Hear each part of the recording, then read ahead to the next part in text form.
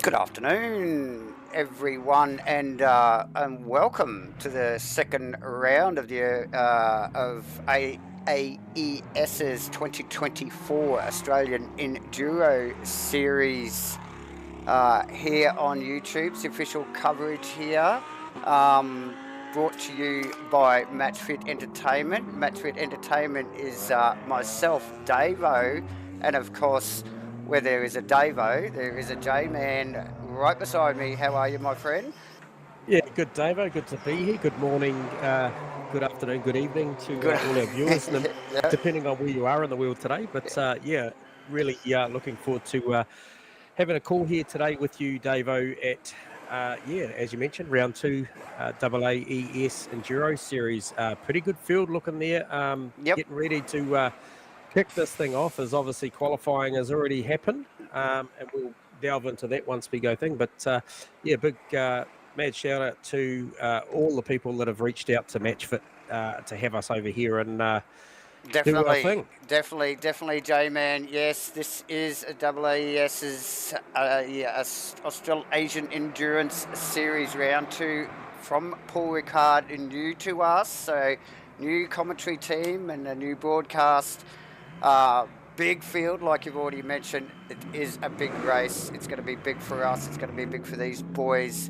Obviously, we'd like to thank not only AAES, but Sim League and Simtronics Industries for bringing this all to you. We'll give a quick shout out to Rainlight Racing also and ASRNZ, who are some affiliated sponsors of this broadcast tonight. J-Man, we got the boys rolling out at the moment, but we might just roll through just a little bit of detail. We normally we're not used to not watching a qualifying session. These boys have already pre-qualified. J-Man, could we just touch base on who's topped the boards so far for qualifying with these guys? Yeah, so obviously we do have all the categories being represented here today at this event, and Yes. at the top end of town. Yep. In the silver class, the 120 car, the Get Good Racing, Liam Curran, Lucas Keys, and Chris Bozich have managed to secure that position there. Yep. I did see the time, I think, 152.922. I see it up on the graphic there. So very, very quick time around here at Paul Ricard. Quick time. J-Man, yes. And yeah, so, and then obviously second or first car in class after that would be the pro class, which would be, if I just keep my graphic up here, the top pro is the Laundry House Racing, and that is Bruno Gallo, Andrew Lawrenson, Terry Rayton in there with a very, very good time of a 53.160. So not too far off between the two categories there. No. And then followed by, I think the first Pro-Am ended up, I think 6th outright, but obviously first in class was the Death Racing 247 car. Yes, And the Ferrari by the looks of it. Yes. Yeah, and that is piloted by Sasha Death and Chris Darth. So bit of a dark team there. But a bit of a dark team theme going on. But congratulations to those boys. Awesome. And like you said, pretty high up on the ladder. So not too far behind some of those guys. So punching above their weight by the looks of it, J-Man.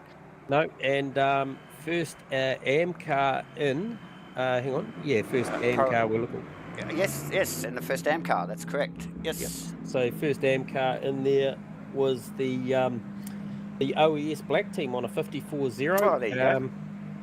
And I believe OES Black came in 14th outright to my knowledge, and that is that car is steered by Nathan Henderson, T-Fam, and Matty T.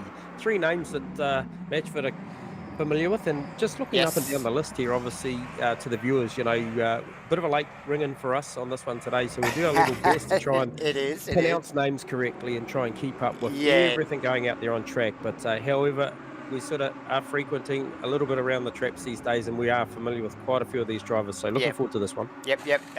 Like we mentioned, so new on board with AAES is match fit today for round 2 here at Paul Ricard. But yes, familiar with a few names, no stranger to some of these race teams, J-Man. So yeah, for few familiar faces out there, but bear with us, people. It's a long race. It's a big day. Like I said, not only for us, but the teams out here as we get just about to get down to business here at Paul Ricard. We get a few at the boys. Yeah, so we have got some starting from pit lane. I think Race Control has informed us that there will be some pit lane starters today due to some, I guess, technical discrepancies with qualifying and the like. So they obviously, the powers that be, have worked a system to make that all happen so that guys and girls can get in and do their thing. Things to expect tonight, this afternoon, apologies, is that, as we mentioned, 6 hours. No mandatory pit stops, however, no one's going to do 6 hours without stopping. Most of these teams have got 2 to 3 drivers, no more than a maximum of 3 hours and 30 minutes per driver, so potentially could favour the two driver teams. As these guys and girls are embarking on their formation lap, I'll still just bark on a little bit of detail.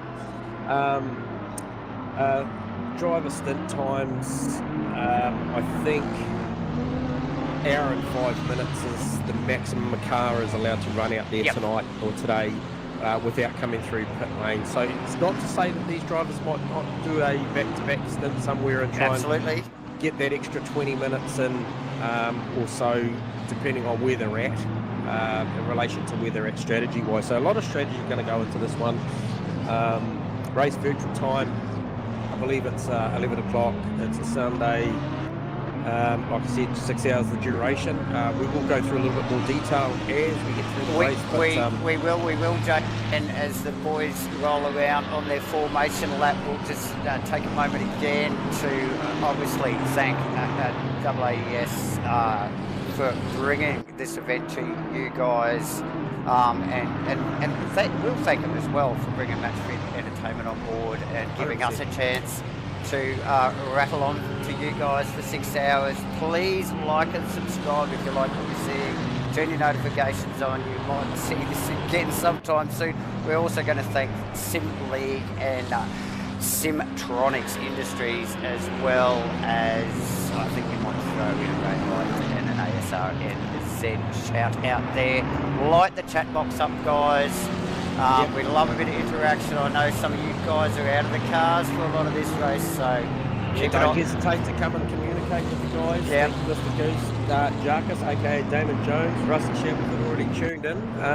So good to see the broadcast reaching out to people. I will be sharing it to multiple platforms to try and encourage some views today. So look, absolutely, J-Man, and it's gonna get real very soon, as we would expect, with 38 cars in server tonight, this afternoon, J-Man, for the start of this 6 hour here at AAES. and they're just sort of doing a little bit of wiggle, a little bit of warming up, not too wild. The skins for the series, and particularly this rain, are looking fantastic, J-Man. Nice skin pack, a lot of skin cars out there. It's always beautiful to look at. Obviously helps the comms team too, trying to keep up with what's going on with these guys. But yeah, bear with us. Some fresh names, some new cars for us to call tonight as they just start to form up, J-Man here. Big field, few starting from the pit lane, but big field on track all the same, J-Man. Yeah, and things to think about as they roll around before they come around this final corner is things that we'll look into for the viewers is who's starting in the car tonight and this afternoon, and who also, you know, is out of sequence as far as category. So I'll leave it this start up to you, Dave. Yes, we're just about to go green here on round 2 of AAS's Australasian Endurance Series here at Paul Ricard. We've got a green light, good clean formation, and very even start. Very even start from the top 10. A little bit of side-by-side going on. Down about 6 rows there, but here we are into the first braking area. The shenanigans start, J-Man. All side by side for position 1 and 2. Okay, so that is Lucas Keys just does clear that McLaren. Yep, and I think it's Costa and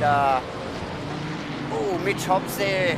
I think J-Man, or it might actually be a Max. There, just a little bit of contact, some side by side throughout this whole, probably 5 or 6 rows there, J-Man. I see a Rainlight racing car piloted by Tina Sprinter back in the background there. He's still side by side as he reach out onto the back straight, J-Man. Yeah, he was moving quickly up off the start. He got a very, very good start on that portion and was looking down the inside as we just see. It looks like once again Bruno looking to get that position back on Mitch Hobbs. Mitch Hobbs. A horsepower down the chute. Yeah, definitely. And this is a huge chute, J-Man, as they run down off the end of the straight there. So plenty of overtaking going on. And it continues. It does. Just to the top end, back into that top pack there, J-Man. The elbows are out. First lap. It's looking pretty clean up the top end. We haven't looked back too much further. We got 3 wide back here at the end of the straight. I think that's Higgett, Garn and Steve Crossland might be up in that little group there. J-Man as well. These guys are fighting it out. The Mercedes, a couple of McLarens. Looks like there might be an Aston involved there as well, J-Man. Yeah, I think there's an Aston just tucked on the back of that group there as well, but very, very tight all in this opening lap. Very tight in the final corner, really. That big pack is hectic as we see an early pit stop there, J-Man. Not sure who that is, just sneaking in. Might have been one of the Nissans or an Aston. Yeah, I'll pick up on that. Might have been, by the look of it, it's Anthony in one of the BMWs, so that is the 85 car in there. Looking like he's actually clearing a drive-through, so maybe a start infringement there. Okay, we have... to be honest, we do have live stewarding tonight, so this afternoon, so potential for that maybe being an intervention from them. I'm not sure. We'll drive through cleared there, just showing on our graphic, J-Man, is the heat is on in the mid-pack there. You don't have to look too far back. I think it's Matthew Cutler in the Porsche, just clearing a few cones out of the way, but he's got all sorts of heat. I think that's Nathan Henderson and Joshua Hunt just tucked in behind him. Look out in front of Joshua's car here. Joshua's got nowhere to go as he goes to the inside, J-Man. Yeah, big fake to the inside. He'll have the right. 3 wide here, guys. He'll be a bit shallow on entry, though. Oh, he's got it. To pull it off. He's got it done. Cutler. Look like he might still lose. Yeah, he's just come to the... Yeah, maybe around the outside, I'm not sure. The Porsche is still hanging in there, still trying to make it live. The long way around, so he clears the car there and gets back on the racing line. Tidy. Lucas Keys, just to mention, because obviously we haven't got him on camera at the moment, he is out in the front. He has pulled just under 2 seconds, about 1.8 seconds lead. However, Bruno Gallo really just cleared away from Jamie Kozer at the moment. Not by a lot, but enough to not be looking in the mirror to try and track down Lucas for that position. Okay, we just noticed, I think one of the Mercs around J-Man, just in that final complex of corners, yes. Not sure who that was. We just caught it out of the back wing of Gangu's car here. Yep. But it looked like everybody cleared it from this angle, J-Man. So, there's some hectic stuff going on. That's probably the first off that we've seen live on stream. So good clean start from a big field, J-Man. Yeah, it was the 48 car of Josh French. So that's taken a hit and gone all the way back to P34. So still a long race. So out of the back of Ethan Cale, I think Ethan in a Porsche, a Ferrari should I say, this afternoon, J-Man at the start of this 6 hour here at Paul Ricard for AAES. Yep. And it is on. This is, it looks like they just started a sprint race, ladies and gentlemen. It does. There's no mucking around. As we just see these boys side by side, Ethan Cale, I think that's Steve Reed, just sneaking in there, and he's still copping. That is Leila Bella as well, and there's more. Connor Carruthers lining up as well, J-Man. Yeah, this is who's at the head of that pack? Is that one of the is that Tennis Venter at the head of that in the 714 car? Yes, that's it. That goes back to Connor, and then in the GDR actually, the 459 car, and then not too far back. And then Alala in the Porsche. Yep. Steve Reeves. And look at these guys, they've been side by side here through this final complex of corners, 3 corners in a row. This, like I said, it looks like they just started a 20-minute sprint race. It is on. It is on. As it is from the P14 back to, I believe, P18 as well, which is Nathan Henderson. So that's Joshua Holmes back to Nathan Henderson. That's a little freight train going on there too. Yeah, that little 5-car battle pack there, J-Man from Joshua back to Henderson there. And look, the longer this goes, it's tough. The longer it goes on, the odds go up that something's going to come unstuck. These guys will be very focused, they're fresh, it's early in the race. And there it is, J-Man, commentator's curse. Sorry about that one. That is that Matthew Round? Looks like it. Matthew Cutler around in the Porsche. J-Man. Awkward moment there between the 2 right-handers. Tough stuff. Just a quick look at Alex Tonkin in the Aston. Is he? No, he is in the Lambo in front. That is actually Steve Crossan in the striped Aston. J-Man, one of the official sponsored Great Light Racing cars. As the Aston's got a pretty good punch in the straight line, but he looks like he's left his run too late as the guys behind there, Benjamin Higgett and Brad Cook, side by side. And very wide from some of the cars just in behind them there, J-Man. Oh, if it's going to be like this all afternoon, I'm going to be out of breath. Yeah, no, fully. Okay, just got with the AKP. Not sure, mate. Sorry, we're trying to do our sponsors their level best with the banners, so we'll keep you up to date with the times. Obviously, we are only 8 minutes into this race. Yep. Just mentioned you can't see the time. We'll keep you up to speed with that, and we'll keep you up to speed as much as we can with where the time is at. And yes, so we are a little under 10 minutes into the race. Yep. 5 hours and 51 minutes to run. Sorry, the timer is blanked out by the banner. That will probably stay like that for the rest of the 6 hours, guys. So like J-Man mentioned, we will keep you updated at where we are at. But where we are at is the good racing on track right now. And I tell you what, Jamie Kozer is sort of attacked and then backed off, and then obviously just got right up underneath their wing of the Bruno Gallo car as well. So he's certainly not out of this one, and No. I'm just looking down the field, and so for me, we know how quick Jamie is. The 247 car driving out of the Pro-Am category, currently sitting P4 outright, is a very, very good showing. That's the Sasha Death car, so very, very good showing early in the piece from that car. Yes.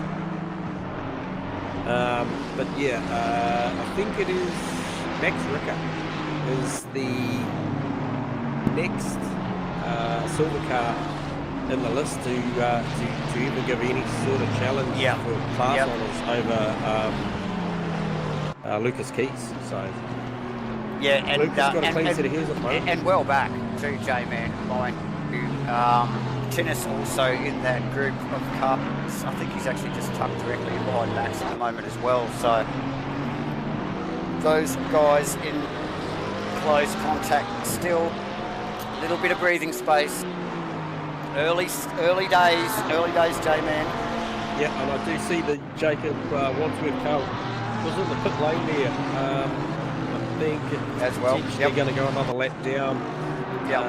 The Berry car is 4 laps down, so guys and girls take some early pain in this one, as he's just going to cop a heap of blue flags at this point too, so it's not going to be comfortable for the next couple of laps. No, definitely not, as we just see Tompkins with Crossland just tucked in behind him. They actually had to just move across on the entry to 1 there with a car exiting pit lane. Lucas Keys leading the race, Peach. So nice work from these guys. Hard at it in the middle pack. This is where the racing is at generally in these big fields, as we see Lucas. Like you mentioned, J-Man running away with it. He's really got the eyes on, head down and not looking back, really stamping his authority in the early stages of this race. Bruno not that far behind in camera shot still of Lucas. Jamie Crosser in one of the OES sponsored cars in 3rd position. Sasha 4th, Mitch Hobbs in 5th, Max Ricard in 6th position, J-Man, and like we mentioned, Tinnis just tucked in behind. Ethan Cale as well, not too far back in one of the other OES cars. I think Ethan Cale has actually got a patch of speed at the moment, and I think he's going to start putting some pressure on Tennis, as is Steve Crossland on Alex Donkin. I've just been watching Crossy just off of the cameras at the moment, and he's got that Aston Martin fired up at the moment, and really the back sector of this track, he's all over the back of that Lamborghini. He's been hanging on to the back of that Lamborghini for a few laps. He just doesn't. He's not quite delivering when it counts, unfortunately. So still chasing that position. As we just pick up on Layla Bell's car, a little bit of damage on that car after a little bit of contact early on J-Man. Down the field a little. Also P23, 24, 25. Aaron O'Brien, Christian Wells, Ryan Whitmore and co, all down there, battling very, very hard for those positions inside the mid-20s there. Such as this field, the battling is just everywhere at the moment. It is still early days, like we mentioned, J-Man, still 5 hours and 47 minutes to go, but yeah, from Aaron O'Brien back there, J-Man, huge train of cars. Aaron O'Brien's car actually very nicely painted. Ferrari there, but plenty of action going on there at that part of the field. So probably all the way back to Josh French. No, just one in front of him, Brendan Perry. So 1, 2, 3, 4, 5 cars there, all looking for the same bit of real estate. Yeah, 100%. Just to update our viewers there. Benjamin Hignett just come out. He has got a 15-second time penalty. I'm not sure. I believe that's probably been administered by the live stewards. So PJ, I'm not sure what happened to Benjamin, but however, he is currently running P37 out of 39. So we've had a late entry here because I believe we did start with 38. I thought so. Yes, however, we did. He's back there. He's copped the 15-second post-race penalty. So, okay. So Mr. Cook has gone. We've been informed by Darty from P30 to P18. so that's what happened. So Cook and Hignett must have had to come together. Where are we looking? So Brad Cook is in that stealth black Porsche, and he is right on the back of Joshua Holmes. Now, we saw Joshua Holmes was in that battle with Nathan Henderson, Mia Rosenco. Now, he's just on the back of that a little bit. Not by a lot, but that battle pack is up the road to the tune of 5 cars just in front of these guys. Yeah, and he does look like he's got a little bit of pace on Josh in the BMW in front of him. The Porsche looks a little bit speedier, and I think he'll be looking to make a move anytime soon. We've also got Tompkins and Crossing still in the background there as he winds the rubber band up on the Porsche. Can he get it happening here, J-Man? Oh, he was late on the slipstream, mate, to pull out. They must have almost rubbed the nose on the back of that thing. As he goes to the inside. Just gets out. Either side, that thing's just got so much grunt in the straight line, and he's pulling out and hitting the big wall of air. And, Crossy, it looks like he's finally got round Tonkin here. J-Man. Yeah. It's taken him about 4 or 5 laps. Yeah. But he makes it stick this time. He was leaning forward. Maybe a lap earlier as well as Ethan Cale in the number 1 car did manage to get past Tinnis Venter also as well. So we expected that. We didn't. Yeah, he'd be trying to catch back up to Max and Mitch Hobbs there. So Max and Hobbs aren't that far in front of him. So they're close enough to be potentially slowing each other down. So it'll be interesting to watch that space, J-Man. Big move coming here from, I guess, Mia Rose on Scanlon. Big move down the inside. It's going to open the door. Also, I think, for Mags. Mags is looking, just run out of red ball. A little wiggle there from Mia Rose in the middle of the corner. It's going to allow Jacob Mags down the inside. He gets the job done. Yeah, good piece of driving there. I guess it's the truck and trailer thing that goes on there, isn't it, Davo? You get one car through, you'll have multiple. Well, we missed that. Let's just see if we get a replay on it. Yep, I'll do that. Oh, just caught the end of it there. Like you said, as Mia just dives down. Who looked like they wanted to come with, like Simon. Yeah, Scanlon actually did get the job done too. So the next one lining up, funnily enough, will be Nathan Henderson, and Hendo's already on the back chute, tucked underneath the wing, trying to pull that margin back. But I tell you what, Scanlon's straight line speed is very, very good.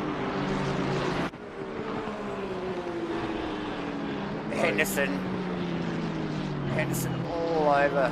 Big under brakes. Yeah. Albeit probably just a little tap and then down a gear for that first of the right-handers in the back chute, but now right in touch. Showing a good clear head though, not really wanting to get involved this early, J-Man. We're only just a little over 15 minutes into this 6-hour race. 15 minutes in, and Lucas Keys does have 3.1 seconds over Bruno Gallo. Bruno doesn't have the luxury of that big a margin. Back to Jamie Kozer, it's only another second back from there, and then only another 1.5 to Sasha Death, who I mentioned earlier, category-wise, really punching for the class. Yeah, definitely J-Man punching above his weight there a little bit as we just pick up on Rick Flair, William, son, John Dodd, and I think it's Taylor Simmons there. It's actually Taylor that he's after.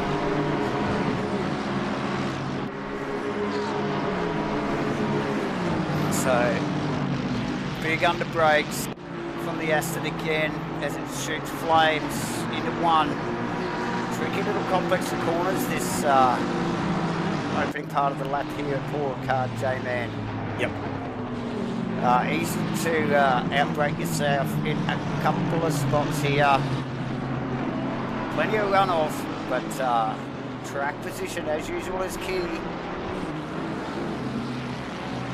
Just scrolling the list, just keep my eye on. Those boys run, I think it's Matthew and Brendan Perry going hard out. I think Brendan just lost his run, the corner before the run, two corners before the straightaway. So working hard. The Aston looks like he wants a part of it as well, and we've got another one just sneaking in behind. There's that William. Looks like William Sajotto got through. Yeah, on Ric Flair. Make that work right at the back end of the straight for the right-hander. Yeah, I think Rick was just focused on what was going on in front of him, and all of a sudden there's a McLaren beside him, ducking down under brakes. So plenty going on. A little bit action just tucked in behind that. Actually, J-Man, I think that's Josh French. Looks like he's copping a bit of heat from the Mercedes of Anthony. Yeah, Taylor Simons, is it? Is that where you look at Taylor Simons and Josh French? Yeah. So plenty going on there as we just approach the first 20-minute mark of this 6-hour race. So just still a lot of positional changes going on. So definitely, mainly in the mid to low end of the field though, J-Man. Yeah, not a lot happening up the top. I'm keeping my eye on obviously the margin that Lucas has got over Bruno, and actually Bruno's got a lot of company right now from a very, very quick Jamie Coaster on the back sheet, and he fakes to the inside to cover because he knows how good he is down here. And yeah, I tell you what, he's not prepared to give that P2 up early in the piece. Like I mentioned, we're only 20 minutes gone, and these guys still fully aware about track position. Now these guys and girls will know 100% about who's paired with who as far as driver pairings. Who's likely to have an advantage in what phase of this race. We mentioned earlier, no more than an hour and 5 minutes that these cars can stay on track before they at least have to make pit lane. No more than 3.5 hours total driving time per driver today. So a lot of things to factor, but these guys and girls are well oiled. They know what's what constitutes a good strategy. 15 second time penalty for car number 1, 2, 3. I'll try and get some more info on that car. 1, 2, 3 is Mia Rose, J-Man, I think, driving one of the Porsche cars there. Oh, we've just had an accident at the final turn just in front of Mia Rose. Actually, it was the, I believe that was the, it was the Scanlon car that got rotated. Maybe Scanlon rotated. Might have been, it was Leela Bell. No, Leela Bell got rotated, I think, on the final turn. We'll just catch a replay on that. Oh, there it is. Listen. Yep. Just turn the car. It's ever so slow accident. It was like slow motion there. But, look, this is painful. Nonetheless, something out of that final turn, ladies and gentlemen, as we pick up the race again live. Max Ricard still getting the blowtorch from Ethan Cale. So that's not going to go anywhere anytime soon. Who have we got? I'm not sure how to pronounce this name. Wick or however, in the multicoloured Ferrari, I think, just getting rounded up by is that Mia Rose? Yes, in the Aston. So nice work down the end of the back straight, J-Man, and into that final complex of corners here at Paul Ricard for round 2 in the AAES Australasian Endurance Series for 2024. We are 5 hours and 36 minutes to go in this race. Early days. And I'll tell you what, Jamie Kosa is really, I think, just starting to try and set something up here on the Ferrari, on the McLaren. And we've seen the McLaren really, really handy up the back chute at the moment. So I just wouldn't mind seeing what we've got here as far as BOP. Plus 9 kilos on the McLaren by the look of it. Oh no, plus 21. Now how is the Ferrari looking? Minus 23, righto. So, yeah, so clearly that McLaren's a very, very good car here. But the admin team has come up with some configurations to try and think that. And you can see Jamie really closing at the back end of the sheet, but he did this before. Yeah, and it's just and he's getting squeezed to the outside. It's going to have to go the long way around. Yeah, just not enough road, is there? It'll be all about trying to get to the inside there, because that is at that speed. That's where you have the right. So Lucas Key still leading the race, Ali. Yes, definitely. We've also Dennis Venter and Ethan Kale in a little bit of a battle. That's actually a good little group there with Max Ricard, Ethan Tinnison, Steve Reeves, J-Man. Yes, and Lucas Keys, Bruno. Bruno Gallo. Lucas in 1, Bruno in 2, and Jamie Costa in 3 for the team with J-Man. So yes, 5 hours and 53 minutes to go. Ladies and gentlemen, click like, subscribe, click your notifications, light it up, guys. Tap boxes there for a reason. Plenty going on here, a long way to go. Not too many incidents so far, J-Man. We've had that little bit of a hip and shoulder and the odd spin here and there, but nothing major. None of the big players out. No, not really at all. So, looking good so far. Good clean start to the race.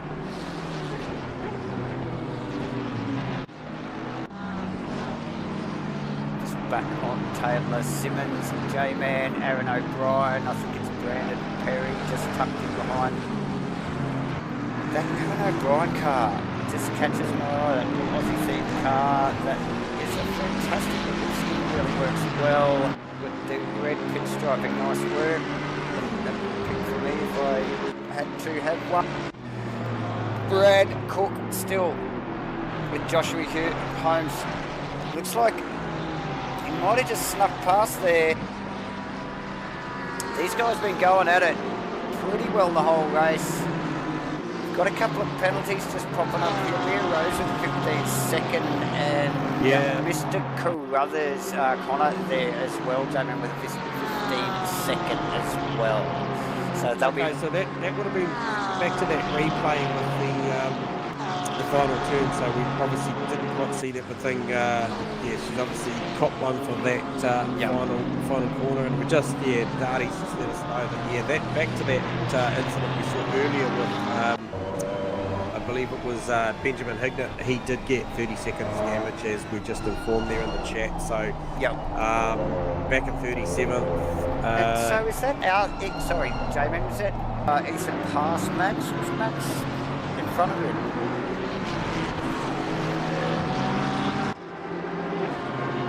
There's been a reshuffle there.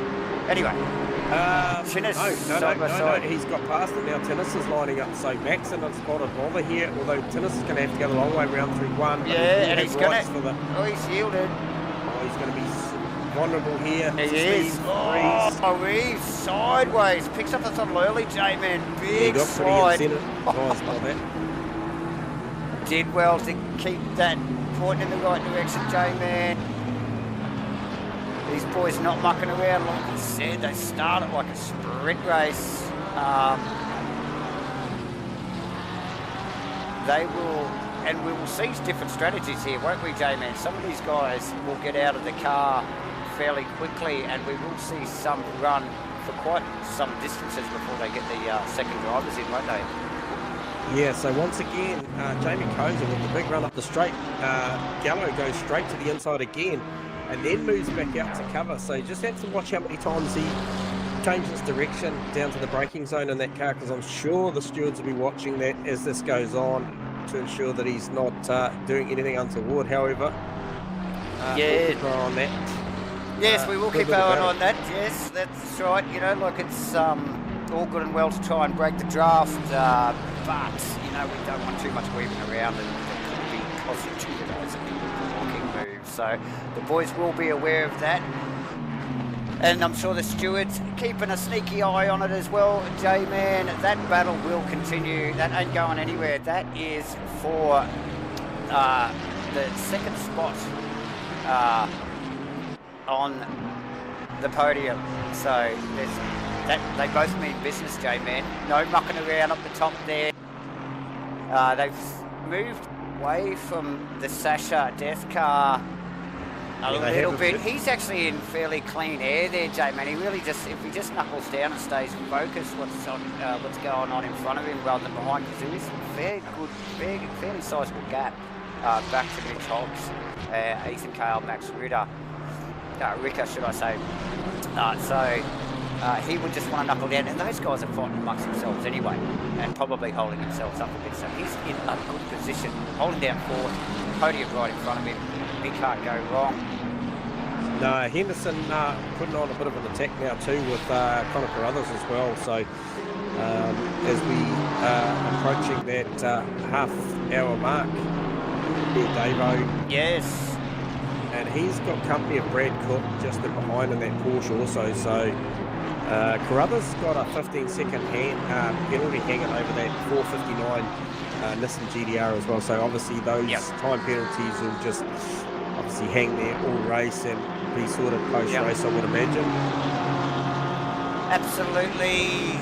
Lucas Key still leading the race. Bruno Gallo in second. Jamie Costa in third. Jamie again very close. We might just duck back to this J-Man. Plenty going on. Just clear to drive through there.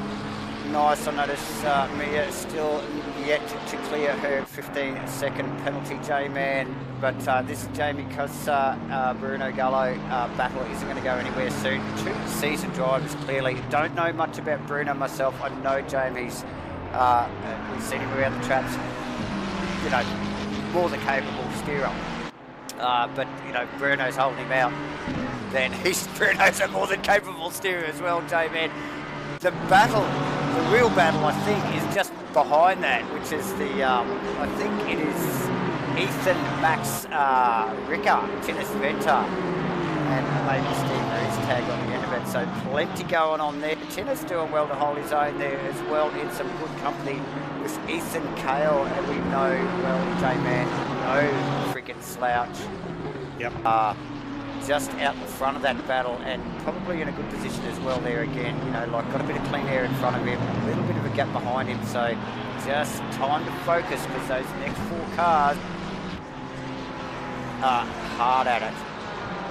Yeah, so just about throwing a blanket over that. Look at him.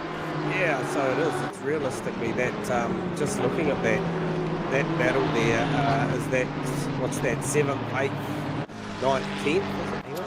Yeah. Yeah. So that's Ethan's in 6th, just a little bit ahead. So yeah, 7, 8, 9. 7, 8, 9. Yeah. Yeah, definitely. And here comes the Aston. Got some good straight lines. Going to fight to the inside. He's got a good run on that, Jamie. Huge run. What's happened just lets it go. The BMW's just slowed. So that's a lapped car actually, J-Man, the BMW. Yep. So I thought there was too many in the group. Yep, Ethan just up the road a little bit there, J-Man. Another we've really got to get back to. Connor Carruthers, Nathan Henderson. Little a ding dong going on here, J-Man. I think this has been heating up. That's Bradley Cook, or Brad Cook, should I say, just tucked in behind Joshua Holmes. Also in a bit of a battle with Crossy, I think, just behind that too. Yeah, look, I like the look of that Aston, the way to hold a tight line through the double rights there. Stephen Crossland? You're talking about the Nathan Henderson battle. Henderson car, yes. Yeah, I think there's an opportunity there off the back straight. Forget about trying to do it up the straight. And just size them up for those two right-handers at the end of the straight there. You know how much time is in that corner. You get it wrong and you're way out of track. And if you can get it right, and it sort of gives you the inside line. If you haven't got it done, just shoot down into that next corner. So definitely handy. He's still got some work to do with Cook all over the back. Cook's car is damaged, J-Man. It is a well-beaten Porsche already. Marks on it, yep. We're only 35 minutes odd into the race, and that car looks like it's already done a few hours' work. So the mechanics will have their work cut out for Heads them up, I reckon Coza's as close as he's been up the back straight. There was a lap car as Bruno Gallo came up there, and he's gone right to the inside. Now, he hasn't been able to squeeze Jamie out as much as he can. I'll tell you what. Oh, here we go. Here we go. Exchange there. Jamie's going to try and look around the outside here. Could this be it? Bruno's going to Bruno's got the inside inside. line. Yeah. Look to cut back here, try and get underneath this car on the exit. A big wiggle. Big wiggle there, J-Man. Not quite the traction underneath that car. Mate, clearly on the extremes. Oh, and behind them as well. Yeah, that's Sasha Death. And Mitch, sorry, that was around the lap car. So 219 drive-through clear. That was drive-through for contact. Same BMW we saw early. We've got to get back to actually the Joshua Holmes. We'll just go one back from where we were. One battle back from the Nathan Henderson car, because we've got this Simon Scanlon, Joshua Holmes and Steve Crossland battle, and we could see that back a shot when we were watching the other board. That was Holmes really, really sideways there. It's going to give a big invitation to the 99 car, Steve Crossland. And he's given him the space, J-Man, but it's a switchback corner here. Yep. Very awkward flip-flop sort of section of track there, and very hard to gain an advantage. You've either got to hold side by side or just get out of it. So Crossy smartly getting out of it there, but still on the hunt. Blowchurch is primed as they get out of the final corner and run down across the start-finish line again. J-Man 18 laps in. We've got about a little over 35 minutes through the race, more than 5.5 hours to go. So early days, plenty going on. Who's that? I was just watching there. That was Tinnis Venter. Yes, I saw that come up on my data. Yeah, Tinnis. I think it's Max Ricard. Max Ricard. Yep. Yeah, they just rounded up a couple of lap cars there, and really did get quite tight there through the mid phase there. That Aston's just punching through the air nicely up the chute. Lots of Porsche got at the back end. And it can be such a lottery, can't it, J-Man? And look, this is really early stages. We're only a little over 35 minutes into the race. These boys already lapping traffic, so this is going to go on for the next 6 hours. But as good a job as the back markers and the slower cars do, it's still a bit of a lottery. You can draw the short straw sometimes, just catching at the wrong part of the track and just be held up for that, a couple of tenths of seconds, and that really bunches your battle with the driver behind up very quickly. As we're seeing it now with Tinnis Venter, with a little less space between him and Ricker right now, J-Man. Tinnis strong under, brakes in the Porsche, J-Man. We've got to get back up. I think Bruno and Jamie Coates. I was just going to give an update. I guess, approaching that, what are we, 37 minutes into the race, and Lucas Keys has got their margin out to 8.3 seconds. Nice Jamie Coates only 4 tenths. Bruno Gallo, I mean, you don't even need Delta to tell you how close these guys are on track. Close. So. That is close. That's exactly right.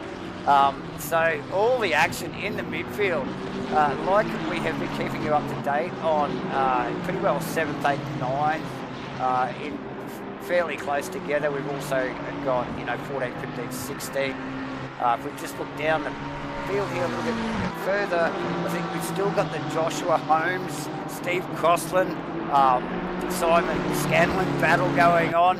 So these little trios, J-Man, these little battle packs going on throughout the field, and that is only in the top 20. Yeah, and I've been watching the 85 car of Anthony. Obviously had that early incident at the start of the race, and I think with a potential drive-through or something happened there early in the... No, sorry, we saw him rotated. You called it, I picked up on the 85 car. Yep. And just watching him come back through, obviously, positions are hard here to get, but he's currently in a battle there at the moment. So, just arranging up on the back of his French's car. French, and there's a few positions ahead to be had once he gets there. Yeah, definitely. I think that's Aaron O'Brien. Carruthers on Henderson. Was that Henderson on Carruthers? That it was, I believe. Let me have a look at that. No, that is... Oh, yes, that is... Henderson past Carruthers. I'm sure Henderson was in front there, J-Man. Oh, big slide from Brad Cook in the Porsche. Tinnis Venter made him vulnerable. This is gone. Oh, Tinner's vented with a drive-through. What is that all about? Is he coming hot there, J-Man? Well, it wouldn't be awarded yet if he had. I tell you what, is that track limits out there?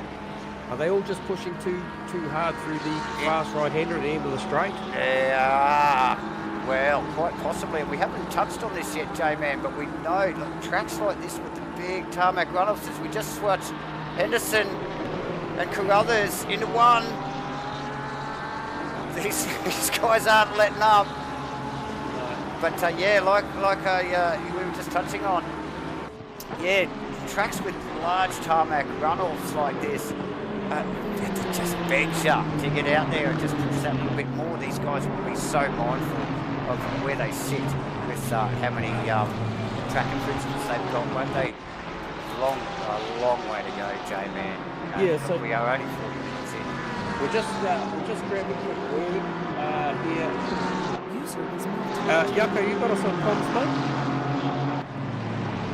For a quick chat, Yucko?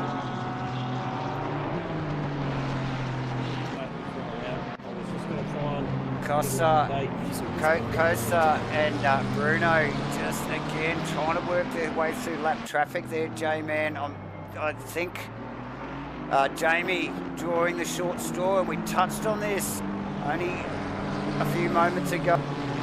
And it's really stretched that gap a little bit. Costa will have his work cut out for him now to have to weave his magic and get that gap back down. So what was that? Was that the difference between the cars getting past the lap car? The BMW difference there? Yeah. J-Man, Nathan Henderson, Simon Scanlon. J-Man, this is hot. This is a red hot battle here. Oh, very close contact between these two. Scanlon leaving nothing on the table here. Mate, he was so close to the back of that Aston. And not a mark on either cars. Oh, I tell you what, the drive traction from Crossy on Joshua Holmes there, and I'm surprised he didn't get the overlap, but I think he might have just got his timing a little bit wrong coming out of that corner behind Scanlon there. Yeah. And they both closed the gap on Scanlon into turn one really, really quickly. Okay, you're saying Tinner's got a penalty now. He's clearly, obviously cleared that. Yeah, he go come across through here. Yeah, yep. tried to have a chat with him. Okay, so he's just tucked in behind this group, J-Man. So after a pit stop, has not lost a hell of a lot to look at, you know. So yeah, well done. Yeah, like lots of positions on track. There, you know, like tyre or fuel situation going on there. So yeah, not many positions on track. Crossing, winding the rubber band in the Aston as tight as it will go, J-Man. Yep. Hasn't got the punch. We know the M4 is no slouch in a straight line. He's left it too late. And Simon Scanlon, I think, just in front as well. In the Ferrari, J-Man, he will be breathing a little bit of a sigh of relief. He's got just a few car lengths on these guys. And I'm sure he's happy to be, just have those few car lengths too, no doubt. Let's show flashing on my Delty.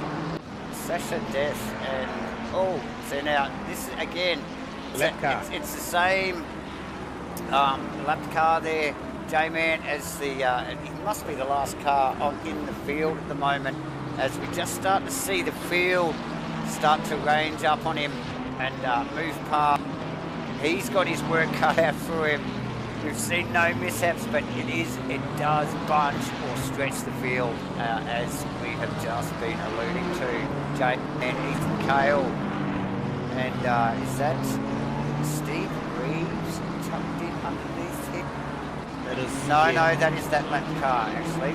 Tucked in behind Ethan Cale. Yeah, there is a little bit. Yeah, there's a little bit between them. Yeah, that's why a flat dust is flashing at us, saying, come over here and have a look at this board.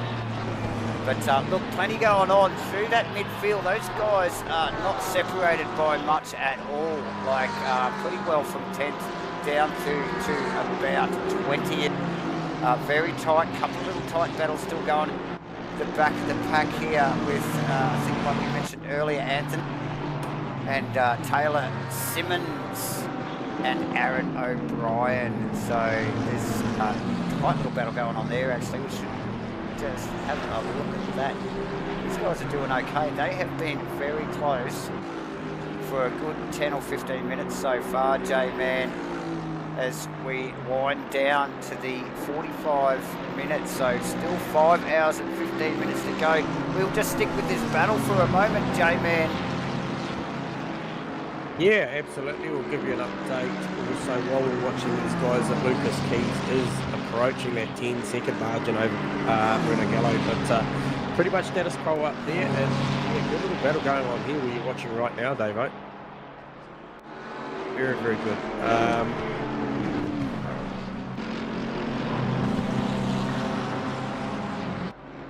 Oh, bit of a wiggle there. There, just coming through the first of the right-handers, so approaching that 3/4 of an hour mark.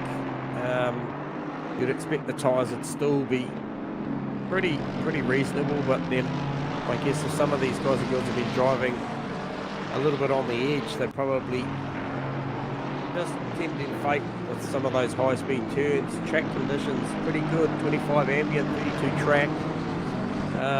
Pretty warm actually out there, so currently 8 minutes to midday down on track, as I mentioned.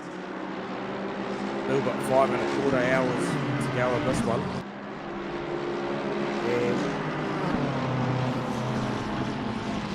And just looking at that French car, does look good on the brakes actually. Just starting to range up a little bit more on. Who is that? Is that the, okay, so that'll be the lap car of Anthony. Yeah, so that's the car that we saw around early in the piece. And just looking down here from my view, that race groove line really worn in now. A lot of rubber in the mid corner, so this track absolutely at optimum conditions. Absolutely, J-Man, as I just noticed Crossy, while we were just focused on that other battle, get past Holmesy there, and now has got to deal with Dennis Venter, one of the other Rainline Racing cars there, J-Man. So plenty going on, like I mentioned. Oh, Dennis makes a good sharp move there, J-Man, yeah, down into the bottom. What a mate, did he get that done quick as a flash? Nice work from Tinnis, if you can get it. He's been in for a pit stop, he's back out and he's focused, he's on the roll, J-Man. He just opened the steering up as they came off of that left-hander before the right-hand final corner and just sent it down there, braked hard and straight. Didn't he? And really made it happen. Caught out Joshua there. Yeah, definitely. We might just duck to this battle that we were just on before, the John French, Anthony and Taylor Simmons battle, just out of the back of John French's, should I say Josh French's car. Yeah, Anthony strong under brakes, J-Man in the BMW.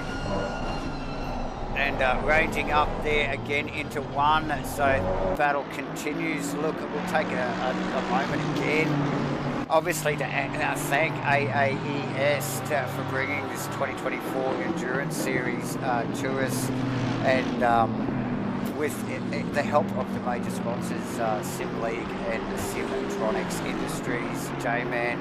We here at Match Fit Entertainment are so glad to be on board for this round 2 here at Paul Ricard, J-Man. I can't think of a better way to spend my Sunday afternoon than just watching, 30 odd guys and girls going at it. 30 odd guys and girls having a crack for 6 hours at Paul Ricard, and it has been on from the start, J-Man. No mucking around. 6-hour sprint race right here. Look, guys, make sure you like and subscribe. fire that, light up that chat box, mate. Let us know where you supporting? Who do you want to have a look at? I suspect out of the 26 people we've got viewing live, who I've seen as much as 32, that you're all here to support somebody. Yeah. If you want to see them and want to know where they are, give us a shout out. We'll go and find them for you and see how they're getting on. We will. Let us know. Let us know who you're barracking for. If you're not driving, let us know how you're prepping for it, what are you drinking, where you are streaming us from. Not all of us are in Australia and New Zealand. Jamie closed that gap again, Davo, to Bruno Gallo. It's taken a good portion of time after that lap car sort of created a bit of margin. It's taken a few laps, but on fire, these guys, like we did mention earlier, look, some seasoned performers, mate. These are class acts, these two. Don't know the history too much with Bruno, but we do know Jamie, and mate, if he can run with Jamie, mate, seasoned racer, clearly. Past Joshua Holmes, now lining up. Steve Cross, he's going to fake to the inside and see if he can go there. He's going to go there. I'll tell you what, Crossy's not going to protest this one. He's just going to let this go. So Tinnis will now go forward to try and attack the Scanlon Ferrari. Yeah, so nice work there. Teammates, obviously these boys both all from Rainlight Racing there, both those cars. So boys obviously in communication and keeping that ball rolling. Tinnis ranged very quickly up behind Scanlon there, J-Man. Damn, he's got some pace in that ball at the moment. Yeah, you won't see first on the leaderboard there, Guerrilla Racing, because the leaderboard's so damn big. It is every bit of 39 cars long, but I can inform you that leader is still Mr. Lucas Keys. Yeah, and he is out there by 10.3 seconds. Here we go. Sorry to interrupt, J-Man. We will get to the leaderboard in a moment, but we have Tinnis Venter on Simon Scanlon down into one, J-Man on the outside. Can he make it work? Big stop from the bush. He's got the inside. Can he make it stay there? A little bit of contact. Crossy's going to come back. There's going to be a three-way here. He's brave. And I'll tell you, look at this. Joshua Holmes is going to try and get back past Steve Cross and down into this thing. Crossy's vulnerable, actually, more than any other. A little bit of contact there. Both get sideways. Slightest of slight contacts. Both of them doing well, really, to keep that together, Jamie. We will get up because we have Bruno in hot battle with Jamie Cossa. And like you already mentioned, Lucas Keys, and well out in front, J-Man. What have we got? It's like 10 and a half seconds or so out in front. There's 10.3. Sorry about the banner, guys. We do have to pay the bills with our sponsors and of the like. We may look, if we're back again here for round 3 of the AES Endurance Series, we'll look at trying amending that. However, when these leaderboards are so big, it is hard to capture everybody live on these banners. As I mentioned, Lucas Keys out there in front, as Davo mentioned, around 10.6 seconds to the margin. But Jamie Koza, once again, as they come down to the back part of this, at the start of the lap, he's proper close this time. So if he can be close enough when they get onto the front or the back straight, he will be a definite chance. And he is very, very close this time. He is close this time, J-Man. But he's been here before.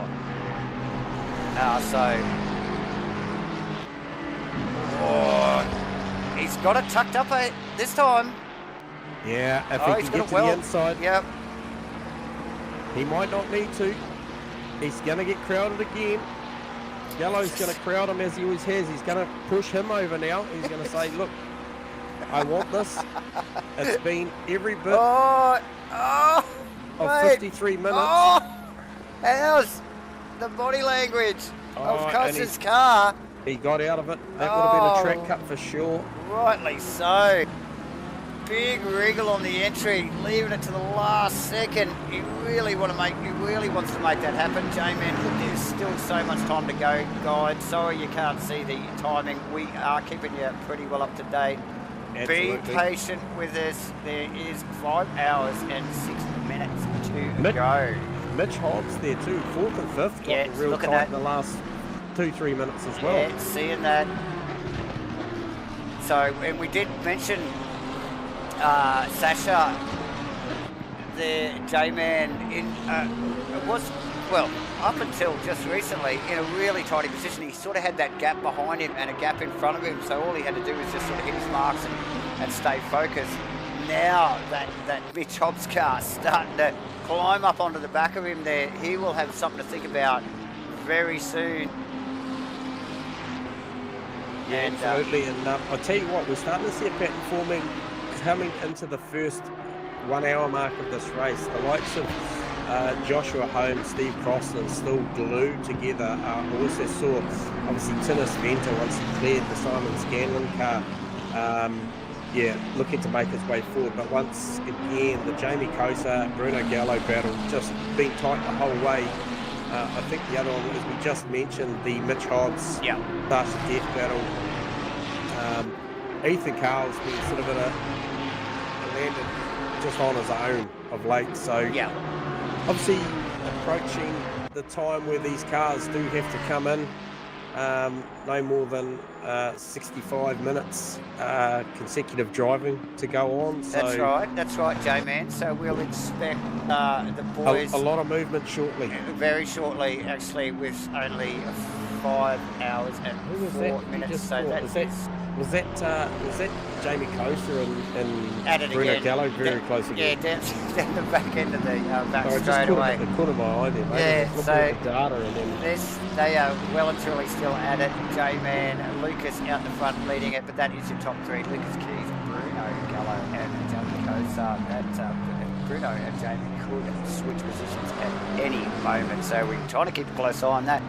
Plenty of other things to look at still. J-Man, Bradley Cook and Leah Bell, Leela. I hope I'm saying that right. Nathan Henderson and Connor Carruthers. These guys have been going at it for the last 10 or 15 minutes. J-Man, that's not going anywhere. Joshua Holmes and Steve Crossan in 18th and 19th. J-Man, it's a beautiful day out here. What have we got? It's showing about 26 ambient track temperature is 32. It is clear, no chance of rain, guys. Don't stress about the weather. Looking fantastic. We're a little over 5 hours to run. Like J-Man just mentioned, these boys can't do more than 65 minutes in the car at any one stage. So we are going to see a flurry of pit stops in the next 8 minutes. Yeah, so at least stay tuned. We're going to see some cars transiting the lane, at least to reset those provisions around what they are required to do. So, expect to see a potential bit of double stinting here from maybe the two car pairings. Possibly. Try and run it out, get out of sequence or into sequence. I mean, a bit of a recaps on this race so far as we approach the 1 hour mark. Lucas Keys getting a blinding start. Fierce competition at the start between Bruno Gallo and Jamie Kosa, which, as we can see out on track, is still remaining. Mitch Hobbs, Ethan Hale and co out there still battling. We did see some early incidents from the likes of Anthony. I think Benjamin Hignett also damage. Greg Brock, to name a few, had a drive-through, a few drive-throughs. Yep. Some of them from track infringements, some of them from contact. Live stewarding has been not that active inside the first hour, but certainly we have seen a couple of incidents. I think the 219 car I did see got a couple of drive-through for contact out there, as we do see one of our cars peeling into the lane. Greg Brock just falling into the pit lane, J-Man. Yeah, it was quite awkward off the final corner too, trying to get across to that lane. And Benjamin Higgins with 15-second, just up on our leaderboard as well. Actually, it's Carruthers with Connor. 15th also with 15-second hanging over his head, J-Man at the moment. Okay, so now Bruno Gallo and Jamie Kosa are about to come up on a lap car, and I'll tell you what, this could play into or not the hands of either of these drivers. Absolutely, J-Man, and the two behind them, Sasha Dess and Richie Hobbs as Dennis Vincent's in the pit lane. There will be not too far behind these two boys as that lap traffic smartly gets out of the road, J-Man. Yep. I'm just trying to see what happens here. Tennis in the lane. Is this a driver swap? We will soon see. I'll let you know.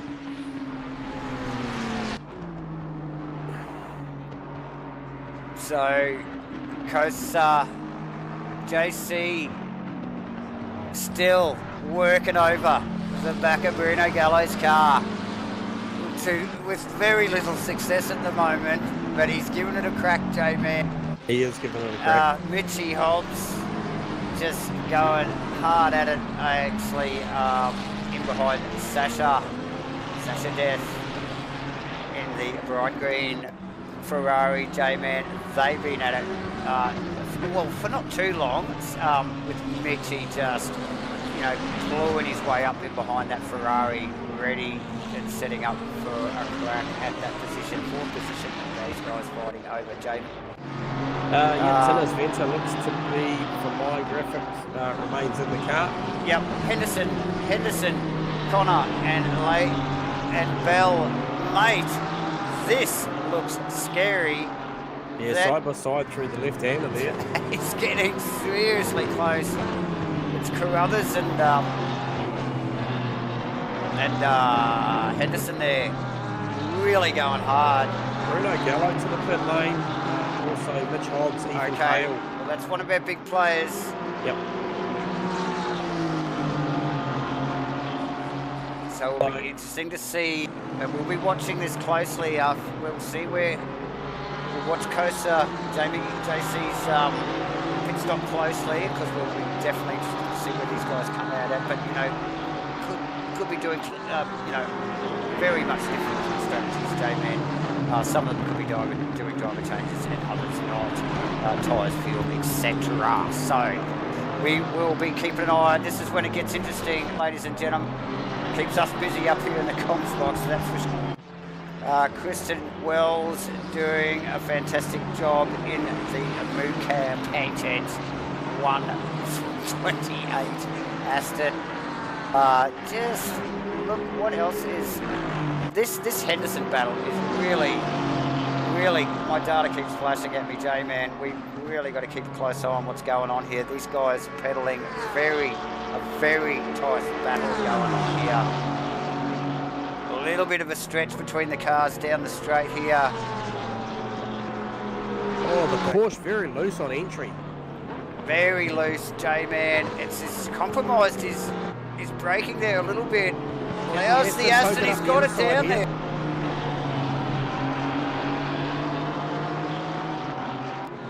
Oh, very nearly come across the front of the 557 car, but Jamie Coates is in the pit lane now. This is to cover off the pit stop from Bruno as well. Bruno, that's right.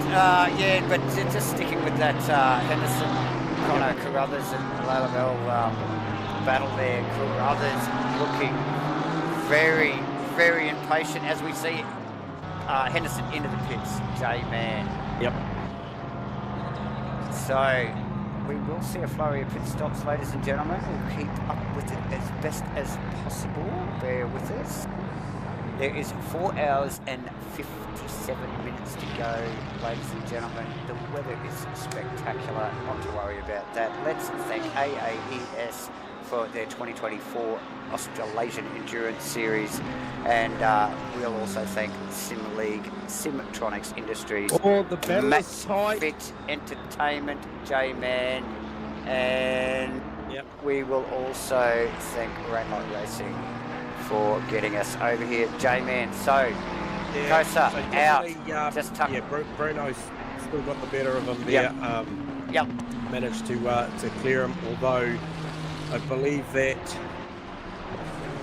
Just trying to pick up there.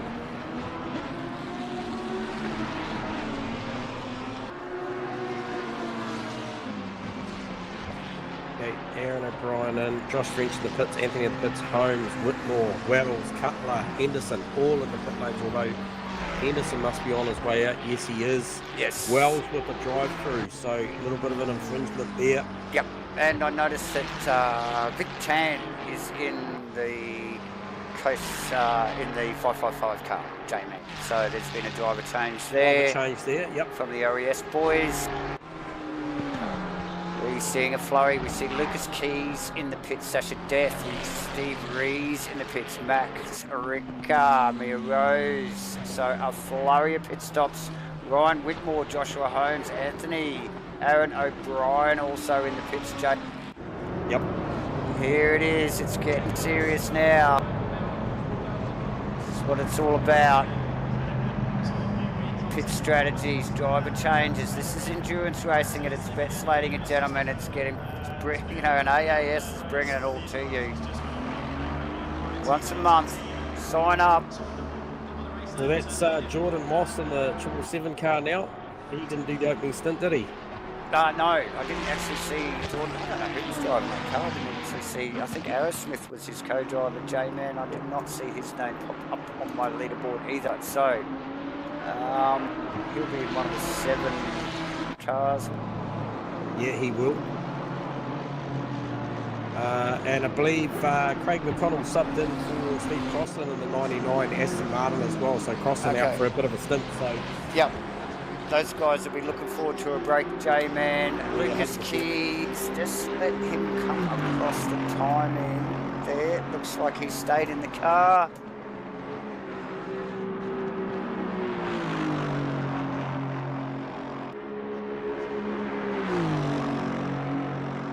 And down the back straight, J-Man. So Lucas Keys leading the race. Lap 33. We're into the second hour by about 5 minutes. 4 hours and 54 minutes to go, ladies and gentlemen. Please like and subscribe. Fire us a text in the chat box. We'll keep you updated on the countdown, so there's no timing. Thanks, guys. Let us know where you're from, where you're streaming from, whether you're driving, who you're driving for, who's your favourite driver, who you're barracking for. The Matty T in the car. Matty T in the car, that would be dubbed in for. I think she was she with Hendo? I think she might have been with Nathan. Yeah, Nathan Henderson, T-Fan and Matty T in that 557 OES black car. So yep. Matty T has taken over that drive there.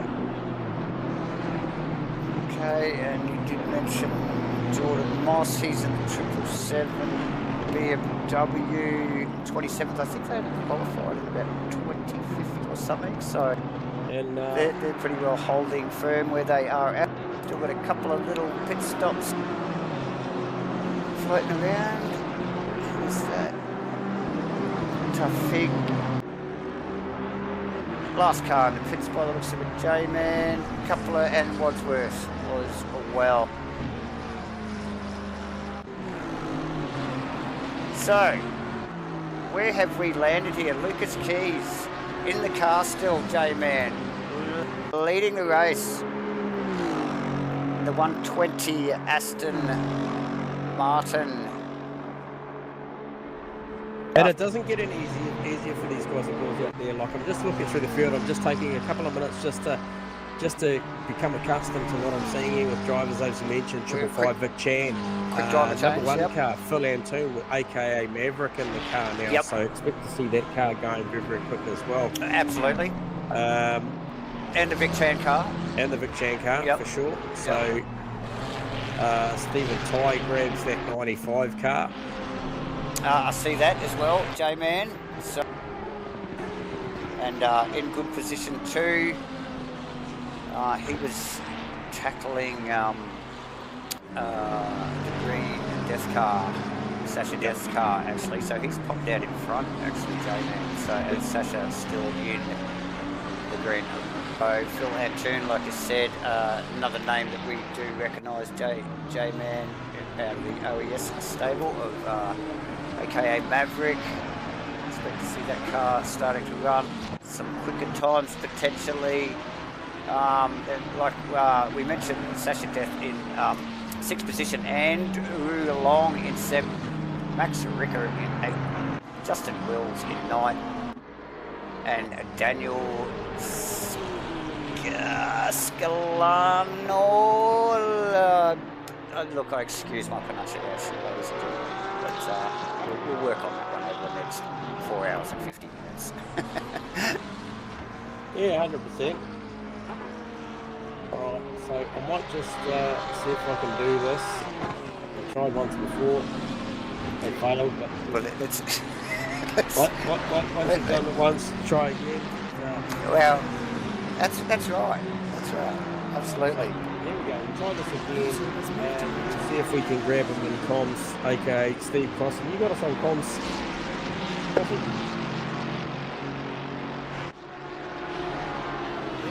Oh, yeah, there he is. How We are got you, one. mate? Hey. We've got a winner. Yeah, lot of action going on out there, Crossy, but just wanted to get a little bit of an insight to that opening stint and how things are looking out there and how you saw that first hour of racing go. Yeah, I was hoping to get through clean. That opening stint just survived it, and then I think a car just appeared, so it must have been just my view settings, whatever. And just couldn't avoid him. Got a bit of front end damage, so we had about 9 seconds of damage to repair after the first stint. But all in all, happy to go from 29th up inside the top 20 in the first hour, and then it's all looking good at the moment. Craig's in there, Elvis, he's doing a good job, and car feels good. So it's just trying to use the drafting the guys around here to your advantage and try and move forward. Of course, Yep. Oh, very good. It looked good out there, mate. Certainly some good battling, and did see your fellow Rainlight Racing tennis come up there, and he was moving forward and actually managed to, I think you made it pretty easy for him up the back chute, and I think you guys definitely in that pretty hot battle with Simon Scanlon and co, and yeah, it was good to watch. Cool. Yeah, it's a little bit frustrating. The guys got all the speed on the straights, but a little bit slower in the corners. I was hoping to use tennis for a bit of a draft, but I don't think he quite had the pace to do that anyway. That Ferrari's so quick. Yep. And just as we speak, we've got John Zhu in there with a drive-through. So plenty of drive-throughs going on. Is track limits a factor here? Definitely. We've got one warning there, so we're just sitting on that. We haven't had any penalties, so and that was just at the start, just trying to avoid people. So all in all, we're just plodding along and playing the long game. Good stuff, mate. Well, look, it was a good opening stint. There's a long way to go, but mate, all the best for the next one out. What's the plan? What's the plan for you guys? How are you thinking strategy-wise? Is anyone looking for a double stint? Not a double, no. But so Louis will go in next, and then Craig will go in again, and Louis again, and then I'll jump in for the end for the last stint. Okay. Righto. Yep. Well, there. Good strategy there, Crossy, and. No, thanks for stopping by and having a chat, mate. We appreciate it, and we'll maybe catch up again before the end of this thing and touch in and see how you go. Yep, sounds good. Glad you boys are in here.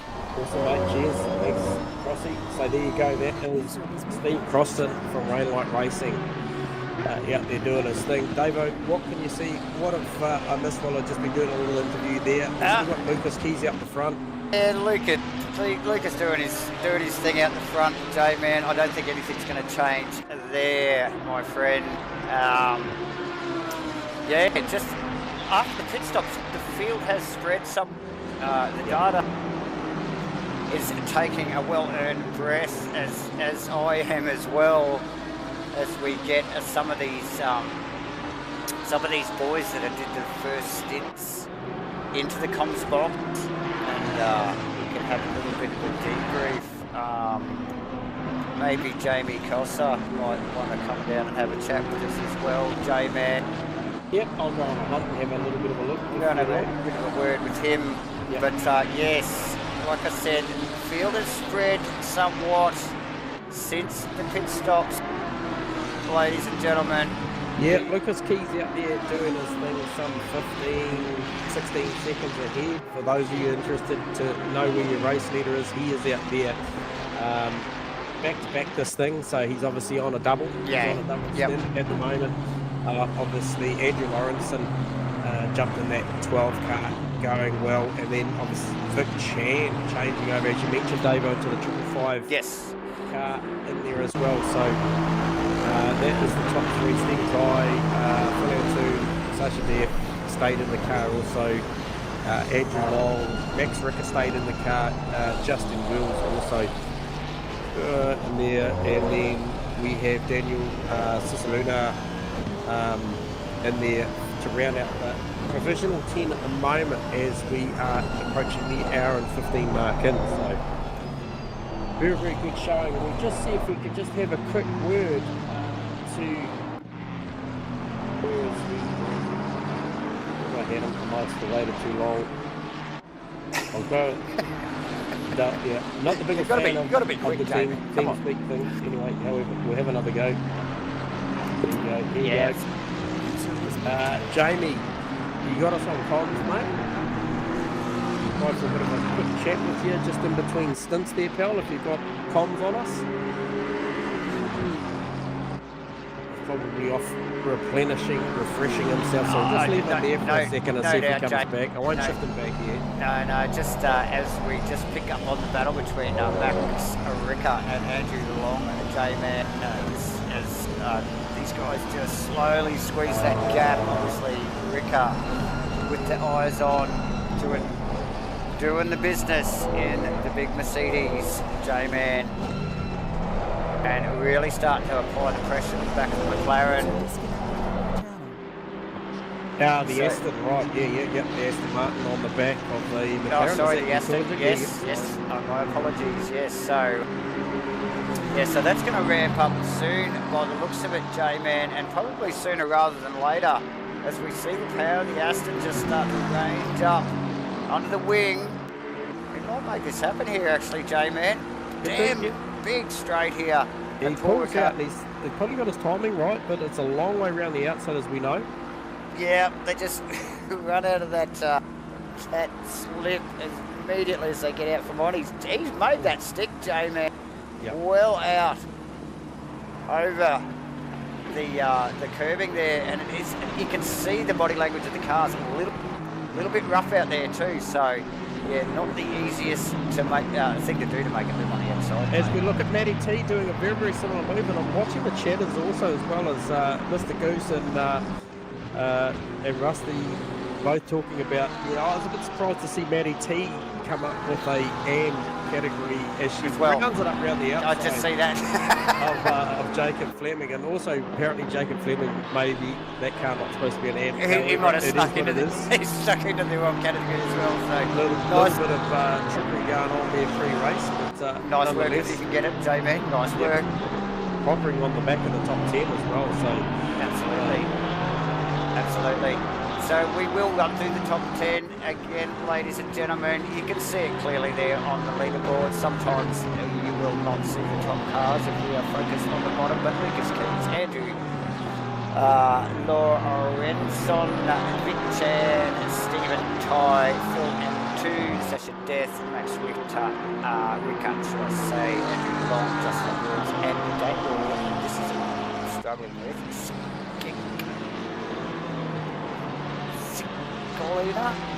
Anyway, Daniel West. He's rounding out the top 10 with Matty T, who we are focused on at the moment in 11th, and J-Man. Please excuse my pronunciation with a couple of these guys new to the community, obviously, for J-Man and myself here, joining you here this afternoon for the AAES Australasian in 2024 Australasian Endurance Series for the first time here. Round 2 for you guys in the series here at Paul Ricard. 6 hours of racing. We are about an hour and 15 minutes into that with over 40 minutes, 4 hours and 40 minutes to go, J-Man. Obviously, we will thank the sponsors, Sim League and Simtronics Industries, Matchfit Entertainment, and Raymond Racing for putting it all together for you guys to look at. Please like and subscribe. Hit the chat box as we go back to the action, J-Man. Yeah, well, I sent the home picking out again. Yes, hopefully we don't get crickets again. Although I think it does like cricket. Okay, we might have to send it out in the future. No, we'll send it out. We've got one of our familiar voices. Hopefully he's available for a quick chat because he is no longer on track. He has got Jaco Venter in the car at the moment. Tinnis Venter, have you got us on comms? Hello, guys. Mate, welcome to the comms box, and just wanted to touch base and to say you look well done on that opening hour that we saw you drove. We did see you round up plenty of drivers along the way. And did I see you do a drive-through at one point there, Dennis? Yeah, I was a bit naughty on the track limits. Yep. Got my punishment. Okay, but still nonetheless recovered well. We did see it, it looked like a long time to do that, but position-wise on track, we saw you come back through, you got back past your teammate, we saw a beautiful pass from Simon Scanlon as well, and then sort of moved forward before that, obviously you made that call to do that driver swap. Other than that drive-through, everything else going in accordance to plan, Dennis? Yeah, I think so. I think we're still on target on point for our target. Our target is to finish in the top 10. How high up, I don't know, but yeah, anything 10th place and obviously up would be better. Would be best. So that's what we're aiming for. I think we're about 5 seconds off top 10 again. So we gained quite a good amount of rounds after that penalty. So I'm quite happy with that. Yep, and currently Yako got Williams and Jono just lining them up as they come up the back chute there, mate. There we Karen go. got plenty of pace down the chute there. Pretty hard to defend against that, right?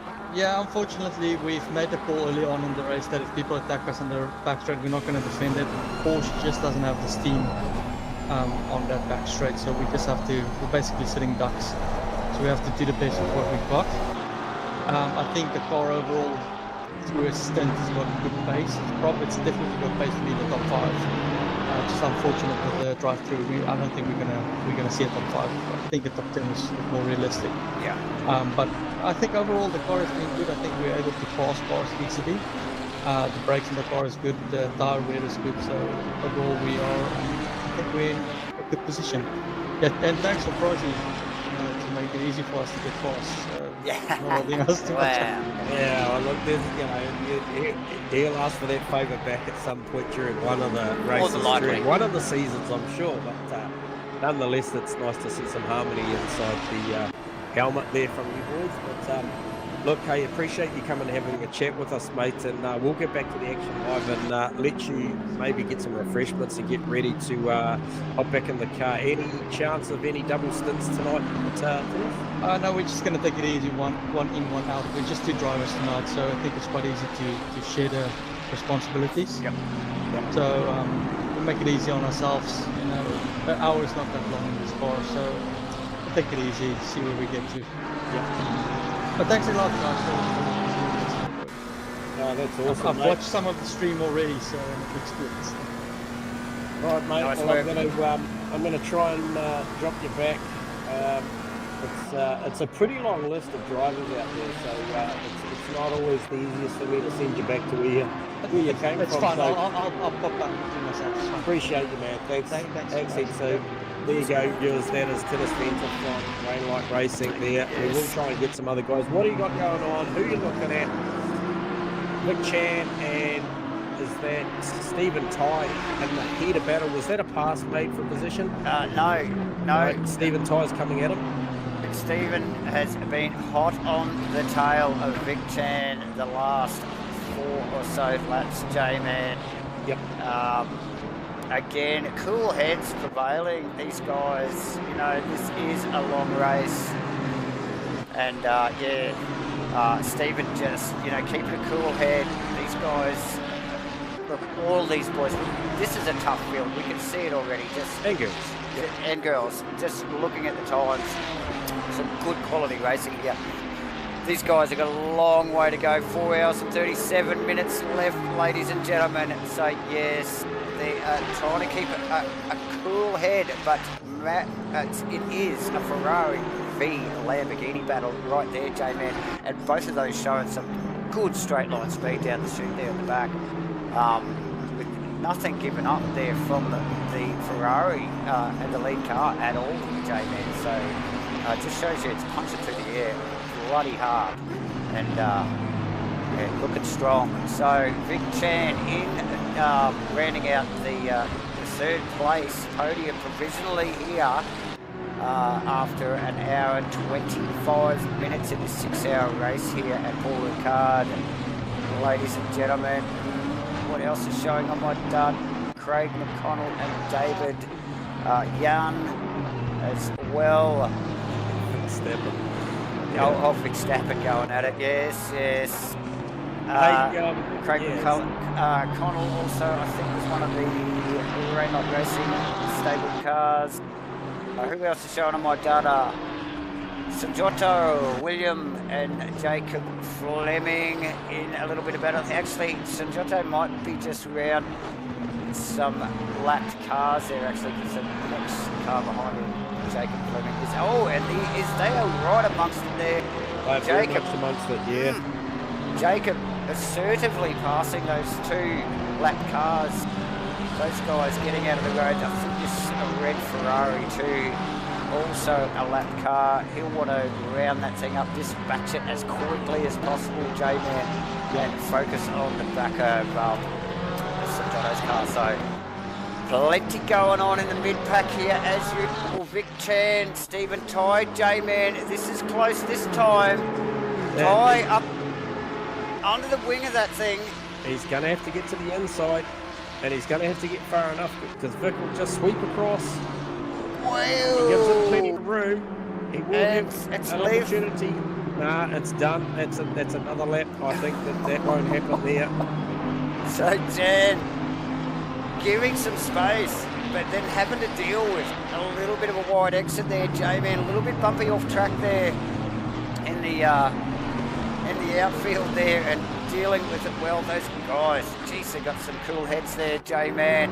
Because plenty going on, and more lap traffic come for these two guys. If you can just see, ladies and gentlemen, every now and then in screenshot, you can see those. There's a little battle going on right in front of them. Here we go. They're going to want to dispatch this lot pretty quickly. I'll just stay on this to see how these guys deal with this. This is a lottery, guys. Good as these back marks can get, they're in their own little battle here. They're very focused on what they're doing here. The blue flags will come up. They'll have a quick glance in the mirror. Are they in a good position to let them pass? All they've got to do is get out of the throttle here. Tough stuff for all involved, J-Man. Especially when that battle's so tight behind them, and they, it's probably turned up so fast they won't even be aware of it. Yep. Oh, as that was Ty, very close from Ty on Chan. Yeah. And stays out of it, though, again, J-Man, as we just see one of those lap cars just picking up the throttle too early. And so Maverick, a.k.a. Phil Antoon, is, with all of this going on, he's just inviting him to this, so that will be a couple of the OES cars in there just battling with Stephen Ty. Now, Stephen Ty does look like he has pace, so... I guess Phil will want to get there as soon as possible, try and get on with this and take a little bit of pressure off of Vic. And now you can see that lap car there just trying to roll out of that there. He's seen that coming. Yep. Gets out of the way for Antoon as well. Yep. So back to Vic Chan here and Steve Ty. We'll just stay in the heli here, guys, and just get an overview as we see Ty again. Really on the outside, mate, showing his intent, and look at how far, look at the overlap he was getting on the outside on the entry there, J-Man. Again, just these left-right corners, nowhere to go. Yeah, Ty is very quick, and he is very quick at the moment, so he is searching this. The car placement just to give us an insight about how comfortable he is with the setup in that car and what sort of pace he's got as he looks to just shallow off the entry and get a better exit there. He's right up underneath the wing of Chan now. Try and send it down the inside here. I don't know if Vic will fight this too much down into one. No, lets it go. That's Antoon just ranging up behind him now. Yeah, so cool heads will very quickly become fourth or fifth actually. Yeah, no, too true, J-Man. But cool heads again prevail. Mate, it's 4.5 hours to go still in this race. There's a lot of driving to be done yet, and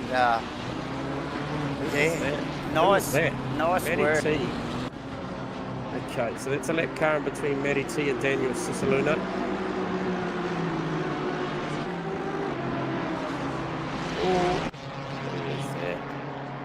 Okay, so that looked like that is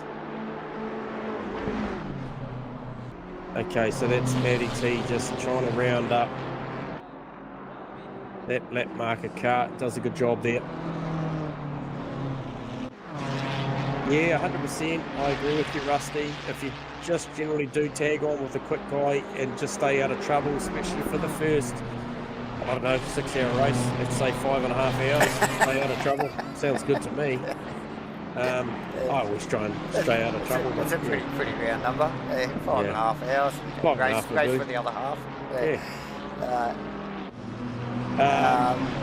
What else we got on my radar here? Jodo, hot on the heels of Justin Wills, and I was watching Justin really putting some heat on Jaco Venter early on, so it'll be a welcome addition to the party is William Sanjado to Justin Wills' battle, because Jaco will just try and eyes forward a little bit.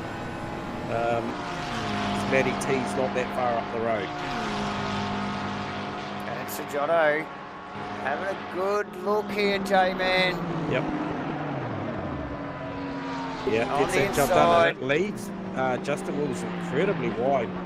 Yep. Manages to get it back and stay inside the limit. Yeah, as we just see in the background, one of the lap cars just returning to the circuit there, been well off track. Jaco Venter is actually just in screenshot as well, if you can just see that blue and white Porsche just in front of this little battle here. That is the Jaco Venter Porsche from Rainlight Racing. Those guys will be focused on the back. That is the carrot for those guys. They will be looking to range up on the back of that. So nice, good solid pass down into that corner at the back of the back straight there, J-Man. Yep, quick update there, hour and a half into this race. Lucas Keys out in the front still by 19.1 seconds over Andrew Lawrence, and Lucas Keys deciding to do a double stint this time out. Lawrence, as mentioned, in second position. Stephen Ty, 8.8 seconds back from the Lawrence car with a hard charging Full-Air 2, trying to bridge that gap. So both drivers new in the seat for the stint, as is Vic Chan in fifth. Sasha Death remained in the car from stint 1, as did Max Ricker in 6th and 7th. Andrew Long in 8th. Daniel Cisaluna into the car in P9. Matty T takes over that 557 car into the P10, and as you mentioned just before, Jaco Venter taking duty from Tinnis Venter in the 714 car, trying to hold off William Sanjado, who will be coming fast, as we just saw how dominant that car was, passing the 86 Wolves car. So Jacob Fleming also doing the car over the P14, and Scott Blair, the 276 Ferrari there in 15th. So plenty to go. Even in this, you try and break these things up into certain fragments of the race. And interesting to see that the top end of town, Lucas Keys, deciding to double stint that car. So obviously we aren't that familiar. As we just see, I think that was, who was that ran incredibly wide? Was that so yeah, we just Scott Blair. Cameras on Matthew Spinazzi and Shane Collier at the moment. Jamin going hard at it. We've seen this Collier car in the mix, the 459 Datsun DDR, yeah, really amongst the action already this race, in the first hour and a half of this race, J-Man, and it's still not failing to deliver. But yeah, in a big battle with Spinazzi there. John Zhu, I think it's David Yen, actually just tucked in behind them as well. So a bit of a mid-pack, a couple of mid-pack duos going on. We have got Andrew Lawrence in second position, and currently in traffic, so he's holding out second position in that fantastic looking, what's that team name? Laundry House. Yeah, Laundry House. Car, yeah. The McLaren there, fantastic looking car, number 11. Just tangled up with a little bit of lap traffic. He's meeting a sandwich at the moment as they just run out onto the front start-finish straight here. But I'm sure those boys are getting blue flags, and They would be. And he's not really getting a lot of love from the gentleman in front there, J-Man. So he'll want to get a wriggle along past that number 420 BMW J-Man. Stephen Ty still holding down, as he just has a bit of a crack there right now. Stephen Ty holding down third position actually after getting past Big Chan. I do notice now Phil Antoon, aka Maverick, is also passed Vic and in fourth position at J-Man. So a little bit of a shuffle up the pointy end. Phil Antoon with about 6/10 the better on that previous lap, so he is coming. He's on his way. Stephen Ty, for sure. Yeah. And So the field's pretty spread, isn't it? They're down until we get into that mid-pack again. J-Man, Shane Collier and John Zhu. And again, Collier, I think, in lap traffic here. Yeah, I think that's why we're getting that flashing on our data. So yeah, Craig McConnell, David one car, definitely looking at that. That's a pretty spirited battle. I've just been catching that on the deltas and sort of panning back to have a look at. That's been tight for a little bit now, so that would be for that high teens, 18, 19. So the McConnell car obviously shared with Steve Crossell and co. So yeah. So just Phil Antoon on Stephen Ty already, J-Man. Yeah, he's up there, mate. Like I said, there was 6/10 the difference between the previous lap. At the previous lap, so we knew he was on his way, but he has definitely raced up. I think he just compromised. Maybe we're a little bit deep into that first turn.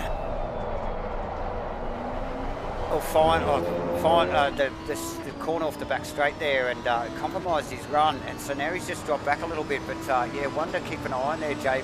That is definitely going to ramp up. We know that's going to ramp up as quick as Stephen is showing to be. Both you and I know how quick Phil is as well. So we've got a battle, definitely in the making right there, J-Man, at the top end of the field. So we'll try and stay up to date, but we really want to keep an eye on these boys throughout the field. J-Man, that's what it's all about. David Yan and Craig McConnell. Yeah, that battle is certainly it's lively. It's been that way for a few laps now, and I just looking at McConnell, he'd be trying to work out where he's going to do this thing, because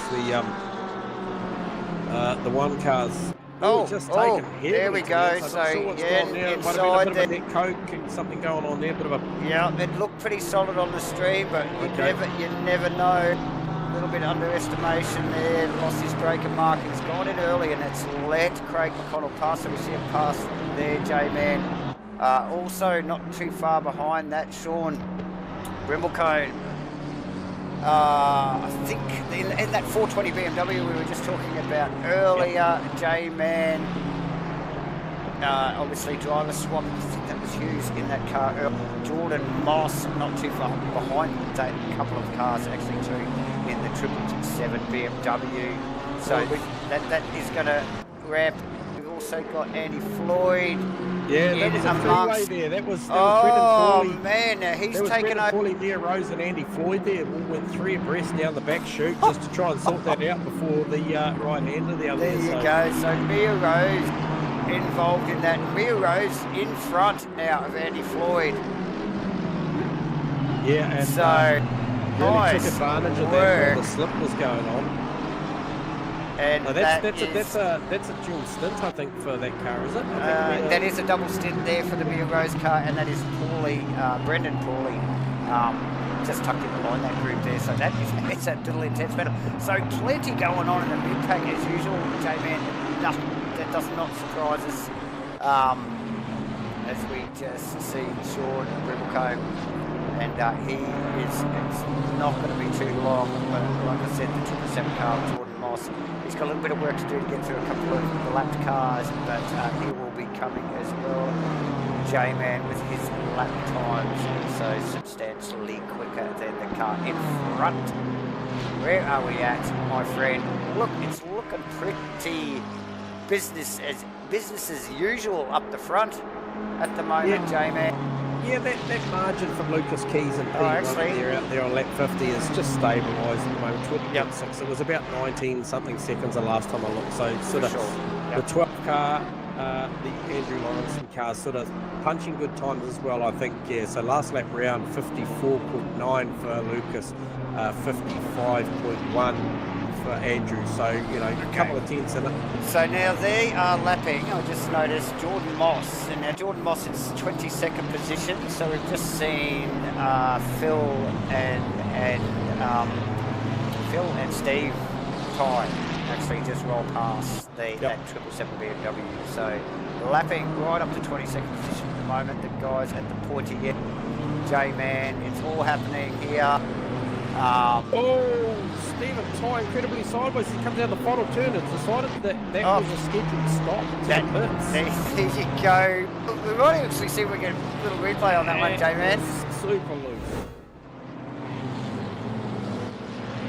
Stephen Ty, that looked pretty scheduled to me. I don't see any penalties pending, so looking for a strategy play here. Oh, I've lost him with my data, J-Man. He is currently down on P7, mate. There he is. Yeah, just missed it on the replay there, but yeah, a little bit loose coming into the pits, J-Man. Maybe a little bit of an afterthought, we don't know. But now currently sitting on the jacks, Stephen Ty's car. Sasha Death looks like he's just getting tangled with a few lap cars as well. That is the big tan car you can just see in the distance. Antoon now in 3rd position, J-Man, with Ty in the pits. So a little bit of a shuffle there. Yeah, I'm just trying to work out what's going on here, whether there's a driver change or what the story was going on. So we'll stand by, callers. We'll keep you updated on what's going on there. Justin Wills, Jacob Foot, hard added. 4 hours and 20 minutes to go still. Lots of racing, J-Man. Yeah, absolutely. So Jacob Fleming and Justin Wills there, 12th and 13 respectively. Christian Wells, Will Hamilton. Oh, what an angry little pack of cars that is. Just a little battle of their own there. A little bit of lap traffic just to throw in the mix. Have you still got Stephen Ty in the pits?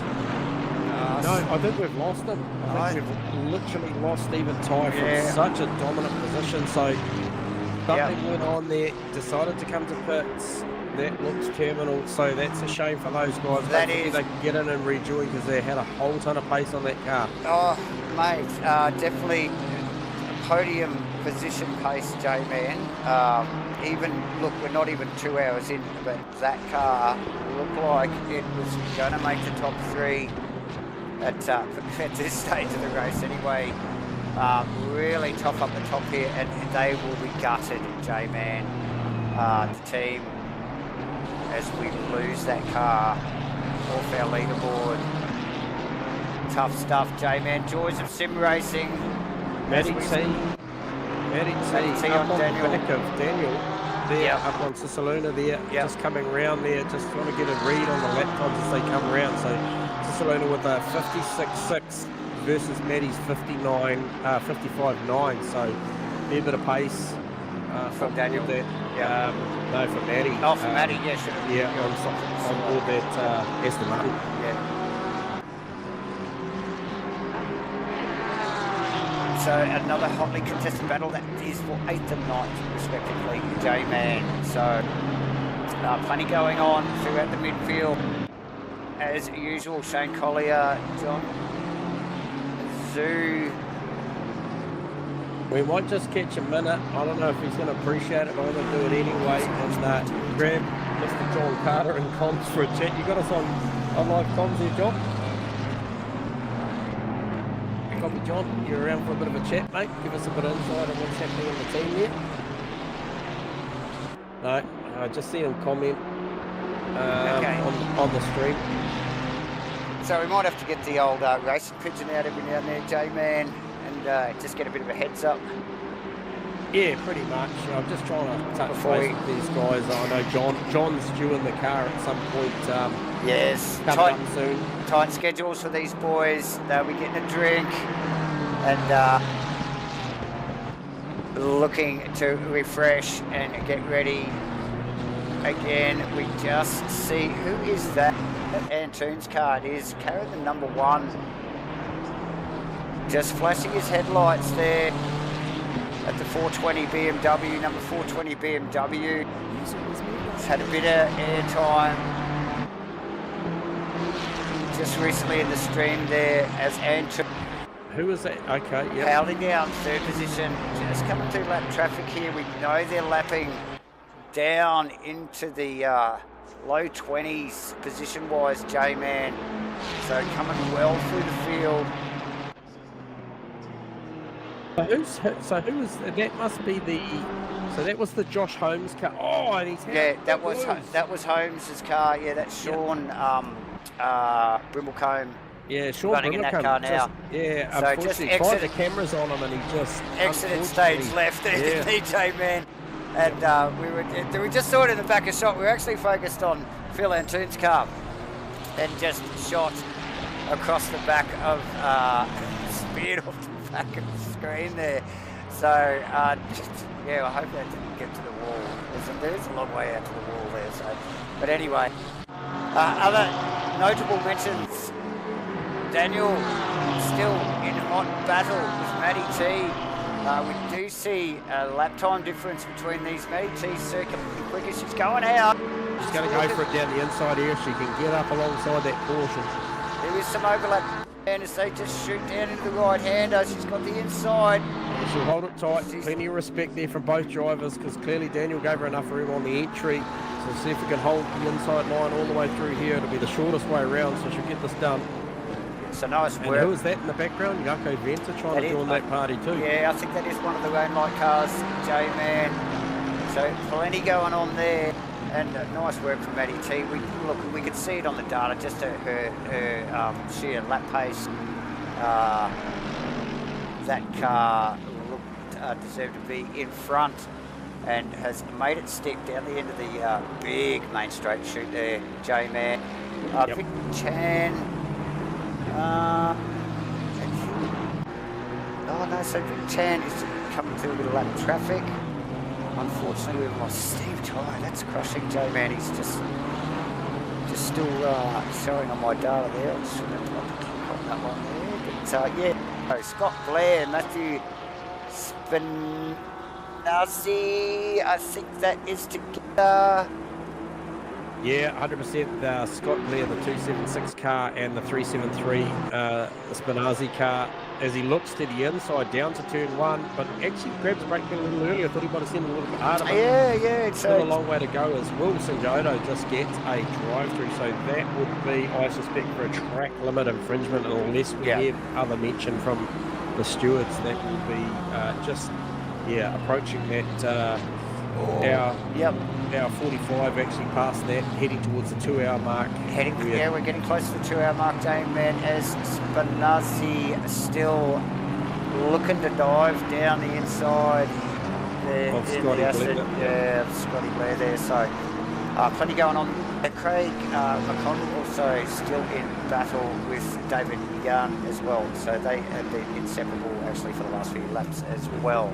So who else we got actually, just quickly? Christian Wells, Will Hammond. The Hammond car, actually, Shell. That's car. right. Looks like the 113 and the 128 car, definitely in the heat of battle. The Moo car and the Shell car. Yep. Jordan Moss currently in the pit lane. Mia Rose out there still circulating well on this double stint in 24th. So let's try and get an idea there. So that is car number. Tennis with the same move down into the final corner there, J-Man. I'm not sure who he pulled that off on earlier in the race. That would have been Yako. Oh, it's actually Yako, his brother, in the Rainlight racing car. Yeah, that was coming. We did see Yako there. That would have been on the Daniel Cisaluna car. Matty T do a similar move. Yeah, Cisaluna didn't want to give that up. Ran tight up against him all the way down to the T1, but nice work from Charco, basically mirroring Tennis Venter's move earlier in the race. That is Sanjutu actually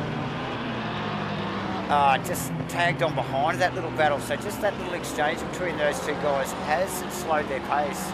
And yeah, he's just been able to tag onto the back of Saluna's car, J-Man. Again, I hope we're pronouncing that right. So, yeah, so it is on J-Man. Who's that? That looks like a lapped. That is a lapped, a slow car, lapped car, just in front of this bunch of vehicles as they shoot down easterly. He's seen them coming. He'll be getting blue flags. He's going to let all the way to St John go up to there. Nicely done from the lap traffic, J-Man. Clean as it can get. Giotto with a drive-through pending as well, so that's going to hurt. Oh, no. Okay. Out of that very, very good P11. So, albeit a lot of pressure there on Daniel Cisaluna, but yeah, he's going to probably have to take this penalty very shortly.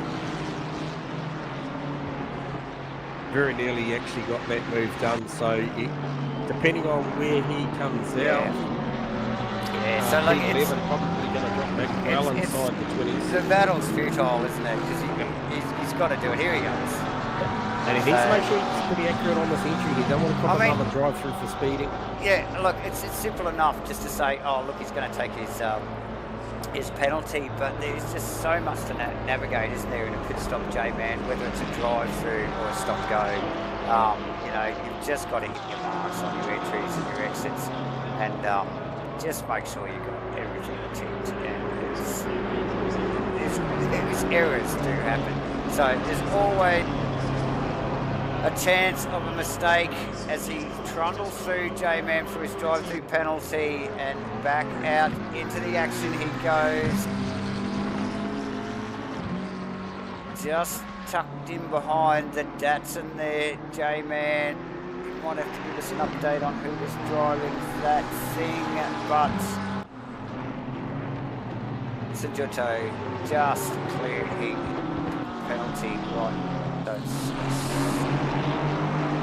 Yeah, I'm just trying to get a feed on that and see who that is. Yeah, so that's one of the lap cars. Oh no, it's not. It is Collier. It's Shane Collier. Yeah, okay. So, it's a Collier car.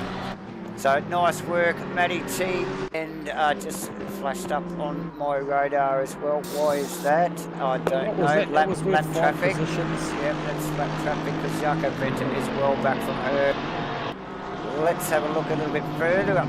We've got Max Ricard as well, holding down 5th position. Yeah, be starting to feel it now, double stint, heading towards that 2-hour mark. Oh, definitely. The field spread, so we're seeing a flash of deltas every now and then as we see, as it responds to the proximity of these cars. A lot of lap traffic now as we start to see the mid-pack of the field start to file through some of the backpack. The back end of the field, so plenty going on. And I tell you what, busy times. Our leader of the race in a very, very spirited battle with some back markers here. Yep. I tell you what, very nearly got contact with. I just can't quite see the car. Just trying to pick up the number on the car.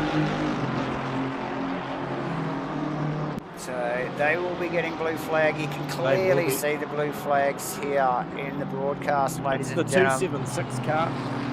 So yes, that's and again, it's just a bit of a lottery with these guys. You know, even when these guys, I mean, these two lap cars, look at them. They're side by side. They're in the battle of their own. They're battling. That's Scott Blue in the 276 car against Matthew Spinazzi. Yeah. So that was a battle going on, and that's why they didn't want to concede to the neither of them wanted to get out of it. Lucas Keys car, who is well out in front, some 20+ seconds out in front of Andrew Morrison at the moment. So doing a great job here.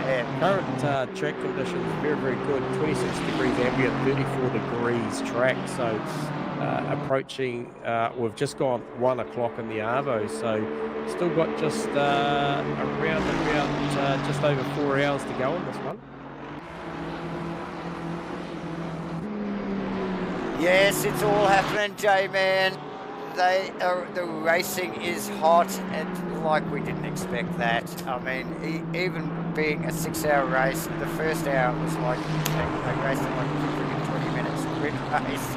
So no surprise there, and the battles continue. J-Man all the way through the field, particularly in the mid-pack, as we just continue on with that Blair, Matthew Snazzy. But we also probably need to have some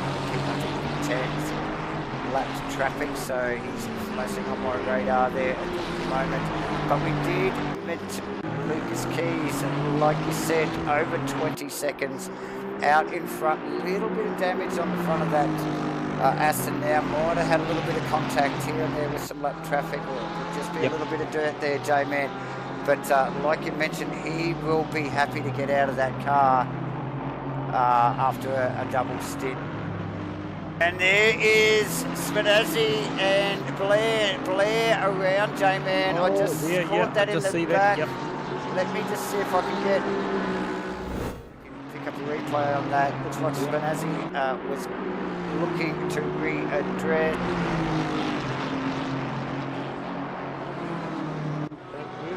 Was that down into turn 1, was it? Into 1, J-Man, as we just pick it up on the replay there. So it was a good set. He looked like he was quite a way down there. He did. Okay, so just the lines coming together on the exit of 1 before the transition back to the right-hander of 2, and they just come together, and very unfortunate. So easily done, J-Man, as we all know. So tight stuff here. That is pretty well mid-pack. That was for, I think, 12 and 13 position. So plenty going on. Just if we can just send the racing pigeon down to check on JC. He just sent me a message, J-Man. Yeah, copy. Chat. Yeah, we'll grab Johnny Carter. He is always good for a chat. That's who we were. He was Jamie Cozier or Jamie? Davis Cozier. So, it continues, ladies and gentlemen. We are winding down to the 2-hour mark. 4 hours and 4 minutes to go. We're just picking up on the Craig McConnell car here. One of the Rainlight Racing boys just getting through some lap traffic here, chasing down Shane Collier. We have had, unfortunately, one retirement through technical issues of Stephen Tye looking super quick early in the race. So very sad for his team. They will be gutted as J-Man brings back to the comp spots, I hope. Yep, we've got Jamie Cozier. I'm here, can you hear me? Yeah, we got Clear, mate. Wanted to catch up and just get a bit of a recap of that opening hour, mate. It's got a lot of airtime, mate, so I don't know if there's any outstanding sponsors, mate, but you certainly in the thick of it at the start of that one, struggling to find a way past that very, very quick car that was ahead of you, but nonetheless trying. It was a good opening stint. Yeah, cheers. Well, I guess the kudos to Bruno Gallo. He did a great job to hold me off. I just didn't quite have the legs at the end of the straight, and he always positioned his car really nice. So it was a shame not to get a bit of clean air to see how much extra pace I could take advantage of, but that's racing. Look, the car's still in a strong position, Jamie, at the moment, and I tell you, we saw you line him up so many times, and as you mentioned, he covered very, very early to the right-hand side up the back chute, but then consistently came and squeezed you, and I thought it was quite gentlemanly at the start, and then I did see that when you got the overlap, you were sort of saying, look, I'm not going to give you any more than 3/4 track, mate, and we saw a big send around the outside. However, it was just a little too far out, and we saw you lift and get out of it, tuck back in, but man, that was some close stuff. Yeah, definitely sweating a bit in the seat here because it was just about every lap we were having that run, and it's an endurance race, 6 hours, so I kind of didn't want to go too wild and potentially take both of us out, so it was safety first. Yeah, and so how do you see the next phase of the race? Can you tell us who's hopping in the car next? is anyone likely to do a double here or a 1.5 stint? How's things looking strategy-wise at this point of time? Not too bad. We're roughly where we thought we would be. We've got a bit of a mix of pace of drivers in our team. So Vic's in the car at the moment, who's pretty close, and then we've got John Carter, who is no slouch, but that might bring some of the quicker guys a bit further down in the grid closer to us. And I guess we're just kind of seeing as the stints go what the best way to do strategy is between us. Oh, as we just see, we'll just keep you there for a second. I'm just trying to see who that was that just absolutely lost it in front of Jaco Venter there, Dave. I'm not sure if you can get a read on who that was. They just came off at the last of the right-handers, the back end of the lap there. But anyway, as you mentioned, difference in pace. Nonetheless, we've seen John race, and he's nothing short of solid. He will go out there and bang those consistent laps. We know the pace that yourself and Vic have got, so you obviously the speedsters in the trio. So it's a pretty solid looking team, and there's such a long time to play out of this. Track limits. What do you got to say about track limits? Because we've seen plenty of drive-throughs. How are you guys with it? We're not too bad. We're playing it pretty safe in the danger areas. But it's like when you're in a group of cars and you're kind of battling or following, even if you're kind of coming up against a blue flag battle, your car starts downforce, rip up the tyres, so it's actually quite sketchy that a little flick could easily send you out past the limits, and then you don't really have much kind of like grace with the limits here. They'll nab you as soon as you go off the track. So it's just being careful, really. Yep, we've seen a fair bit of not massive amounts, but a good 2, 3, maybe even 4 degrees of track temps since the start of this race creep into this one here. You guys all over the outgoing pressure sets going forward. I'm sure you're a well-oiled machine in there. Yeah, I think things are looking pretty much as we expected, running around in the practice server. So it doesn't look like we're going to see any rain, but I guess you can never say never to that. Nah, I looked at the averages there, and look, that little bit of cloud cover, whatever there is, it's just hanging around. I think it is looking pretty good. Obviously, the groove line on the track is pretty dominant now. There's a lot of grip out there's been optimum pretty much since you guys got going. So, hey, look, we will be interested to see how you press on through this one, Jamie, and obviously John next up in the hot seat, no doubt. Looks like it, yes. Pretty soon. Alright, well look mate, thanks for the chat. Well done on the opening stint. It was nothing short of bloody entertaining, so I don't expect any less throughout this race, so we're looking forward to. So does that mean that you do the final stint, Jamie? I'm sure, we're kicking pretty forward at the moment. Okay. Fair enough. Keep those cards close to the chest, mate. You're doing a bloody good job out there, so we'll leave you to it, and I might, if I can, just let you escort yourself back to your respective teams. I don't have to start dropping on other people's teams and start steering the pot. But thanks for the chat, Jamie. No worries. Thanks, fellas. Thanks, Jamie. Jamie Tozer, ladies and gentlemen. Yeah, Jamie Tozer. Out there did an absolute, I think, stunning job in the opening stint. He really battled with that 12 car that was under the hands of Bruno Gallo at the start, currently pedalled by Andrew Lawrenson at the moment. Now, fully in tune. Currently holding second position. We've seen a couple of pit stops, Jay. Okay, so while we're just having a chat there, I think one of them might have been the 12 car. The Jaco Venter car as well, J-Man. So, we've also got Justin Wills, Craig McConnell, actually with a 15-second stop go hanging over his head currently. 15-second time penalty, so I'm not sure what the provisions are at AES, whether these guys can sit and hold and clear that. If anybody's watching the stream and has any more information on that, just let us know, because I think they may do, because there was plenty more cars with time infringements out there, so maybe they can sit and hold, so that's pretty cool. Absolutely, J-Man, as we have, and this is why we are seeing their pit stops here. We are dipping into the third hour of the telecast, J-Man. 2 hours and 55 minutes through our telecast, still 3 hours and 56 minutes to go. I don't know whether those numbers add up. You work it out, guys. We've got plenty of racing, a little under 4 hours to go. The field a little bit spread at the top, some pit stops just starting to shuffle around.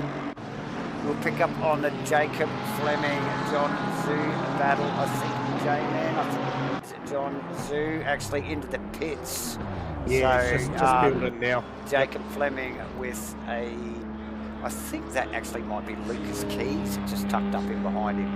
Who was that? Is that Tennis Venter? Okay, so there's a lap car. He's going back around. So Jaco's handed the keys back to Tennis Venter there. Lucas Keys still out there doing his thing. He is 64 laps in. Yeah, just rounding up a couple of lap cars, one of them being 777 BMW J-Man. Jacob Fleming is actually the meat in that sandwich there as they're just shooting down the back straight in the 105 Porsche. Villantoon to the lane, as is Max Ricard. Okay, so the Antoon car will be looking to try and negate the margin over the Lawrenson car, which is our car, which has now been piloted by Terry Rayton. So Terry Rayton's taken over that car that was provisionally in P2. So that was the Bruno Gallo car. Then after that, I'm just looking at my data here. Something's going on. Something is going on, J-Man. Yes, yep, we're back. It is a friggin' awesome race brought to you by AAES. It's the Australasian Endurance Series for 2024. It's round 2. It's at Paul Ricard. We're going to thank Simply. We're also going to thank Simtronics Industries, and obviously we're going to thank ourselves, Max Fit Racing. Thanks for the invite, guys. Happy to be here calling this. Still got a little under 4 hours to go in this 6-hour race here at J-Man. It's been a cracker so far as we just watched the lap traffic is next level. So much passing going on throughout, like all across the track, just about everywhere you look. Some awesome stuff here actually, both from the fast guys and the lap traffic. So awesome work, not the easiest task. Big field of cars here, still a J-Man. With 38, I think we might have had lost, we know we've lost one. Yep. J-Man through technical issue. But the race continues on. Okay, so the 33 Cutler car with a drive-through, so that potentially Cutler, so that's potentially another track limit issue there. Yep. And I believe sorry, J-Man, for interrupting Big Chan, just sneaking in the pits there as you said. So we'll still see whether these guys, now we were just talking whether John Carter takes over this car. Yes, and that's what we would suspect to see, J-Man, just from the short conversation we had with Jamie, because so Cooley's taken over that car also from Phil Antoon as well. So now watch that space, ladies and gentlemen. Yeah, look, we know that Cooley can get a lap time together, so we've seen him before. So we're interested to see what he can do to the margin that he has behind Terry Rayton, which is about 10.3. That's a little dream team, that one, mate. Mav and Cooley together. Cooley, we normally see him in an Aston, but tonight peddling the Ferrari J-Man. But no slouch, good racing IQ, and lightning fast when he is on point, J-Man. We also see Lucas Keys in the pits, J-Man. This will be interesting. Okay. Still got battles throughout the field. There's pairings all the way around the circuit. There's plenty going on. Some of it's lap traffic, some of it. As we see Ric Flair and Sean Bibblecombe. For the 120 car, they had such a big margin They did, J-Man. Louis van der Venter now in the Aston J-Man for Rainlight Racing in the number 99 car. Okay, so that's the McConnell Crossland Venter car. And I think... Van der Venter, sorry. Who was that just slipped past him there? That was one of the OES boys. Could have been John Carter, actually. Yes, that was John Carter, J-Man. So as we suspected, it's the 255 car, OES car now. I mean, these guys potentially are top 3 material, this teaming, J-Man. So interesting to see how the pit stops shake out. Yeah, it's going to take a couple of laps because there'll be a couple of laps apiece, and you've got the Lucas Keys car, who's now piloted by Liam Curran, has taken over that car. So it's the first driver change for that car for the night. So interesting that we are a good 2 hours and 10 minutes into this thing before we saw a driver change there. For sure, we just see Tinnis Venter, and that is T-Fam. So Madison, I think, was driving that Black Aston earlier. She's on a double stint if she has it all. No, I think that's T-Fam in that car now, sorry, J-Man. T-Fam. Sorry, in the 557. Tinnis Venter. Around the outside. Sneaking around the outside there, J-Man.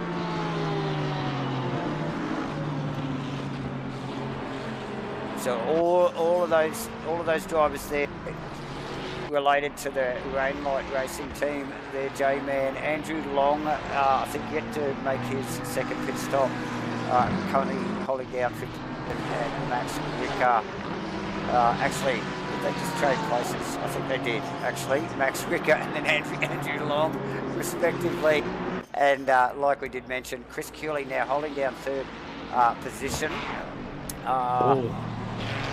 That's a fierce battle behind Louis van der Venter. Got the car. Oh, they lapped actually. Hang on a sec. No, Brendan Perry is for position as well. So.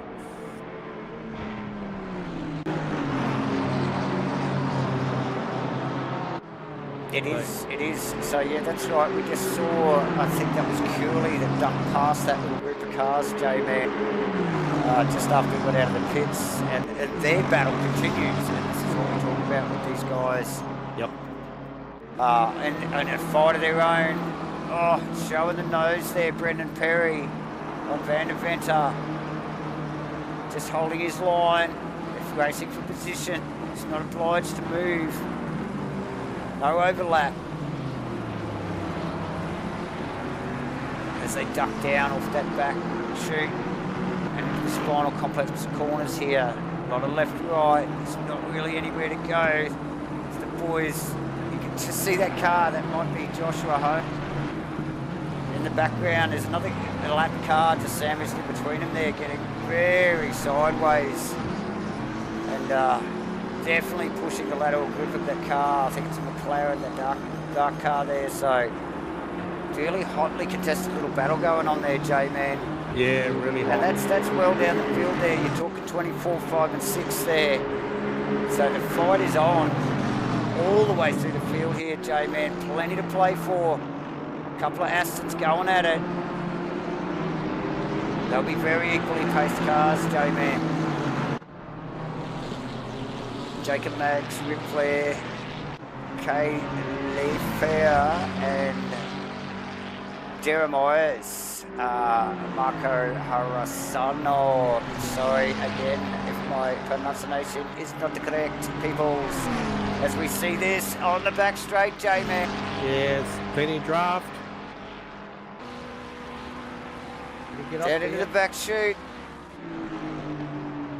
You'd argue that it's nearly done. Gets it done, J-Man. Near rose to the lane.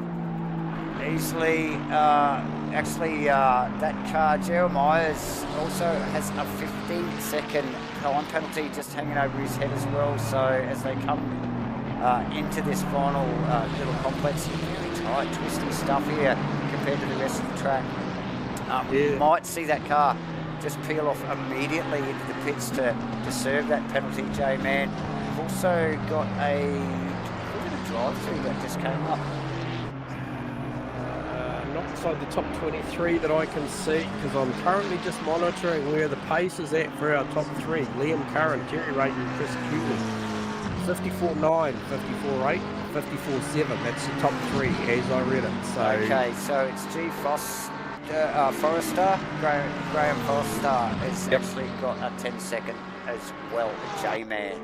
Okay. So plenty go. There's the drive-through. It's Mr. O'Brien, J-Man, in 28. So Aaron O'Brien just picking up a drive-through penalty there, J-Man. As we've seen on track, depending on where you are, we saw it cost one of the drivers earlier, which I believe was out of P11. I can't remember who it was, but it ended up dropping them down to P16, so it cost them 5 places from that situation. So it could be anywhere from 5 to 10 positions, depending on where you are on track and how close the battle is, but especially post pit stops. So another little tight little battle going on here, J-Man, between Joshua Holmes. We did pick up some others, Josh Holmes and Rui Van Venter there. Looks like Brandon Perry has got around both of them there, J-Man, just while we were looking at other things. So Perry now in that green and yellow Aston, well out front. There's we just see one of the lead cars there rounding up some lap traffic just out what front. Are we seeing? One of the OES. Cooley back into the lane. What is going on? There's been an issue there. Chris Cooley back in the lane. Is that car damaged, J-Man? That car looks bad in front. I just wonder whether that's had some contact, J-Man.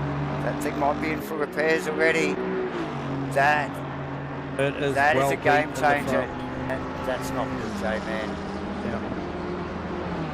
As he just trundles down the pit lane, that car is a mess. He's going to need to fix that thing because there's still 3 hours, 44 minutes to go. Too long to go with the beaten car. Absolutely. Stephen Rees. Under attack. No, he's not. That's a lap car. Is that John Carter just tucked in behind? No, that is... No. Oh no, John Carter, he's well back actually from that little battle there. Lap traffic just in behind. Steve Reeves, J-Man Cooley back in the pits. That is a game changer for that team. Be interesting. I'd love to be a fly in the wall in that pit lane at the moment.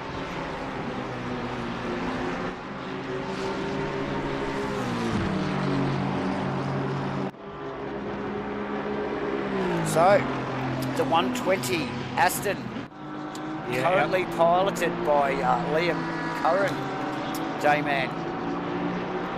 No slouch by the looks of it.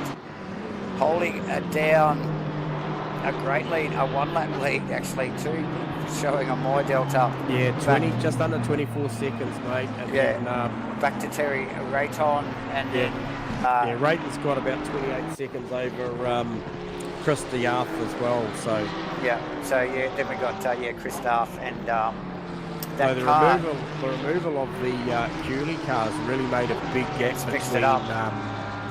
between the 12 and the 247 car. But I thought something must have happened because I think there was around about 9 seconds the margin from Brayton to Cooley, and then I looked back and it was like 17, and I was like, oh, something's happened there. Something's going wrong. Yep. So, big shuffle up here as we got 3 hours and 42 minutes to race yet, ladies and gentlemen. We're well into the 3rd hour of our telecast here for AAES. It's their 2024 Australasian Endurance Series. It's round 2. We are Paul Ricard. You are joining J-Man and myself here from our Match Fit Entertainment and the rest of the boys on track for this official coverage, and it is brought to you by Sim League and Simtronics Industries. J-Man, Chris Darth, that 247 Ferrari sitting in a top position at the moment. We saw him in 4th position for the first and probably half of the second hour of the race, J-Man, in sort of relatively clean air, and really didn't really have to fight too much, and was just poised to really take advantage of it. Yes. So previously by Sasha, yes. So look, it was just poised, you know, like if anything happened up the pointy end, to take a podium position and take over a podium position, and that's exactly what they've done. It just stayed out of trouble. Absolutely, pointed in the right direction, obviously nailing the pit stops, mate, and got clear pace. Sure, you know, like you're not in fourth or now third without pace in a field like this, J-Man, hotly contested. I mean, looking at the numbers, you know, the job that Lucas Keys did on that double stint and then handing the keys to Liam Curran. Liam in there already punched a 54.7 in there as well, you know, to back up the obviously a 54.0, which was produced by Lucas Keys, with obviously Chris Bosic to come. But the rating car, the 12 car that's obviously been piloted at the beginning, we mentioned Bruno Gallo battling with Jamie Kozer, and then obviously Andrew Lawrenson did a stellar job in that second stint to pedal that car into a good margin. And then we've just had the fall off also of Chris Curley, which was previously piloted by Phil Antoon. So that's a real shame that car fell off, because that was the top three, all drivers. Obviously the first cars only had 2 drivers, but the other 3 have all banked on 3 drivers at this point. So yeah, good battles going on there. But as you mentioned, the 247 car, Chris Duff, I think, as I mentioned, Sasha doing a great job. Just to stay out of trouble and just sit in the back there, and that I think it was kind of P4, P5, and now finds himself in a third position, in a good solid position, and lapping pretty consistently. Last lap round was a 56.5, Max Ricker on a 54.7, so a fair bit of pace difference there, but a lot of time out on track to make up. Yes, J-Man, as you were talking, we just see it is Ashlyn Reynolds just tagging the back of Connor Carruthers. Dadson there, J-Man, we might just see if we can pick up on a replay. But yeah, really hard fought battle here. Ashlyn, the meat in the sandwich here, J-Man, for some laps. These guys are racing for position, and again, just a super slow motion tag there, and the Datsun around the boy. Clear that. I would expect Ashlyn to either redress or more than likely get a time penalty after that little touch there. J-Man, another one to look at. So is T-Fam. Just I think is T-Fam in a little bit of back traffic? No, he's not. That is Cisaluna again. Yep. So Daniel, T-Fam and Dan going at it there. J-Man, couple of... That's a hotly contested position there at the moment. In the top 10 there, J-Man. That is 8th and 9th, respectively, as they just duck out onto the start-finish straight. Daniel really showing his intent. Wants that position. So plenty going there. And he's going to have a crack here, J-Man. Pokes it down the inside. He does, yep. T-Fam. No disrespect here, Lucas. I'm not sure what you picked up on there, mate. Nothing but mad respect to you guys out there doing a stellar job, mate. While we're out, if you want to make yourself available for a quick chat, mate, be interested to talk to you about that opening stint. It was certainly a stellar drive. So absolutely. We'll just pick up on this battle here. So yeah, nice stuff, guys. Super clean.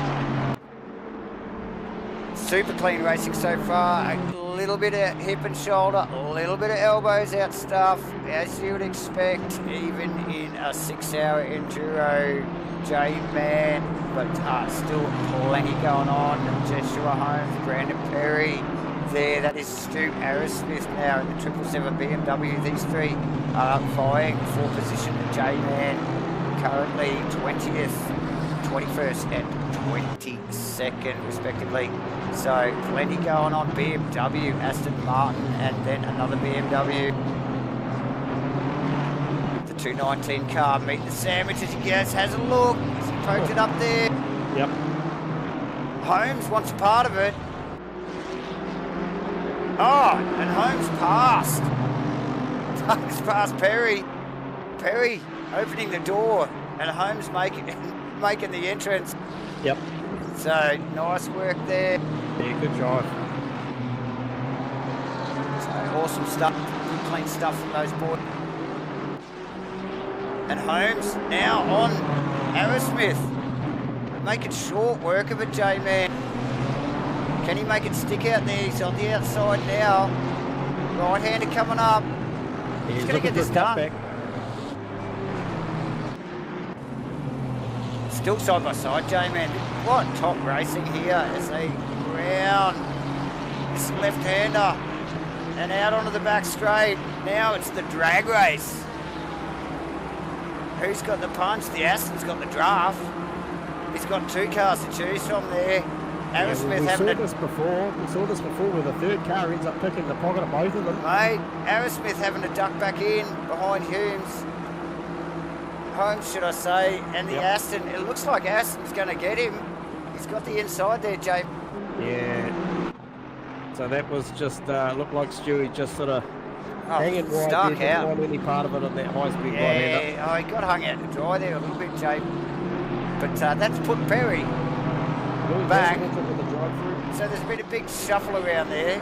Holmes and Aerosmith changed position, and the Aston's back in the middle. So going on at that point. Yeah, that's not done yet. That is definitely not done yet. So plenty going on, J-Man. Liam Curran first, running in first position at the moment. Terry Rayton second, and Max Ricard in third. We will hold on to this little battle for another lap or so, J-Man, as I take a quick break. Ladies and gentlemen, don't go anywhere.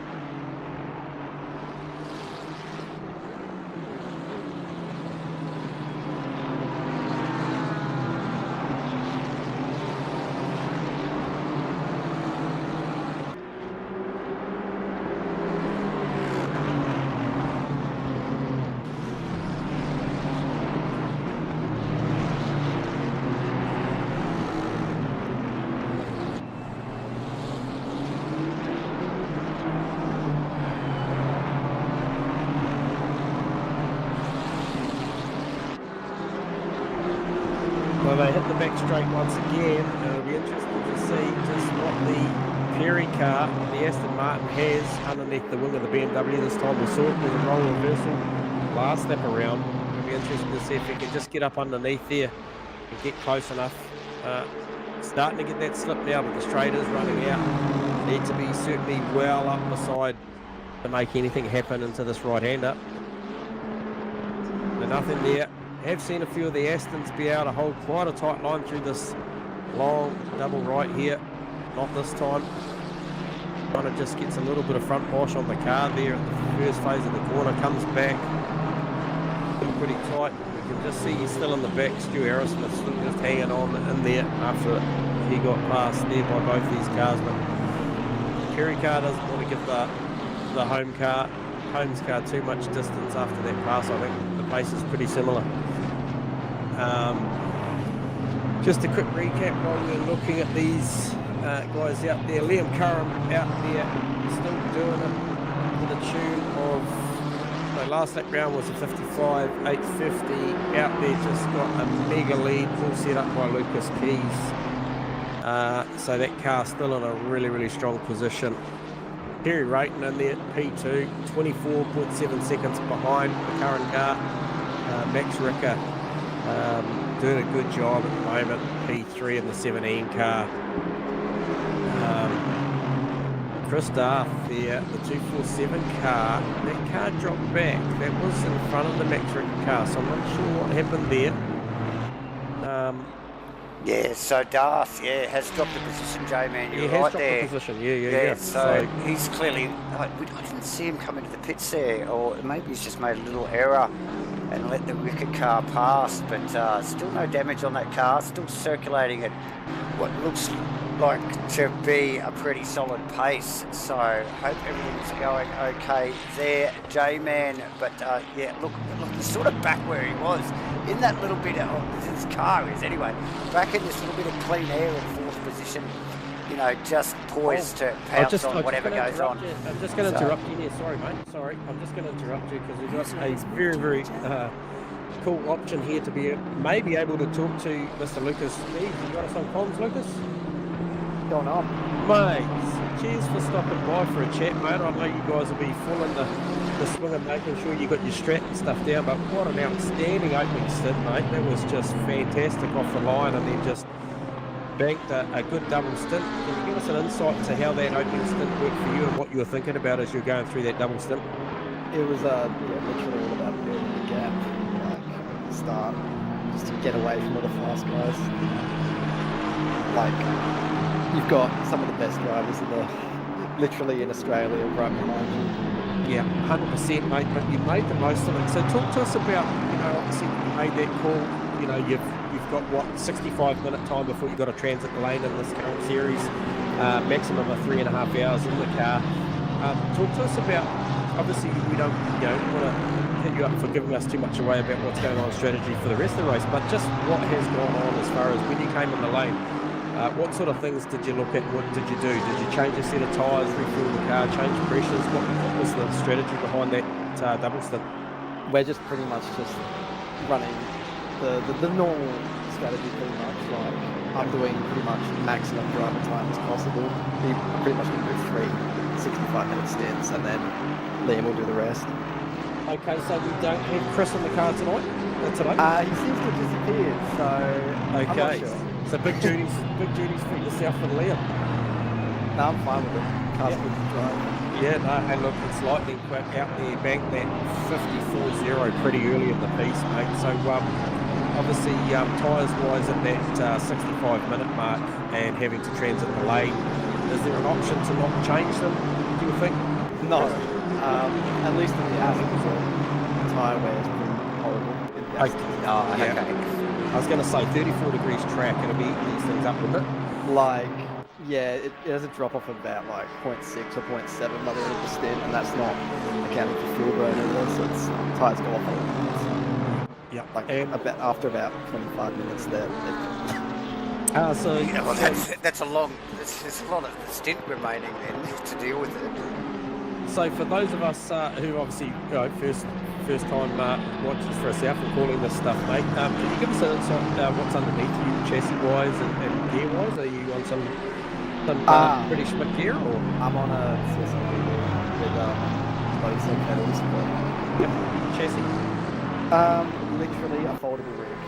Wow. Nice. Good stuff. And yeah, how's the arms after a double stint? Not too bad? Not too bad. After running the force feed, that pretty light on the Aston. Yeah, good stuff. And so you're happy at the moment, your teammate out there just banking those sort of low 55s at the moment? You're happy with the pace at the moment? Yeah, pretty much just build the gap. He's just going to power on, and I'll probably pop back in after this or something. Oh, that's awesome, mate. Hey, look, appreciate the chat with us, and if you don't mind, we might touch base with you, and even if Liam makes himself available, tell him just jump on that top channel broadcasting. I'll grab him down for a chat and talk to him about a stint. But we really do appreciate you guys giving us the time in your schedule there to have a chat and let us know what's going on in your world. So I appreciate it, Lucas. Thank you very much. Thanks, Lucas. So there you go. It's Lucas out of the 120 car currently leading the race here at the AAES endurance race here at Ricard. So definitely J-Man and doing it. Liam doing a fantastic job, J-Man, as we just see also on the tower there, guys. You'll see Mr. Wells just popping up with a drive-through penalty. J-Man. Oh, okay. Currently running in 19th position in the Jersey Cow painted Aston Martin. Aston Martin, Joe, yeah. So he's going to get that out the way with now. He needs to just be accurate on the entry. Yep. Make sure that he doesn't cop another one. Sneaks it in there. Quick, smart J-Man declared that we've got a fairly spread field at the moment. We've got a couple of cars here that are close together. Ash Tunner and Aaron O'Brien. We did see O'Brien just a little earlier, I think, with a penalty hanging over his head. Actually, we've got a couple more popping up there. G Forrester. And who else is that? That is Jeremiah's. Yeah, with, still carrying that 15-second time penalty, still hovering over him at the moment. Obviously, Christian Wells getting that drive-through sorted. Stop go drive-through stop go 10. So not sure where the stop go 10 would come from, but that has come up for the 85 car of Huggy Bear. So the stop go 10, that will feel like an eternity, J-Man. Even just the stop go just itself is bad enough. And another 10 seconds on, it'll feel like 10 minutes.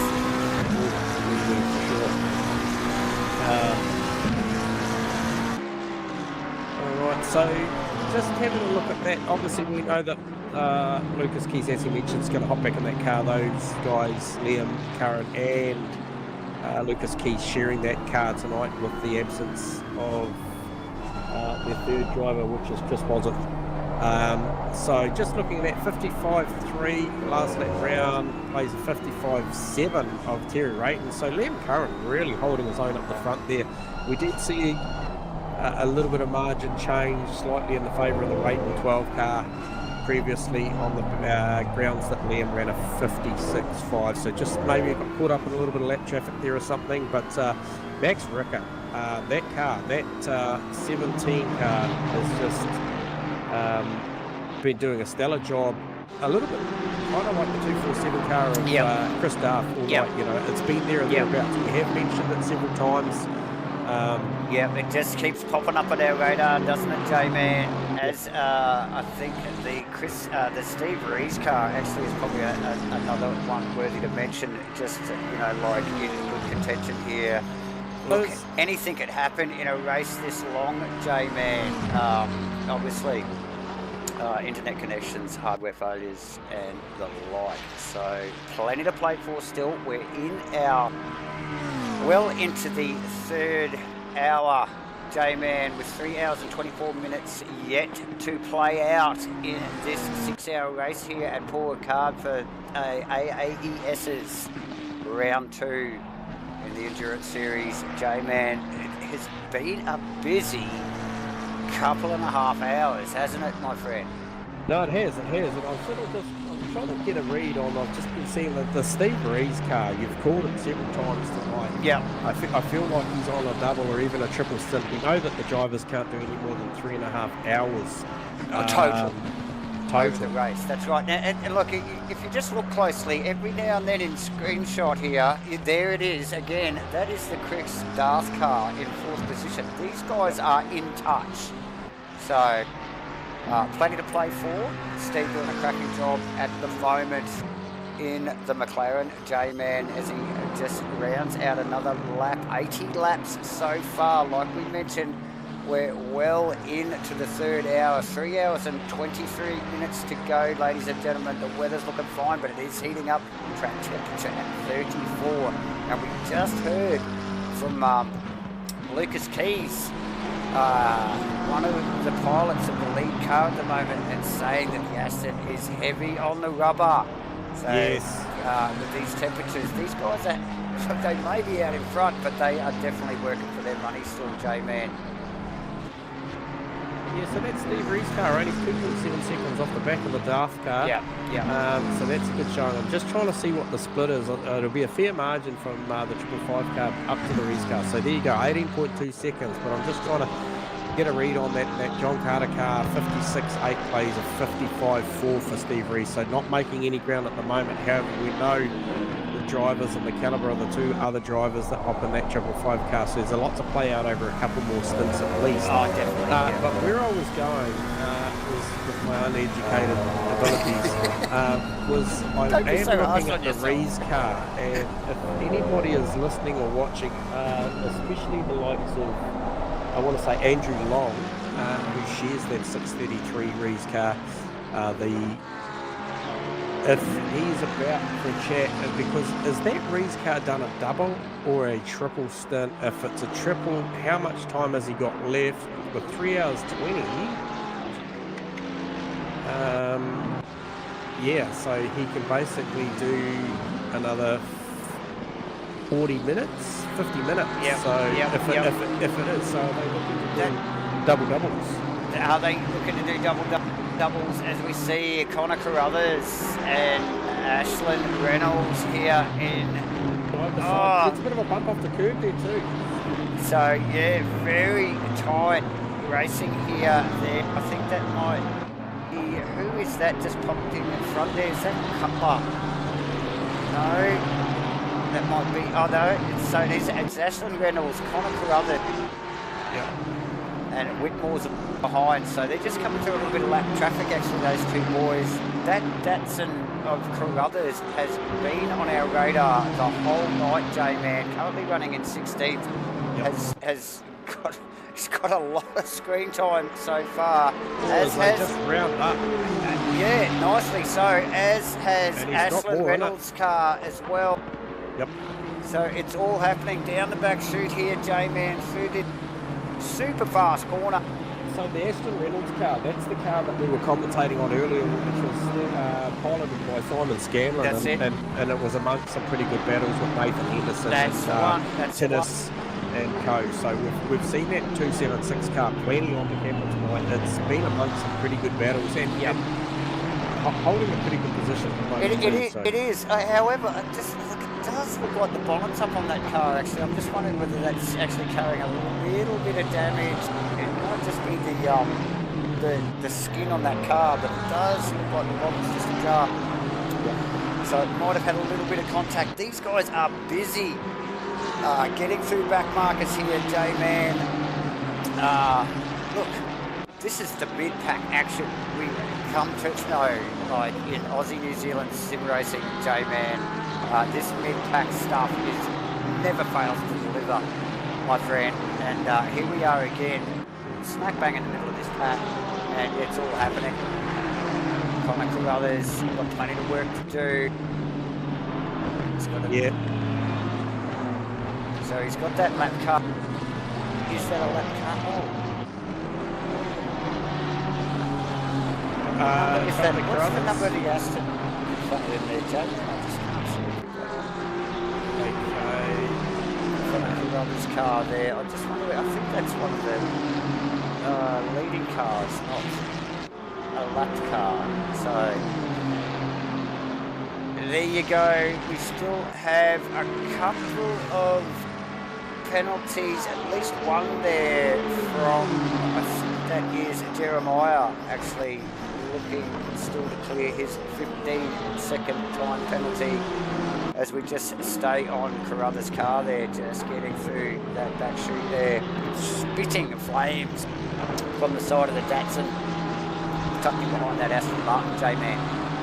So I'm not sure who's separating them in the 276 car. It's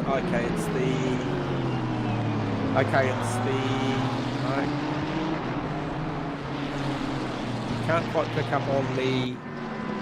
Let's try and call the number on that car there. A couple of other things going on up the pointy head. I think it's Max Ricard's team car there, one of the race on Oz guys. Is it it is Max Ricard. There you go. So it's Max Ricard. So yeah, he is in third position. So he's stuck in this little sandwich actually here, J-Man, which is odd. He is. So he is. Those boys are racing for, I think, 15 and 16s respectively. And he's stuck in the middle and he's stuck in the middle of them, I'm sure.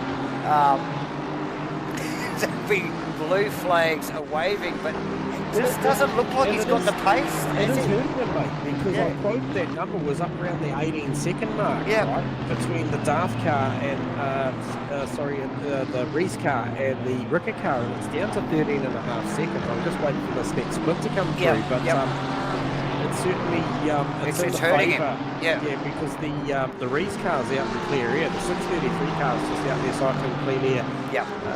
Albeit the lap times are pretty similar last lap round. I'll be wondering how this Okay. looks. Okay, so 39. So now he's got a little bit of breathing space on Carruthers now. But look at the gaggle of cars in front of him here. He's got to contend with J-Man. He's got plenty going on in his race. He's sitting in third position. He will really want to try and keep this thing out of trouble, won't he, J-Man? This thing is just, like, literally popped up on the radar, and he is well amongst it here, and this looks dangerous as he starts to come up through this lap traffic here. Obviously Ashland in that orange and black Ferrari in front, probably paving the way a little bit for him. Just trying to make the gaps, but yeah, he will well and truly want to stay out of trouble here, Jay. This will play on his mind here. Oh, as they all spread. Oh, nearly got tangled up there on the inside. Yep. That's Carruthers. Down the inside, Carruthers wants a bit of it. Oh, J-Man 3 wide there for a moment across the start-finish line. Carruthers is in front. Yeah, so this is awkward. This is super awkward. This is very for awkward. Max Ricard. Absolutely, in third position. These guys have been getting blue flags waved. And Ricard just does not look like he's got the punch that he needs out of the Aston to stay in front of Carruthers. And even struggling just to get past him. So, and now moved back a position. And yeah, this will be doing nothing for his fight, either back or front. I mean, he's got Steve Rees not that far behind. Yeah, Rees has just caught up to a car that was just having a bit of a moment there too. So that's just... So his run's compromised. Yep. We were in the 13s, now we're in the 12-second bracket. So we're another second to the tune better. And as each lap goes on that this happens, yeah, Max Ricard's in danger here now. Max. So yeah, look, we'll be keeping a close eye on this, J-Man. Look, and the battle, these guys are in their own battles, like we continue to mention. And Well, I not think really wanting to. Max is in on track. I haven't seen Lando or Paul Russell in that car, I don't believe, so far tonight. So he might be on his second stint, you say, J-Man? Effectively third, last. Oh, third, so that'll be his He last. started the race, came in, I think probably done a two-stop. Yeah, so, yeah, I mean, great big guys. Nice stream if you are tuning in or anybody's got any more info on that than me, but that's the way I read it. There we go. Send there down the inside. Down the inside into the final corner, A J-Man. little bit of hip and shoulder. And we've seen that a little bit lately. A couple of the Rainlight boys having a crack at that. The Porsches, it's Ricard got it resolved yet. Looks like it, as that is Carruthers just ducking him behind. Does Carruthers give him some breathing space? I mean, Carruthers is in a battle with Aslan Reynolds in front of him, and Reynolds, he won't want Reynolds to get away. So, you know, he's just sort of like, if Ricard is a little bit slow, he's just sort of like, well, come on, mate, we got, you know, keep the pace up. Rick Flair down there in P11 on TFAM. I think he's going to get this done, Davo. Oh, look, this is a drag race. Couple of Astons, side by side. Oh, neither of them wanted to give. Yeah, TFAM didn't want to give that up. No, not at all. So that's Flair on TFAM. A good committed pass there. Oh, TFAM looking for another shot there. Really compromised his entry there. They got right up on the curb and really unsettled the car. Got John Carter also just doing a little bit of lap traffic. That's the Hughes car. 420 BMW, which has still got the Aston tagged in. Oh, sorry, not the Hughes, the Holmes car. The 420 BMW. And so that is Brendan Perry just tagged in behind. So John Carter now clearing those two lap vehicles. We've still got Ricard in this battle. He keeps flashing up on my data, J-Man, but he's in lap traffic. So fighting away there. Well, that's the two cars for me. So I'm going to say the 633 car of Steve Rees and the 17 car Max Ricard. I'd love to know what sort of strategy Those two boys are on there as Ricard looks for that inside into the final corner. There's contact. That was so close. Lucky for not both drivers to turn. The Porsche gets away surprising. Carruthers through again, J-Man. He just keeps picking up the pieces And look this fight. And look how close that Reeves car is now, J-Man. Yeah, he's right there, mate. He's right there. And this is what it will do. 11-2, and the more this goes on, it's just inviting that Reeves car again. And yeah, so that'll be interesting to see what that does, and then what Andrew Long has got to bring. He'll be pretty excited by what he's seeing now with this car comfortably inside the top 5. J-Man. This is ramping up, and we are not even finished our 3rd hour of racing. We've still got another 10 minutes or so before we are halfway in this 6 hour here at Paul Ricard. Round 2 for the Australasian Endurance Series, brought to you by AAES Sim League, Simtronics Industries, Match Fit Entertainment, and Rainlight Racing. Ladies and gentlemen, look at this. Just look at this again. There's cars everywhere. It's Carruthers. Goes through Ricard. Again. Oh. I can't get my eyes off this one. The big Nissan up the back chute is bloody good, and we do get the reference, Mr. Tom Maloney, mate. Absolutely. We do. We're old enough. Oh, Carruthers sideways. As I think you might have just picked up on Cooley, was it? Cooley, mate? No, hang on. No, sorry. Like John Carter. It was John Carter, J-Man, as again Carruthers up the inside of Ricard. Ricard will be pulling his hair out here. He just cannot clear Carruthers. No. Carruthers wants to race. Well, he's entitled to take that position back and try and unlap himself. 100% here. Oh, as he goes, Carruthers terribly deep.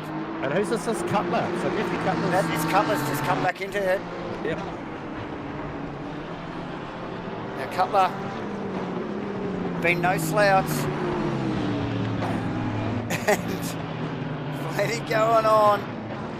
I thought that was the Steve Reeves No, McLaren just behind it. It's not. Just the front of the car looks similar. So, but yeah, he's not that too he's far. He's only 1.6 now. You know, we were talking about 13.8 at the start of this when we were picking up on this battle, and yeah, look, just a touch base on the up the front. Liam Curran's still doing a great job. Last lap round, he's about to post it on Tom. I'll give you a stat on what his lap time is: 55.9.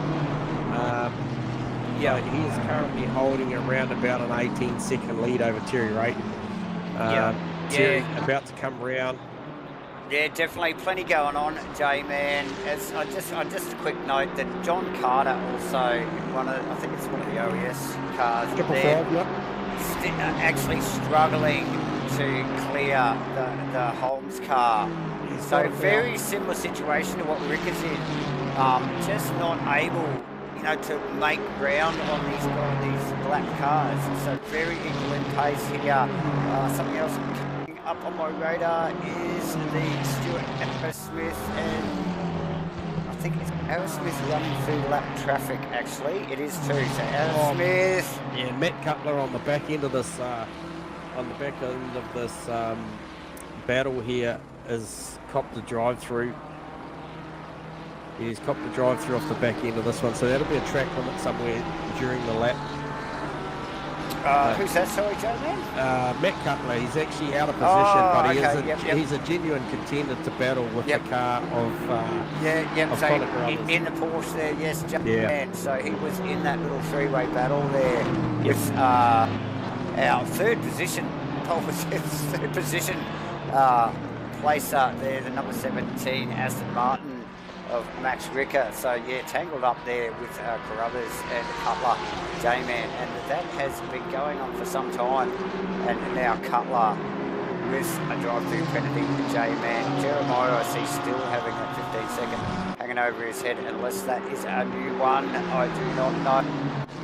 John Carter still again. Look at Holmes, J-Man. We thought he'd cleared, but no. Again, Holmes right back, tucked up behind the wing of Carter's Ferrari there, J-Man. So, yeah, so just stay with him, for a second, Dave, and just see what cripples up the big back straight here, and just see where the margin is. Why cannot this OES car pull away from the BMW? Is it the back, what's keeping them in touch? Is it the back chute, or is it the tighter stuff? I can't understand, because he obviously was clear last time round, but then it closes back up again. So is it that it's closing up? Yeah, so it's happened. It's been going on for the last 3 or 4 laps here. And the BMW in a straight line here, J-Man, gaining. Yeah, he is gaining. It sort of plateaued the back end of the straight here before they make the right. Yeah, okay, so so definitely made some gains up the straight, but I don't think that's where he's making the margin. I've got a feeling it might be through 1, 2, 3 or somewhere, because he's very close before they get there. I think so. I think it's this technical stuff. So it might be just right at the end of the lap here, where it's a little bit twisty. Yep. And it gives him that run across. You can see it just starting to bunch there now. Across the start-finish line, and they've got that little bit of twisty stuff at the beginning of the next lap. And that BMW ranging again right onto the back of Carter's car, J-Man. Plenty of pressure. Like you said, these guys are well within their rights to unlap themselves. Holmes currently running in 19th, John Carter in 6th. So there's a couple of laps between them, I think, J-Man. No, just one. But again, Holmes down into 1. Nice and tidy from Holmes. This car has looked solid all afternoon so far, J-Man. So yeah, nice work from Carter, but yeah, definitely struggling, as we've seen with Max Ricard also trying to clear Carruthers, and now a little bit of breathing space for Max Ricard, J-Man into 17, the number 17 race on Oz, Aston Martin. Yep, I'll just leave you that for a second. I'll just grab some refreshments. Yes, J-Man, as we just get back to, we'll actually just pop in Josh Holmes' car and get out of the helmet and just have a look at him range onto the back of John Carter's car right here, right now, right at the end of the straight.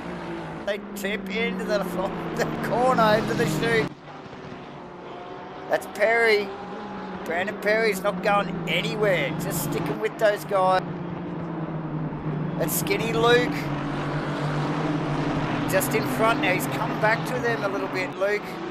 So these guys got some good pace.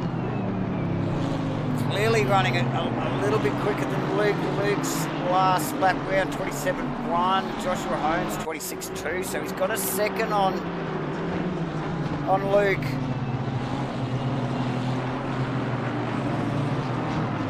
And Carter. Just smack bang, stuck in the middle of this, just does not have the pace out of that Ferrari to clear this little group of cars. The pressure will be on as Holmes again ranges back up onto the back of that Ferrari into 1. They're going to catch Luke, Skinny Luke, anytime soon, I'd say. These guys running hot, given the battle that they're in, still running awesome lap times. We got Brendan Perry on a 56.3 last lap, 56.5 for Josh Holmes, Skinny Luke on a 57.1. These guys are coming. They're coming with John Carter as well. John Carter with a little bit of breathing space.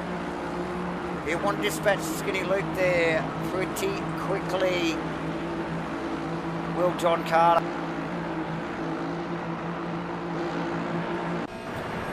So as we see Carter just down in behind the Aston of Skinny Luke. Now this Luke car has featured a little bit on the stream already tonight. It's shown some pace. Good teaming here as we just see Carter Down the inside. Down the inside there, J-Man. He needed to dispatch that car quickly. So now behind him, those three guys fighting for position. Carter, the odd one out, but the odd one out being one lap ahead of these guys. So he'll be looking to, again, wouldn't he, what, J-Man? Look, he has really struggled to clear those boys. Ashton Reynolds with a 15-second penalty. I'm not sure whether you called that while I was away, but that's pretty big in the grand scheme of things, given the fact that the next two cars are only 5.5 seconds apart. So that could see that car slip down to P15 pretty quickly with that time penalty. Absolutely. So plenty going up on at the pointy end, but it's not pointy end change of positions. It is lap traffic here that we're watching. We've seen it with John Carter. Also saw it with Max Ricard there earlier. J-Man just trying to clear the Carruthers car. So look, plenty going on for these guys at the pointy end. But it's not for position. It's just literally trying to work your way through what is clearly a fairly speedy field. These guys are keeping up with them.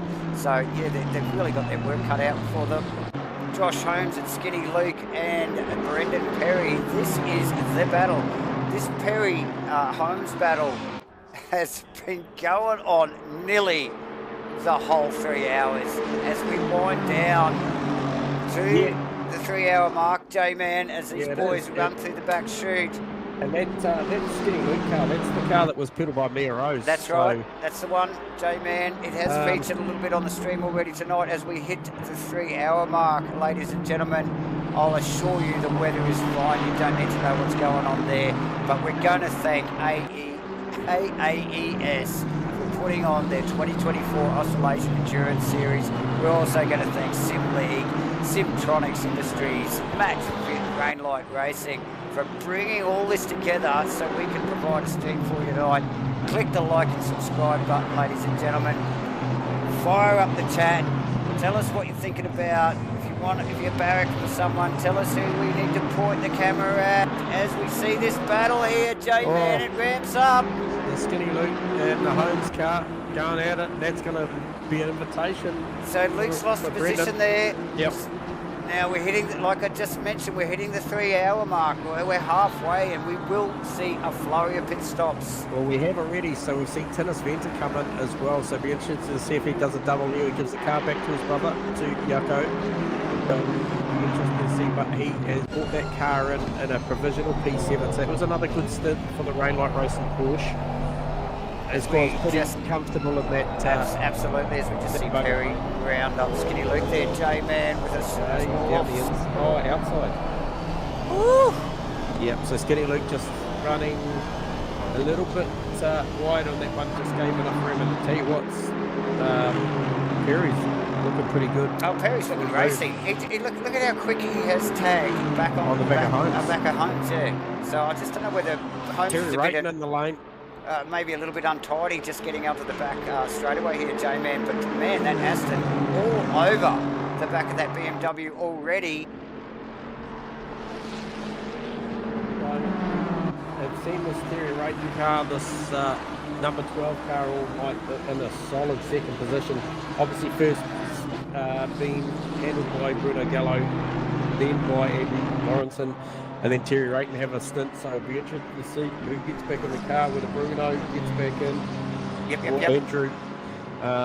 Not sure. They were pedaling along quite nicely up against, just making a little bit of margin against Liam Curran. But as we know, once Liam gives the car back to his teammate, we've seen the pace that Lucas Keys had. So, yeah, I mean, pretty even spread of pace throughout these top teams. I'm pretty impressed with how close the margins are. Definitely, J-Man, definitely. Just a quick note, I just see in the chat box, we're just getting informed. Car, yeah, okay. 59, that is the Carruthers car, J-Man, about to get the Vasty in. Now we're 3 hours in, so now they're just getting down to business. That'll be interesting to watch. That car has been quick already. Would that be Justin Courtier? I would imagine. A name that I've seen around the sim racing traps for a while. Would it be potentially that's the driver that's going to hop in the car? Okay, quite possibly, J-Man. We will soon find out. That is coming soon in this flurry of pit stops here. We've got Chris Darth and Andrew Lorenzen. Look, Andrew Lawrenson's taking Yes. back over that number 12 car. So And they are on it. Here we are. Lorenzen is just going to take it straight to him here. Look at the pace difference between these cars and the body language from the McLaren. yeah, we through saw the a great chute there. stint from man. Andrew Lawrenson, stint 2 in that car. So, on fire, J-Man. This is ramped up. Darth will have to fight for his position here. He hasn't been in yet, so might see a driver change there. But that laundry house car looking speedy and just gets the give me from the Darth car. Yeah, there you Second. go. And stays out, so doesn't want to fight for that position, J-Man. Playing it safe. Mate, we see that a lot, particularly in enduro racing. These guys have got another fight on their hand. And just definitely driving to within their limits, J-Man. So plenty going on as the pit stops start to circulate. And now Christian Wells in the pit. Oh no, we've lost Wellsy. and now we are into our fourth hour, J-Man. We certainly are. 5 minutes in, or just under. 4.5 minutes into the fourth hour. So, Max Ricard, this is the car that I'm saying that I'm interested to see what goes on strategy-wise with this car. And as mentioned by the Twisties, I will be interested to see the Conor Carruthers car, the 459 Datsun, to what I believe it's going to be Justin, maybe, I'm not sure. I'm just speculating here. Hop in that car.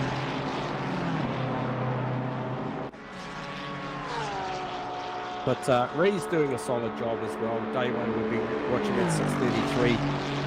McLaren working pretty hard to try and bridge the gap up to Max and Ricard. And Yep.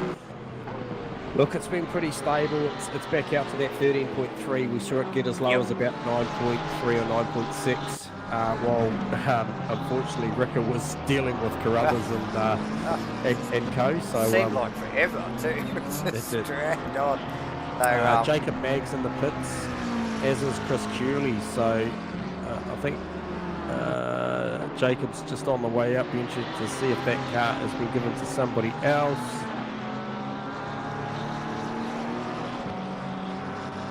And TFAM with a 15-second time penalty. And that is Jaco Venter, about 15.5 seconds behind TFAM on track. So he's going to lose that position now. That T-Fam car running in 8th and Jaco Venter in 9th respectively. J-Man, Connor Carruthers in that Datsun that has been getting so much airtime over the last hour, and rightly so. It is quick, about to get a driver change, but yeah, holding down 10th position at the moment, J-Man. And you can see in back a shot there, the gaggle of cars that are up in behind there. There is cars all across this track at the moment, well spread field. We are a little over halfway through this race, and the action doesn't look like it's going to let up anytime soon, ladies and gentlemen. So I think we've still got plenty to watch as we just see the Chris Darth car just sort of make its way through a little bit of lap traffic as well, J-Man. John Carter in the lane also in the 555 car. So we'll see who they hand that over to. Definitely be interested to see where that car goes from there.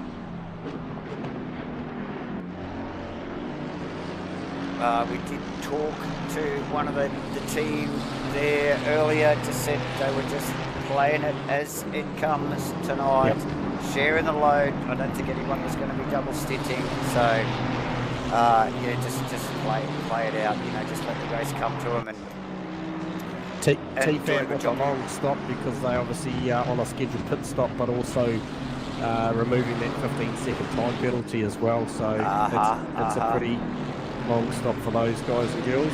Obviously, Matty T doing that car as well with who else was in the Hendo, was it? I think it was Henderson, J-Man. It'll be interesting to see whether they're just single stopping as well and whether there's a driver change in mixing with that pit stop as well.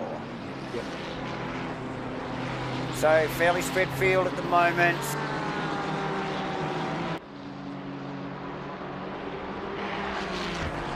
Okay, now where is the Maxi Ricard car? Still out there circulating in first position at the moment, and provisionally, and then Steve Rees in second. So this is the two cars that have been mirroring each other out there.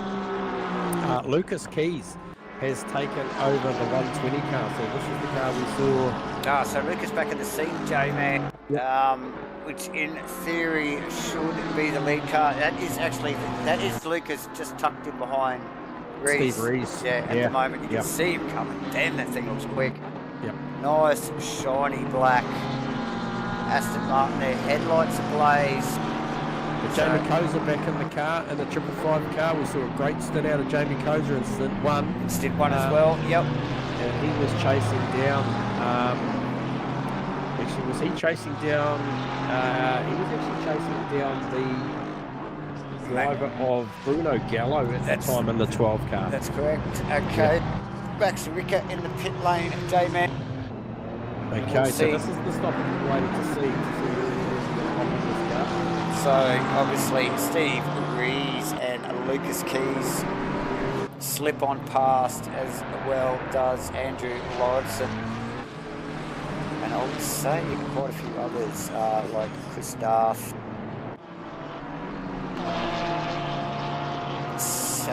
Cicluna, and probably Jamie. I think. So that's Jamie back in the car. Jamie Koza? Yeah. Yeah, copy that.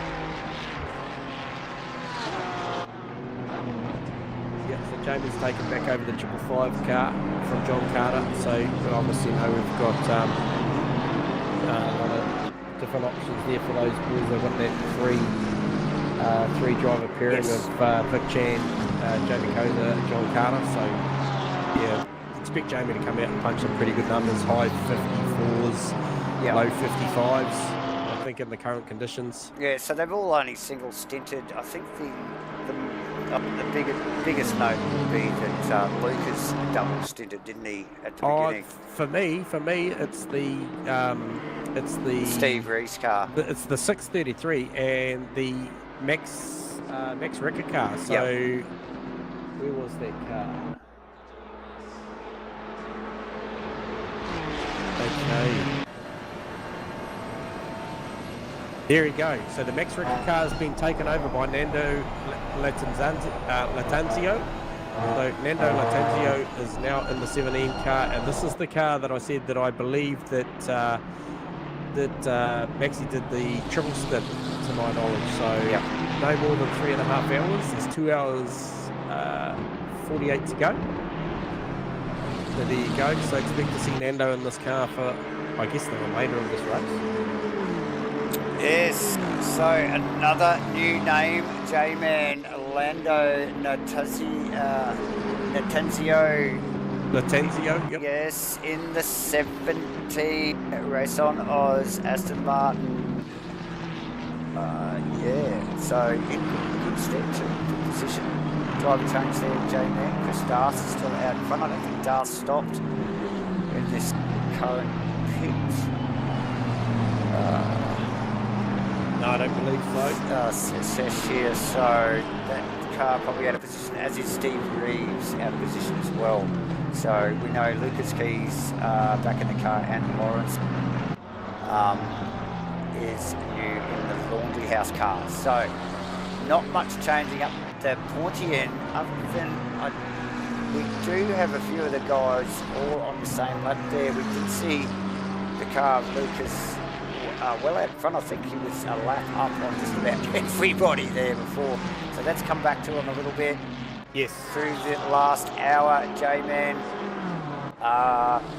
Carruthers, we did get a heads up in the chat box in the stream there that this 459 car was going to get a driver change soon with the fast guy jumping in, so we'll be keeping an eye on that to see when it comes into the pits and see who is going to be piloting that car over the next hour. J-Man, they must, unless this is getting a double stint. Let's just see what he does here. It looks like it's coming in, J-Man. Yeah. So here we go. We're going to know sooner rather than later what is going to happen. Carruthers into the pits. And I'll just, I'm back in a second. I'll leave that with you with that change. And just looking, Zan, before I go, just Chris Cooley is out there punching 54.5s at the moment. Best lap of a 54.380. So Cooley's out there trying to recover that car again. Remember, we saw it with the bonnet up earlier. It took a long stop to repair that damage, but he's on his way back. So we'll just about the hot seat back in a minute. Nice work from Cooley. Another couple of mentions: Jordan Moss, Aerosmith car, BMW 777 BMW, just holding down 21st. Current lead, they qualified about 25th. I think it's Spinanzi in the 373 car. And he will have Cooley on his case very soon. You can actually just see Cooley in the background. So it won't be long, Dave. you can just see him in camera shot every now and then. There he is again, J-Man. So that will come as we see Chris Darth in the pits, J-Man, and Steve Reeves. Now those two we were suspecting to come in soon, so it'll be interesting to see where the driver change goes from here. What's the strategy, guys? Is there going to be a double stint? Because I'll tell you what, that was so funny. Connor Carruthers just came out of the pit lane, and funnily enough, he was contesting with that 17 car, which is Nando now, down into turn 1, and we saw how much battling that Maxi Ricard and Carruthers had. And I'll tell you what, that car has been piloted by Justin Fortier. Yeah, so, yeah. So now it's on again, J-Man. These guys going at it. Cooley, like we mentioned, cutting some lightning fast laps here. J-Man getting that car up to speed, getting through the traffic, and he will be on the back of that little trio anytime soon. Yeah, so Cooley will want to do a good stint here and try and give the car back. One of his fellow drivers in a good position. Absolutely. Okay, plenty of options for those boys. So plenty going on, Jay. Andrew Lawrenson in the laundry house. McLaren just getting through a little bit of lap traffic too out of the Keats. And that is Nando. Actually a little bit further behind. So a little bit of distance between the second and third there, J-Man. Yeah, as there was, that was at 14.6, but I think it's certainly, sorry, it might be a little bit more. I think the Lawrenson battle up to Lucas Keys, though, that's the one that's closened up. I mean, 10.5 seconds the difference between first and second is the closest we've seen it. Yeah. I would say since maybe the first hour. Yeah. And Andrew Long now pedaling the 633. So that's the Maxi Ricard car? No, that's the Reese car. Sorry, it is the Reese car. Sorry. Yep. The Ricard car was the Nando Tenzio car. That's correct. As just saw, I think one of the Porsches there just went a little bit deep. Wide out of one? Yeah, out of one, or into one, we should say. Leila Bella back in the 87 Porsche, J-Man. Yeah, Leila Bell out there in the purple Porsche. Got Justin Will's not that far behind. There's a car in between them. There's a BMW in between them, but Justin Will's not that far behind. No, you can see him in screenshot there in the Ferrari, J-Man. Yep. And I tell you what, Matthew Spinazzi's going to have some company within the next few laps with Chris Cooley. Because Cooley is still out there banking 54s. Yeah, now Cooley still has a lap car in between himself and Spinazzi, so he's still going to dispatch whoever that is. is J-Man, not sure on the number there. Blue flags waving everywhere as usual. You see a packed field here and a lot of lap traffic. The leader's lapping all the way up and past, I think, about 20th position, I think, J-Man. So, plenty going on. We are on, well, the leaders are on the 101st lap of the race. Yes. After, look, we've got 2 hours and 42 minutes to go, ladies and gentlemen. So you do the maths, it's about 3 hours and 20 minutes into this race. Race clock is at 2:25 p.m.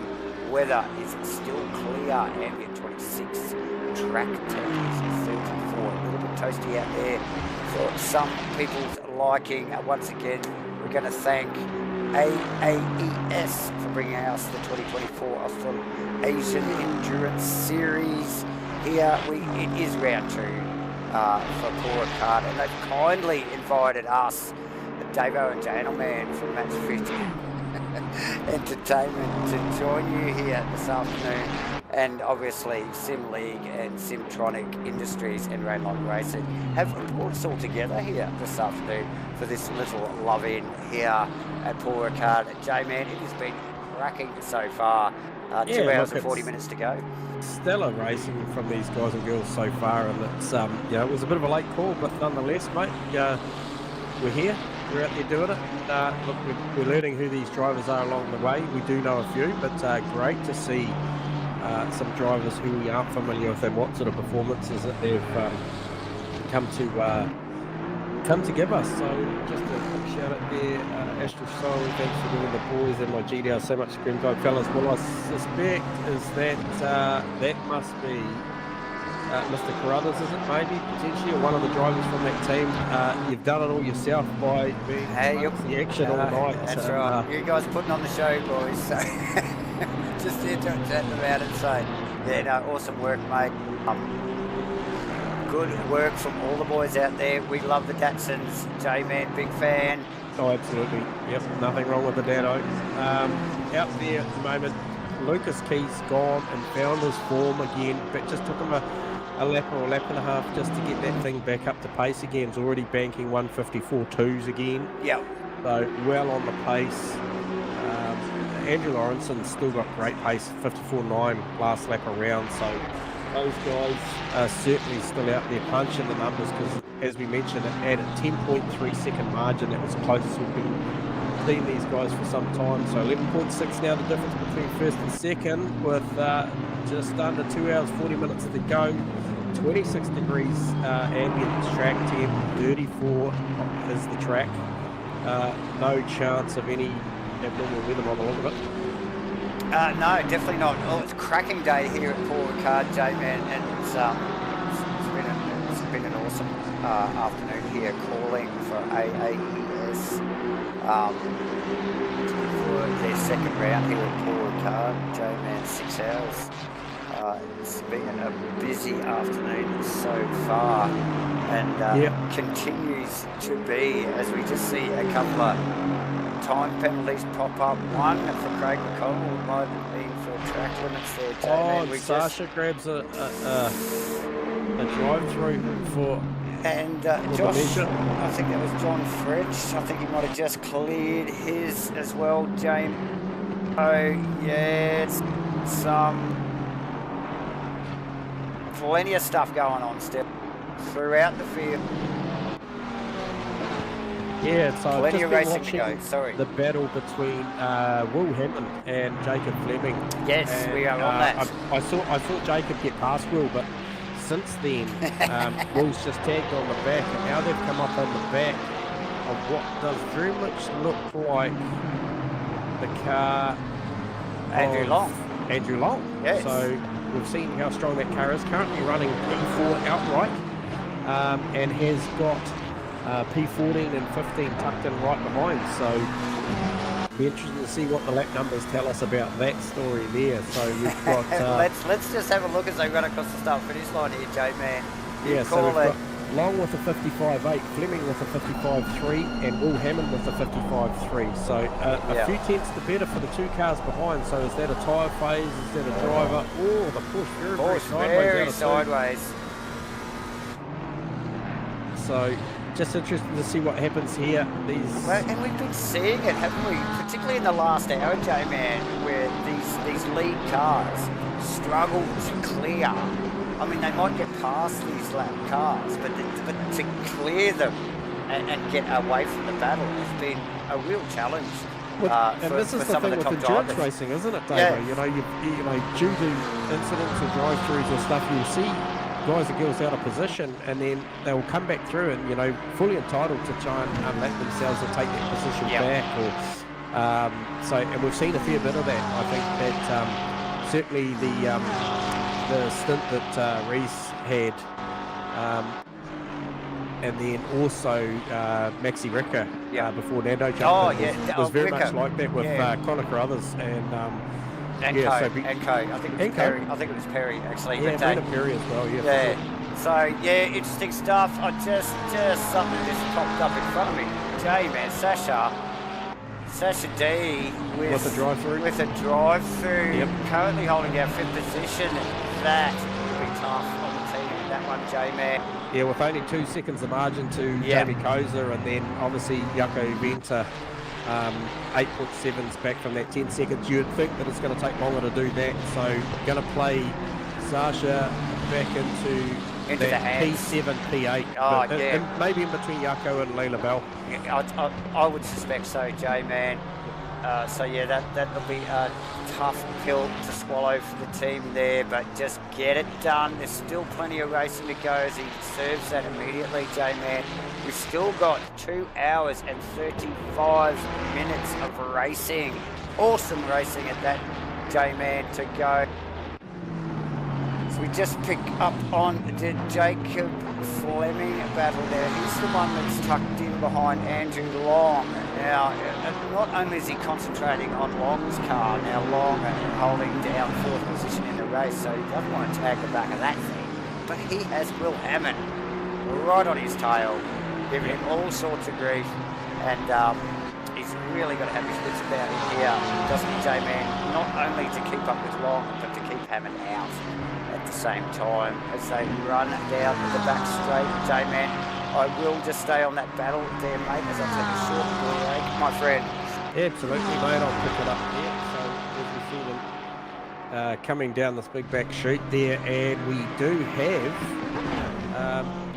Jacob Fleming up the inside of the 4th outright car of Andrew Long. Gets that done. Now Will Hammond's going to want to go with, because that is a battle for position on track.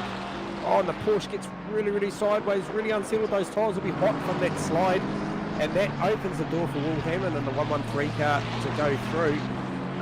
And I'll tell you what, I suspect Andrew Long will be just a little bit of a grin there, just saying, I just don't want any part of that. I press on, I'm holding a good position. I'm pretty sure that team will have a strategy to follow for the next 2.5 hours, and it doesn't include P14 and 15 getting amongst it. So eyes forward there, Andrew, and we'll keep our eye on this Fleming Hammond battle, because that's not going away anytime soon either. Craig McConnell still with that 15-second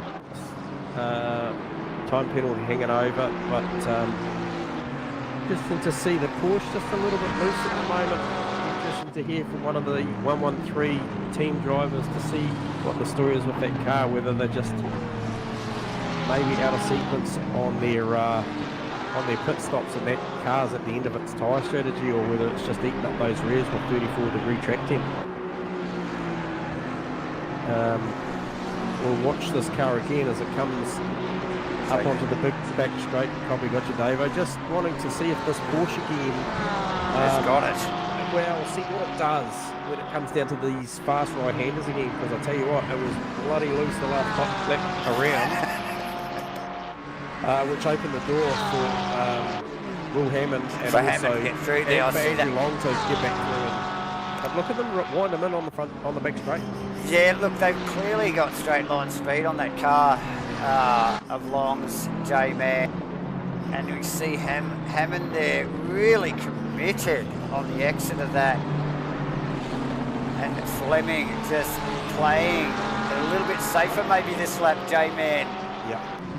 So, yeah, but like I mentioned, like Fleming, Jacob had his work cut out for him, like focused on the long car, which obviously didn't want to get tangled up on with being in fourth position, but then having to deal with Hammond and the attack that he was getting from behind, he really had to focus. So, yeah, still continues that battle with Hammond. These guys on a mission of their own, J-Man. And an update on Sasha Dev too, after that drive-through. Ah, yes. That car did pop out in between Jaco Venter and Leila Bell. P7. Okay. So, well, which we suspected, J-Man, at a quick somewhere glance. there or thereabouts. Yes, we had the abacus flicking, the beads were clicking and clacking, and we thought that would be about where he's landed. So, nice work. I mean, really painful all the same, but yeah, a couple of positions there for Sasha, and back into seventh position. J-Man. Not for position, but I tell you, I feel like Will Hammond's getting closer, pretty close on the back chute this time. Can he get up underneath the wing and try and get past that fourth place car of Andrew Long? Well, it's looking speedy, and look, there's more lap traffic. We're talking lap traffic on lap traffic here, J-Man. And look at this, to the outside. Oh, mate.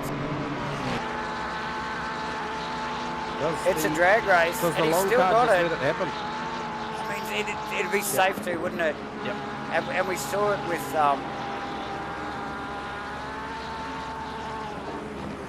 sorry, name escapes me, with the Aston earlier, the number 17 Aston, where it was just better to play it safe and not get involved. I think that's one of the Rainlight racing cars just up in front, J-Man, as well. It is too, it's the Aston Martin, and we have another lapped BMW there, J-Man, not sure on that number.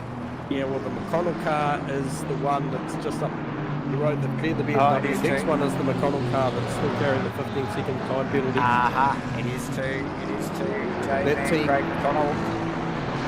Maybe opting to run that one out, or maybe clear that. Yeah, definitely clear that at an official pit stop, otherwise carry it through to the end of the race. But I think in a team environment, you'd want to take it at your stop, unless it was the final stint. Well, it's the least amount of damage. It's damage control then, isn't it? You know, like it.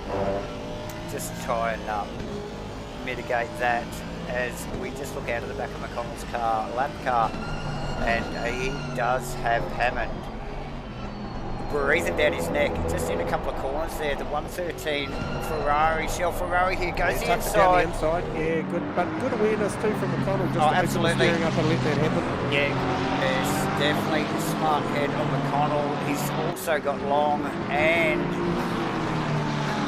who else is that? It's still we've still got the Fleming in the pause there to come as well. So Craig McConnell got plenty to think about there, J-Man. And look at that line of cars down the straight there. And look at this Porsche coming up on the long car down the chute here. So he's going to have a look to the inside here. And I'm not sure the long car will probably fight too much about it.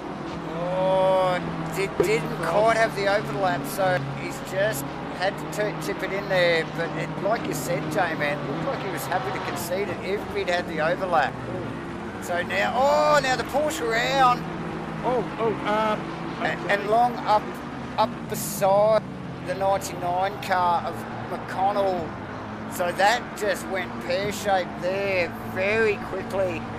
Sorry, mate, I wasn't with you there for a second. That's I was watching okay, Chris Curley on Matthew Spinazzi car. So just, when you get a chance, if you're not going cutting to a replay there, that there's a bit of heat going on there. So sure. let's just get a bit of a look at what's going on with Curley. We haven't had the cameras on him there for a couple of laps. We knew he was on his way. It's taken him a while to actually reel this car in, J-Man. So Spinazzi, no slouch in the Aston, I'm sure, and we know Curley. We know Curley'd probably rather be in an Aston as well, because if he was, he'd be up the pointy end with Lucas Keys. But tonight he's in a Ferrari, and just taking a little bit more time. And we did only just touch on it again just earlier about how it's been hard for these the top end guys to clear the lapped cars, and we're seeing that now with Killy. It's struggling to even get in touch with him enough to make the pass, J-Man. Yeah, absolutely. And shout out to Astral, mate. We really appreciate that sort of feedback. We do this for all you all to have an enjoy and see what's going on out there outside of your own racing, or with what's happening on track with your guys as well. So we do appreciate the feedback. But definitely, Hewley definitely taking a little bit of time just to get his head around this. But shame to see what just happened there with that battle that was going on there, because that was heating up. Yes, J-Man, that is another one of the OES cars just tucked in between Fleming, behind Fleming at the moment. J-Man, can you pick up which car that is? Is that I think that's the Jamie Koza car, That is the Koza car there. So Koza, it is to quickly dispatches that Porsche, or does he? Yeah, I think he will. He'll sort that out. So good presence of mind from both there. Getting it done with very little interruption to either of their lap times there, J-Man. Slightest to get out there from the Porsche. So that car there, the 555 car making its way forward, looking at the 633 car there, 155.8 last time round. Koza with a 55.4, but previous to that he was in the 54s. So the 555 car's got a little bit of pace in it late in the stint here. Obviously 25 minutes to go to burn off the next hour, so we're probably 30 minutes away from seeing another round of stops. Yes, J-Man.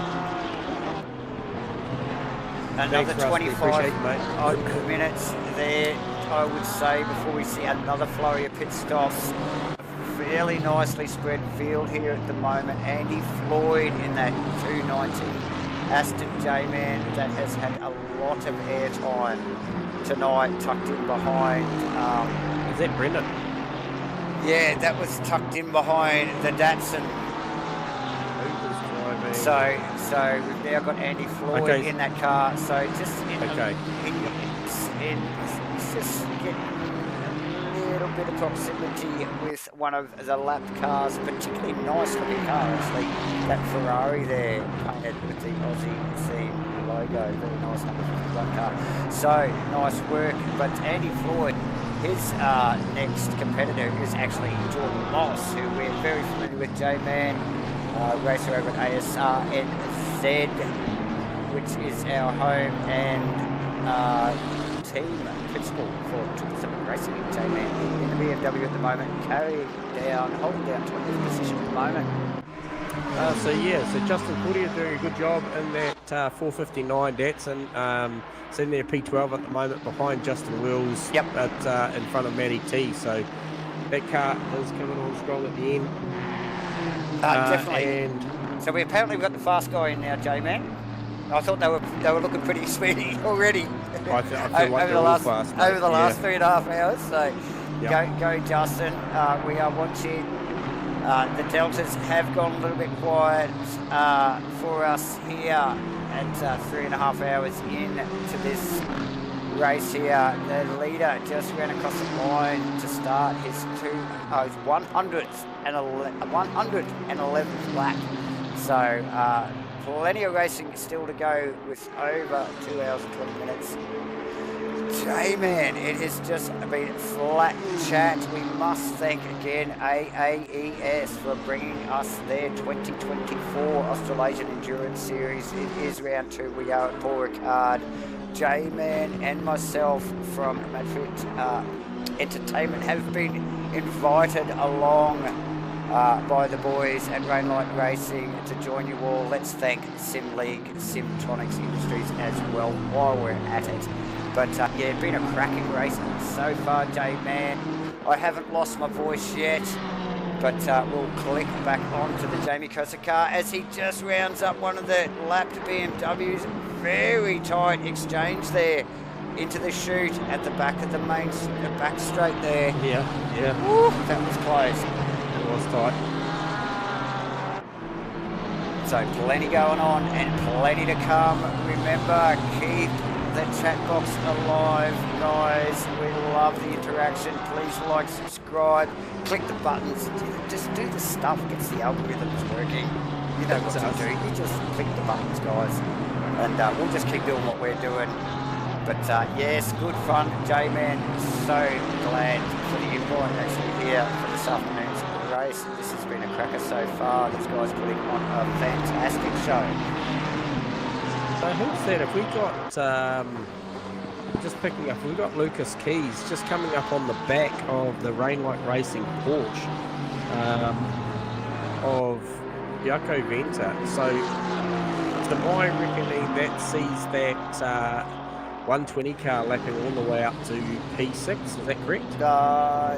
I think you'd be correct there. So Lucas Keys showing 112 laps. Jaco Venter is showing 111. Yep. We've got a 111 down to 7th position, or 8th position now. Yep. And then Matthew Spinazzi still on 110. So yes, those boys up the pointy end, doing the business. J-Man, Andrew Lawrenson actually just completing another lap. J-Man now 112 as well with 2 hours and 20 minutes to go. Fantastic day here at Paul Ricard. It's been awesome racing with J-Man, and there is still plenty to come. Plenty of racing to come. Plenty of racing to come. They're kind of like little micro battles going with the times now, just sort of There is. They're only micro though at the moment. They are pretty small and the margins are pretty big. You call it. Who are we looking at? So realistically, for me, the interesting one's going on at the moment. The Andrew Long 633 car in 4th position. Yep. Currently a lap down on the other 3 guys in front of it. However, it's the closing rate of Jamie Koser in the 555 car. I'll be keeping my eye on. Jaco Venter's still 17 odd seconds behind Koser, so that's sort of not really. That's stabilised, but that's one there that I'll be keeping my eye on. And also the Cooley battle, which we saw him close behind Mr. Spinazzi. Yep. And still behind Spinazzi. So. Yeah, still behind, but a couple of seconds in it. But they just had to deal with a lap car. I think it was one of the 777 cars, maybe Jordan Moss. And they continue actually to deal with some lap traffic there, J-Man. But Spinazzi showing some awesome pace. We know Cooley, we've called Cooley in a couple of communities, mate, and we know his raw pace. So for Spinazzi to stay out in front of him, fine effort. As I think I saw one of the rain light crossland car. Who was pedaling that would have been, I think. Is it still Craig? Might have been McConnell. Yeah. So that's McConnell in. McConnell, yeah. So yes, nice work from Spinazzi there, holding down 9th position, and Curley just sneaking into 10th. J-Man. So. Mate, hard-fought stuff in this top 10. This is a good solid field. It's actually bloody solid down to a minimum of 20. You know, just to get into 20 in this field, which is pretty well the top half of the field, is a fine effort. So, but the racing doesn't stop at 20. It continues all the way through the field, as we know, J-Man, and it continues. Taylor Simmons just circulating on his own there. No. Why did he come up in my data? Because he's tangled up there. Benjamin Hignett. So these boys going at it. It looks like Hignett. Oh, that's a shame. It appears we've lost the 276 car. Was currently piloted by Ashton Whittle. So that's unfortunate. So we've got another casualty to the internet. That was the Scanlon car we'd follow. Ladies and gentlemen, which was Speedy J-Man. So that's a shame. So Simmons passed Hignett there. I don't think that's over yet though, J-Man. No. Hignett still looking like he wants a part of that. I think, who is that? Sorry, I just no, that's not, I've just got a couple of out of position cars there. I'm just trying to work my way through that. But yes, that Benjamin, Hignett, Taylor, Simmons battle. That was a car that lost 30 seconds damage at the start of the race, so that car's the Hignett car. The Hignett car. Oh, yeah, okay. the Hignett car took some serious damage at the start of the race and just battled away. They just plugged away to be that mid-20s, so they're doing a good job. They are. Yeah, holding down 26th position at the moment and in a fierce battle for 25th with Simmons there, J-Man. Look how close these two are. Yeah.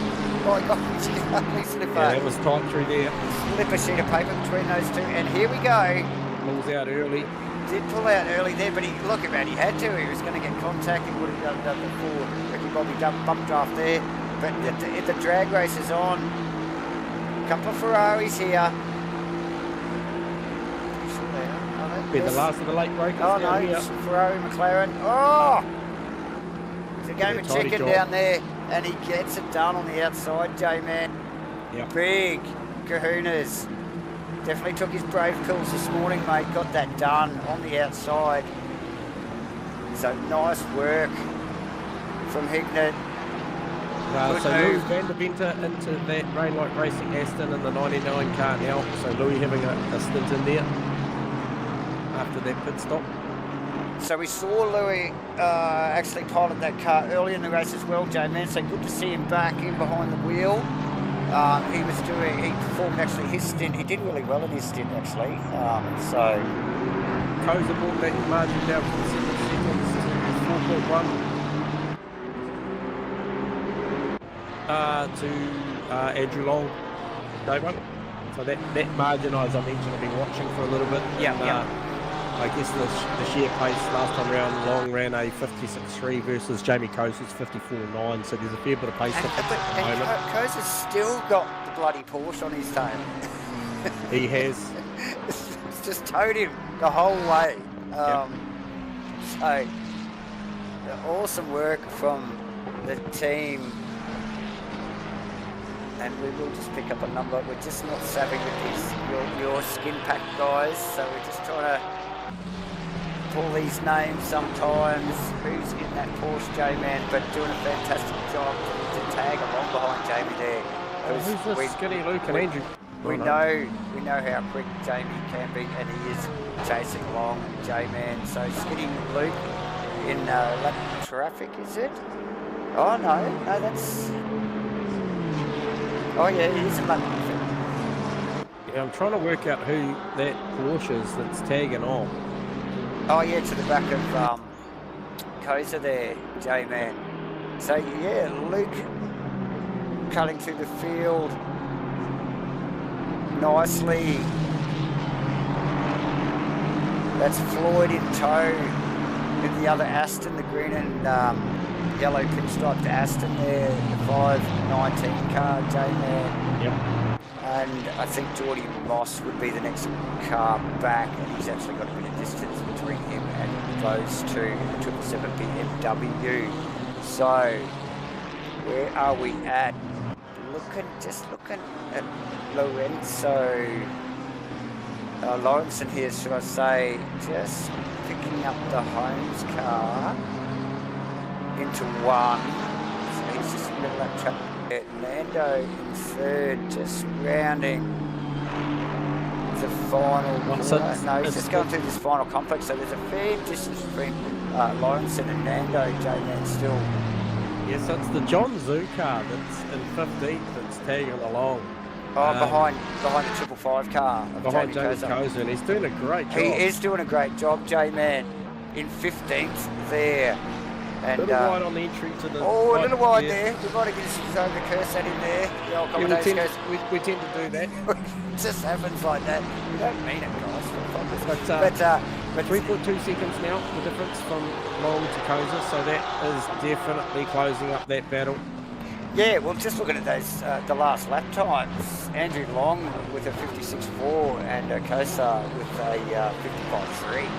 So, making some gains there, J-Man. He won't be wanting to be worried about that portion. He's going to be breathing race there, so I'm sure he'll be breathing a sigh of relief and he can just focus a little bit less on his mirrors. Skinny Luke still in that traffic. That is Andy Floyd, not making life easy for him. So still plenty to think about there as Floyd just gets enough overlap and Luke just lets the door swing. Yeah. And Floyd through. Nice clean pass. Nice good work from both of those guys.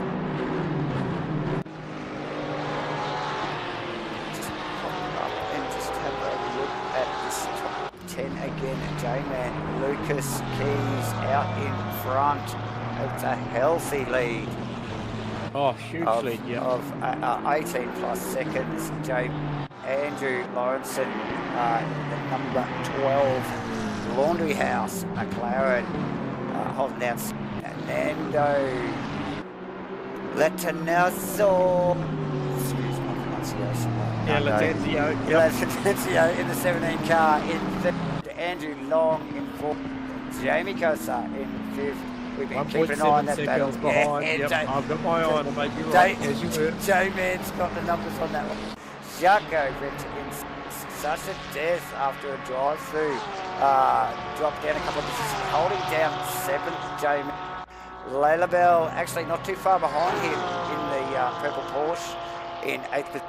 Matthew Spinazzi, we were just talking about early, doing a fantastic job staying ahead of the Cooley car. Yeah, well, that was 2 seconds and it's now 4.2. So Cooley's dropped way back. Might have been a little bit of a mistake there. So Cooley rounding out the top 10 J-Man as we start to wind down to the end of the fourth hour. 1.2 the margin. Andrew Long, Jamie Koza. So that little gap, or that big gap, should I say, is slowly closing. We are watching all the data here, trying to keep an eye. We still have pit stops to go, J-Man. We've still got driver changes. We've got over 2 hours, 2 hours and 10 minutes, in fact. Fastest car to go. So yeah, fastest car that last lap round was the Koza car. So he was just marginally quicker than Lucas Keys that last lap round. Yeah, so nice work. We still with 2 hours 9 to go. We're just under 2 hours 10. There's still plenty of time for some big shake-ups. We've got potential drive-throughs, track limits, stewards.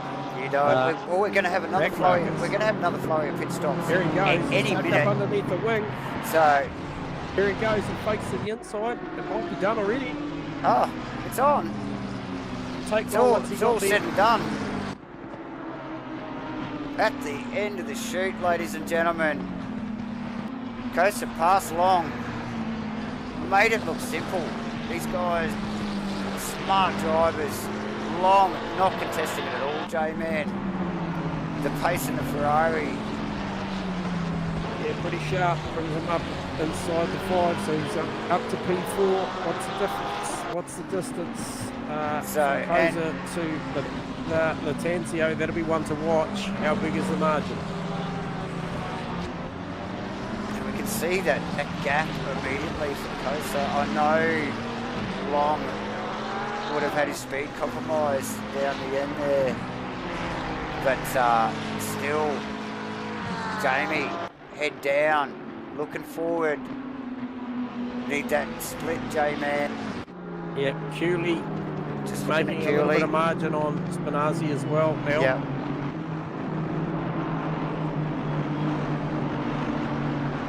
So still a little ways to go there though for Cooley, isn't there, J-Man? He's got a couple of lap cars in between him and Spinazzi and the gap as well. So he's definitely got his work cut out, and Spinazzi just dispatched those two, and he is off in front of him there, mate. As Cooley just ducks, tries to duck around. make that happen, actually, J-Man. Trying to make that happen around the BMW. That was very awkward. I think the BMW looking for the pit lane there, so He was, a so little that's, bit awkward on the exit, but everybody survived. And Spinazzi, J-Man, tipping it into one already is Cooley just coming past the end of the pit lane there, so the pit exit. So, yes, just when we thought Cooley was getting close, he has dropped well back, J-Man. Yes, he has. So that just cost him, and it just shows you just in the space of a couple of corners of the lap with a back marker or just anything that throws in there. But that could equally happen to the car in front that you're chasing now. Absolutely. Koza has put just about 2 seconds on Long since he passed. Now I'll give you an update on the margin. It's 20.4 seconds to a potential podium in Fernando Lattanzio. Yep. So I'll keep on that. I won't over-indate you with the numbers until it gets something significant, but it is there. 777 car Jordan Moss. Long way to go, J-Man, still. Yeah, absolutely. 777 up into P20 there, so doing a great job there. But to the numbers, I believe Sasha Dett's still the first Pro-Am car out there, and only half a second off the back of Jaco Venter as they exit the final turn to come across the finish line straight. There's a bit of a battle going on there. He is all over the back of Jaco Venter there, J-Man. Oh yeah, no, that's going to ramp up very quickly. Sasha trying to recover from a drive-through, and he just throws it at T1. Down there. Yep. Flies it down there. Jaco leaving plenty of space, and didn't want a part of it. Playing a safe game, but changed position there. So Sasha back into 6th. I think Is he that was. Cooley I see coming to the lane? That is Cooley to the lane. Now, where was Sasha actually before they got the drive-through, J-Man? It was in 4th or 5th there. I think it might have been 5th. Yeah, it was somewhere inside the top 5. Yeah, so it nearly back, nearly recovered. He's still got a long way to go to Long, who is just running through the chute at the end of the back. And Sasha just starting that piece of road now, or nearly halfway down, with Jaco Venter in tow, J-Man. Yeah, that's a strong period, because Chris Darth in that car was very, very handy at the start of the race too as well, so... Yeah. Well, I think it was Sasha that started the race. Started it, then Darth, and then back to Sasha. So that car, so there's good pairing between those two, Yep. yeah. Very deep. Yeah, firing the car out to that real high line though, and then coming back. So very, very comfortable with that mid-corner car balance at the moment.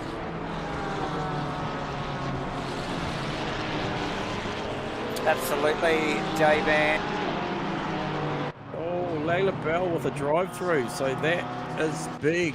That is big. So Layla Bell, 16.9 seconds off the back of Jaco Venter, but only 8.7 seconds in the green against Mr. Spinazzi, so expect Layla Bell to come out somewhere around about 9th, so a big margin back to the 86 car, the Wills car, so... Yeah, and I just see that Cooley car is actually just re-entered. Cooley's still... Oh no, Ethan Cale. Ethan Cale just run across the control line there, so Ethan Cale in the car. So another driver change here, as we'd expect. We're just winding down now to the end of the 4th hour here. We have 2 hours and 3 minutes, a little over 3 minutes to go left in the 6-hour race here.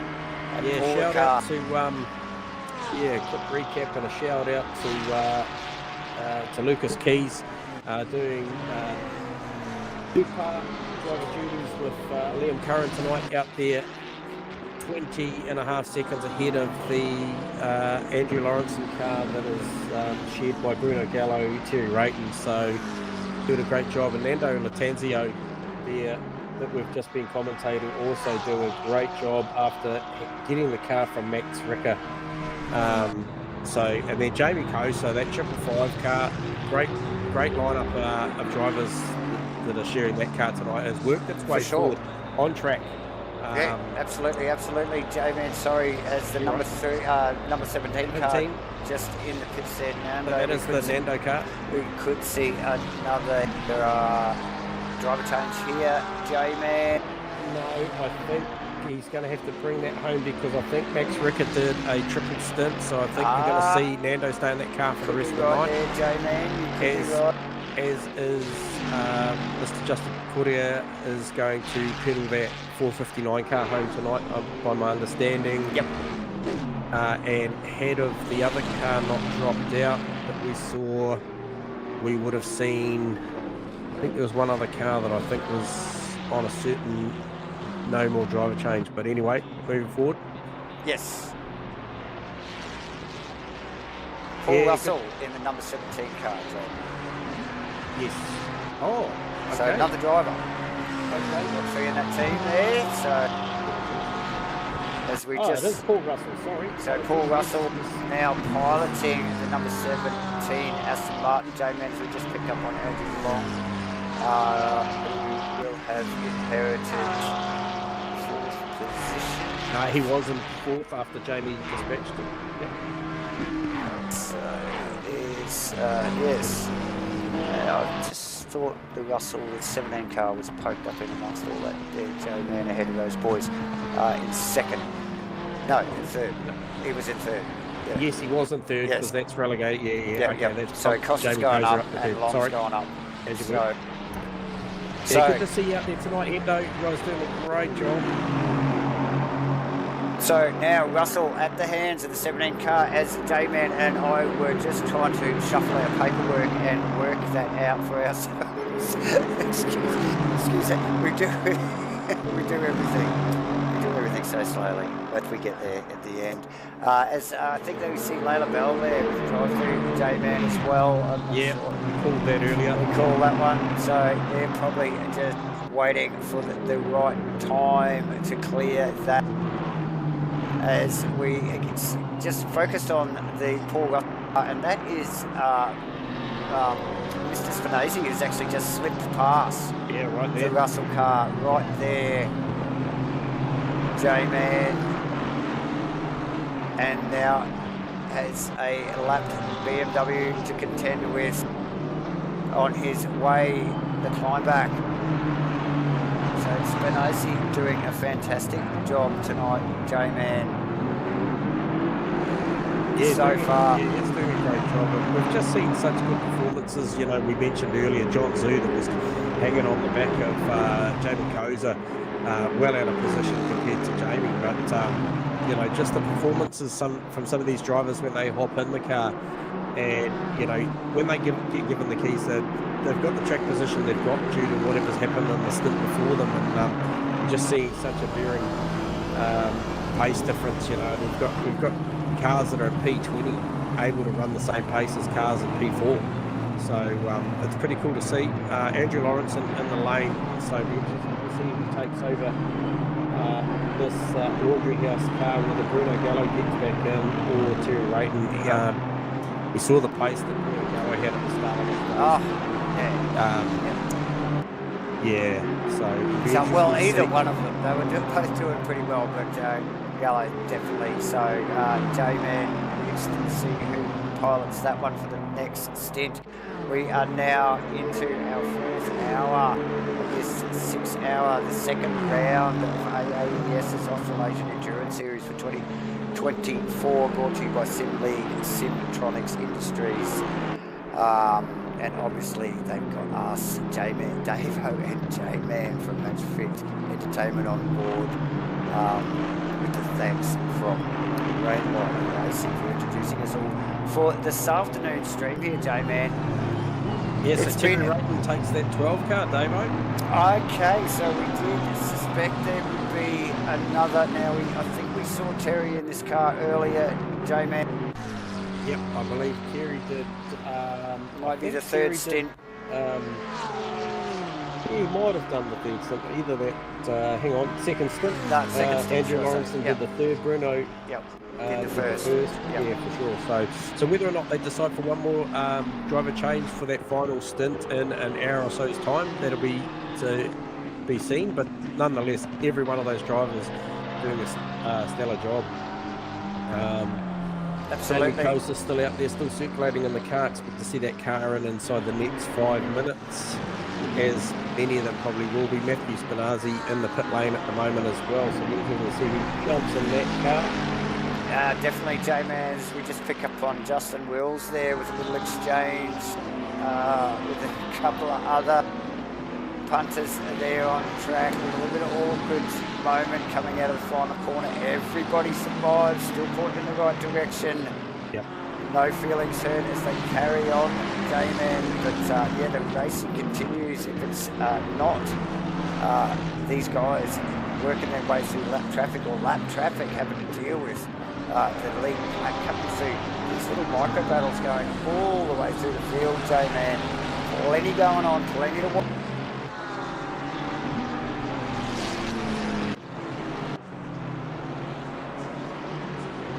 So, who's that? That's Andy Floyd again, goes to battle again with Sean Bribblecombe as well for 16th and 17th. So both those cars still inside the 20 doing a great job, and seen plenty of that 219 car tonight out there.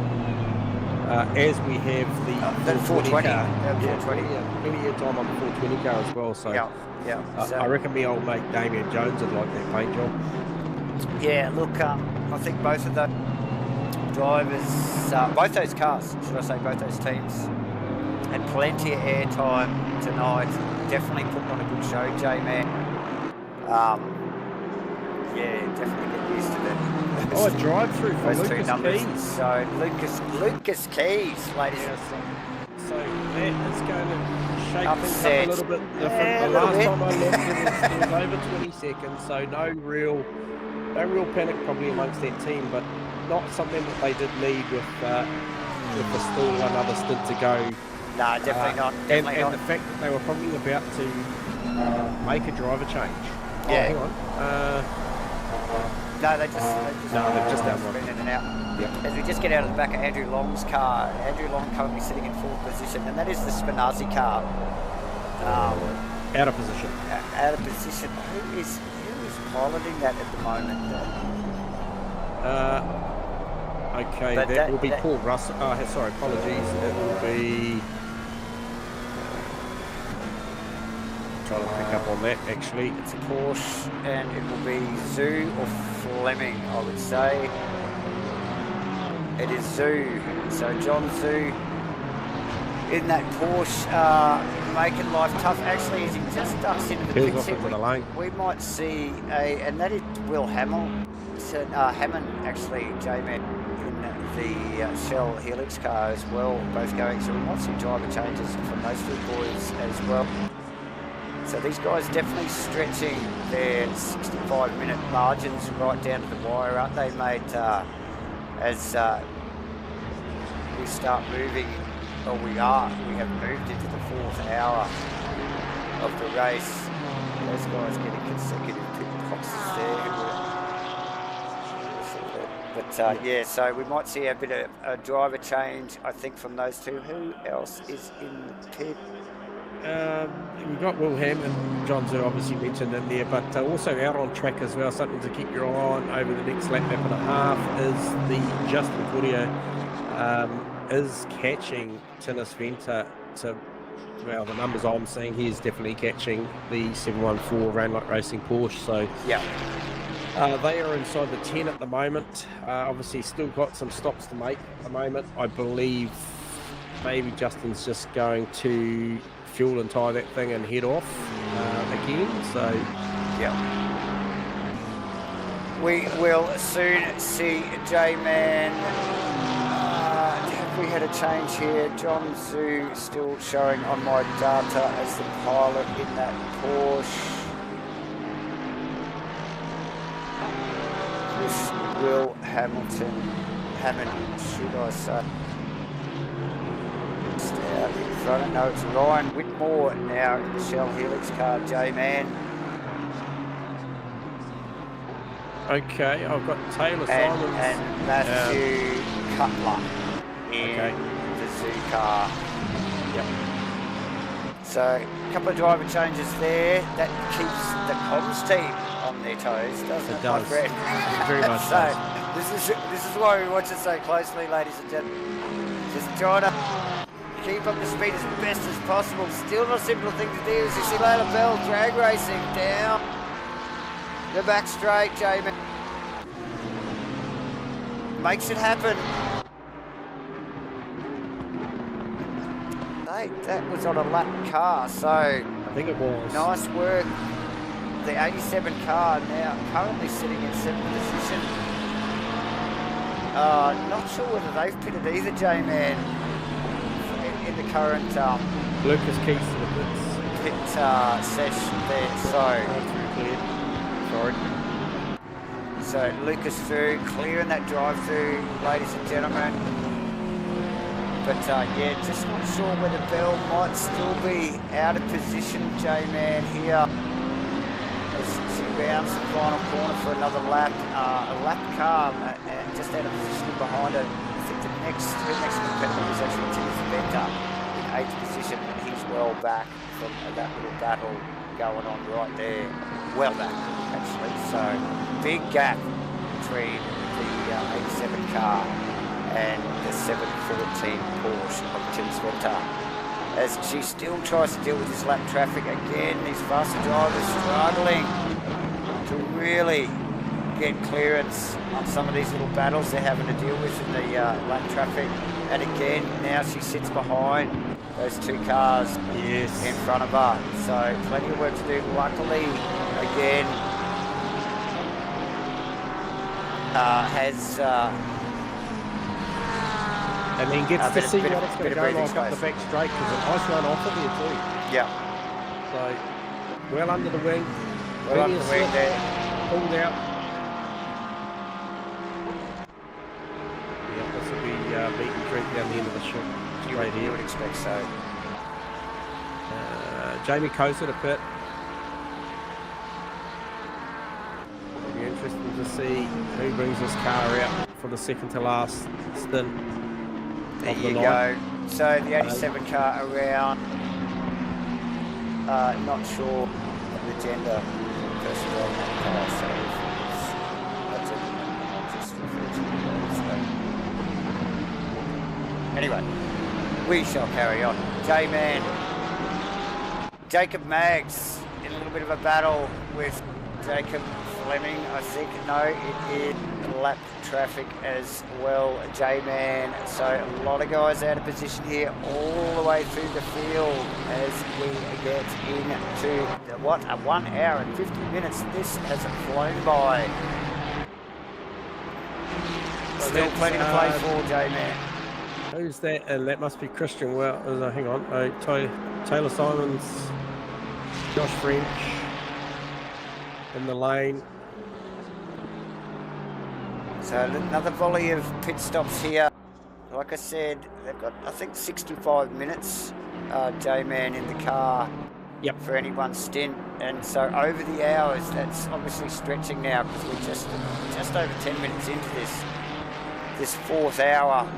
So they've got a few minutes up their sleeve to stretch that as far as they can. Vic Chan back in the 555 car. Yep. Come back in P6. About 7.3 seconds behind the 17 car of Paul Russell, who's just taken over that car in recent times for his first stint of the night. But once again, that 247 car, Sasha there, that car is absolutely performing brilliantly tonight. Yeah. Look, it's just been there, hasn't it? It's like we just haven't seen it in like full attack mode or really battling anyone. But it's just been there the whole time. And ready to pounce, ready for those mistakes from the top three.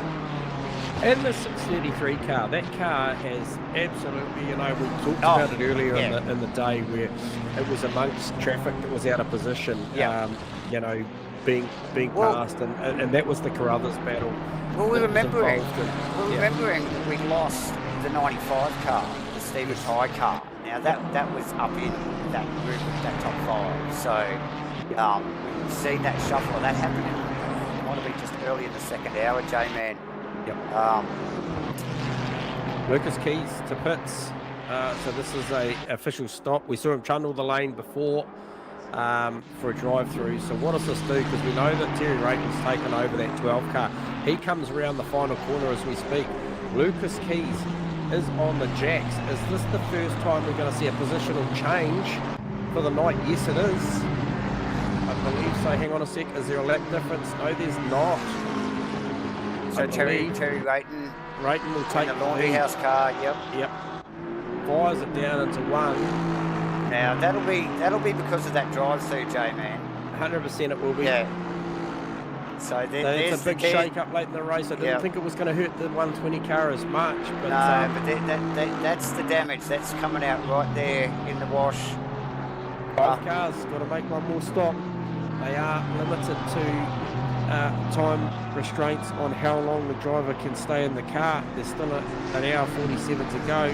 No one driver can stay out there, or no one car can go on track for longer than 65 minutes. 65 minutes, that's right, J-Man. I just pick up that Liam Curran is now piloting that 120 Aston Martin, J-Man.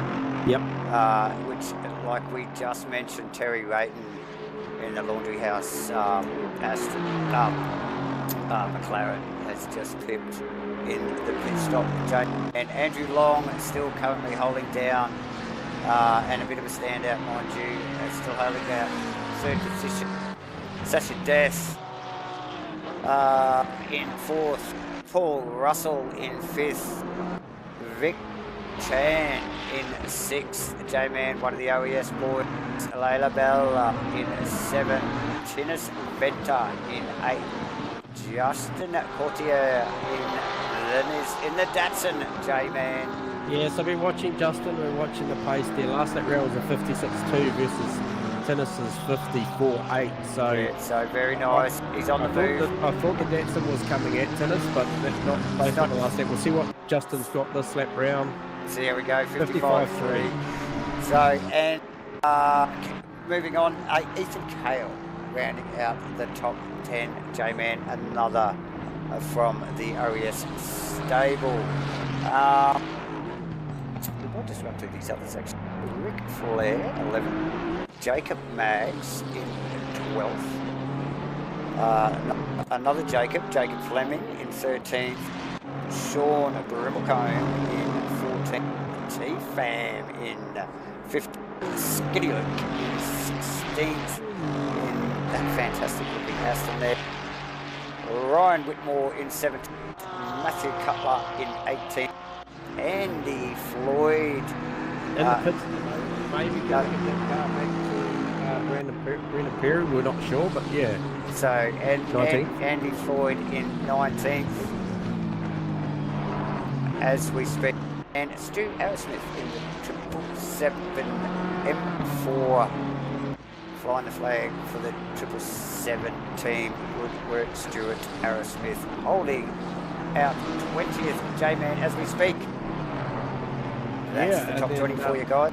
That is the top 20. Still plenty of guys probably just outside of that probably still want to think that they got a chance to get in there, and I think rightfully so as well. You know, you look at some of the margins there. I mean, Hignett there up and down night, you know, took the early damage, came back there with that 701 car 3 laps down now, but look, a lot of the field is some form of laps down. I think we have got the top 7 cars are on the leading lap, and then we do drop down pretty quickly. Yeah, pretty quickly. Yeah, so.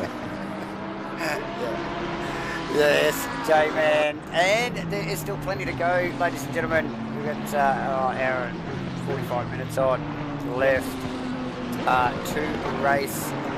Race clock says it is 3:23 p.m.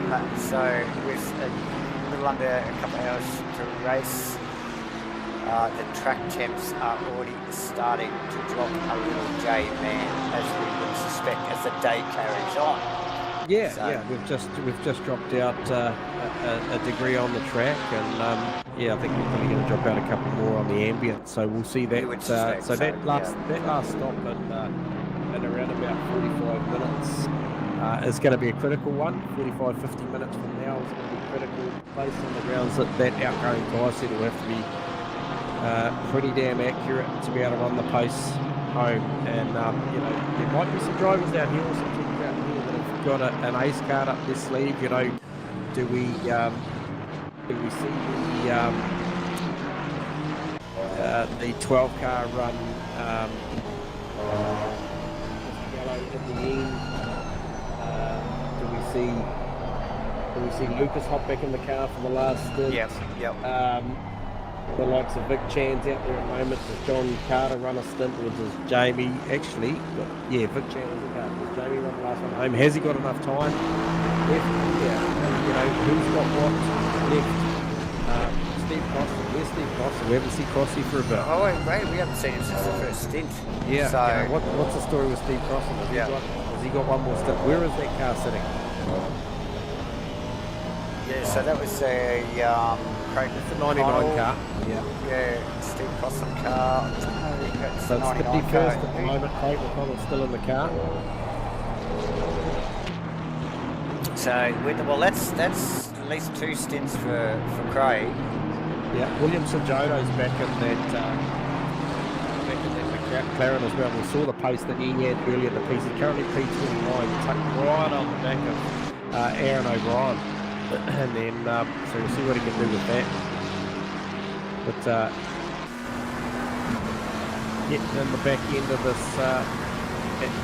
this race, approach that final hour in another 41 minutes, Davo. It'll be who spent their money and who's got, as we see, Sasha Def in the lane. So this is to Duff. Well, yeah, definitely.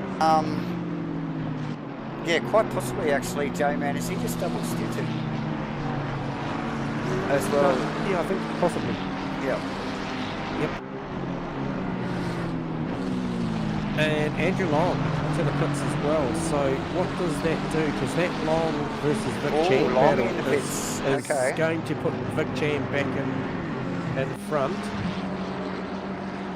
Okay, so they're 2 critical pit stops, J-Man. They are, and there's still one more to go. So there's a lot of work to do on track for the 555 car. Yeah.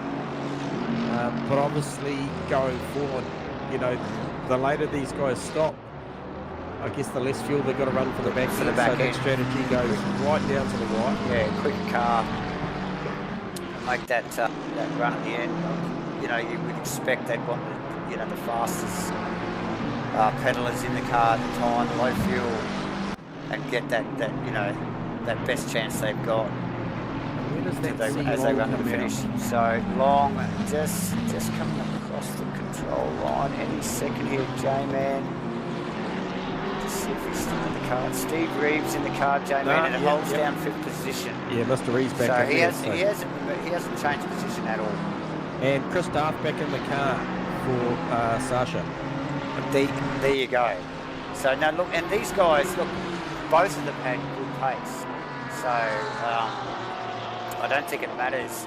It looked like they've got 2 A drivers in that teaming, J-Man. So they're in good stead in a 247 Ferrari.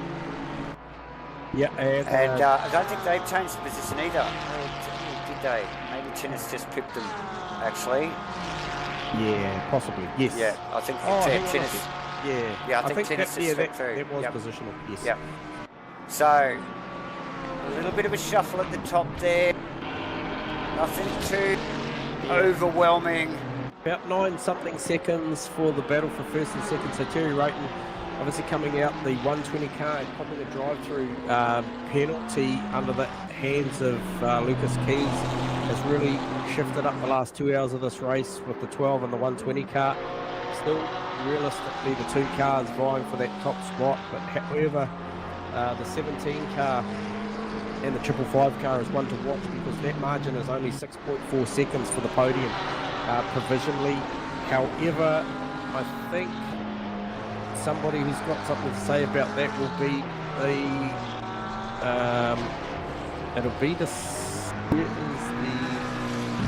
there's one more car that played into that. Just trying to think who it was. It's a 633 car. I think the 633 car on pit strategy is still in a very, very good shot for somewhere towards third or fourth. The Reeves car. Yes, definitely, J-Man. Yes, look, between him and the Darth Death car, those guys, they should finish, line of stern.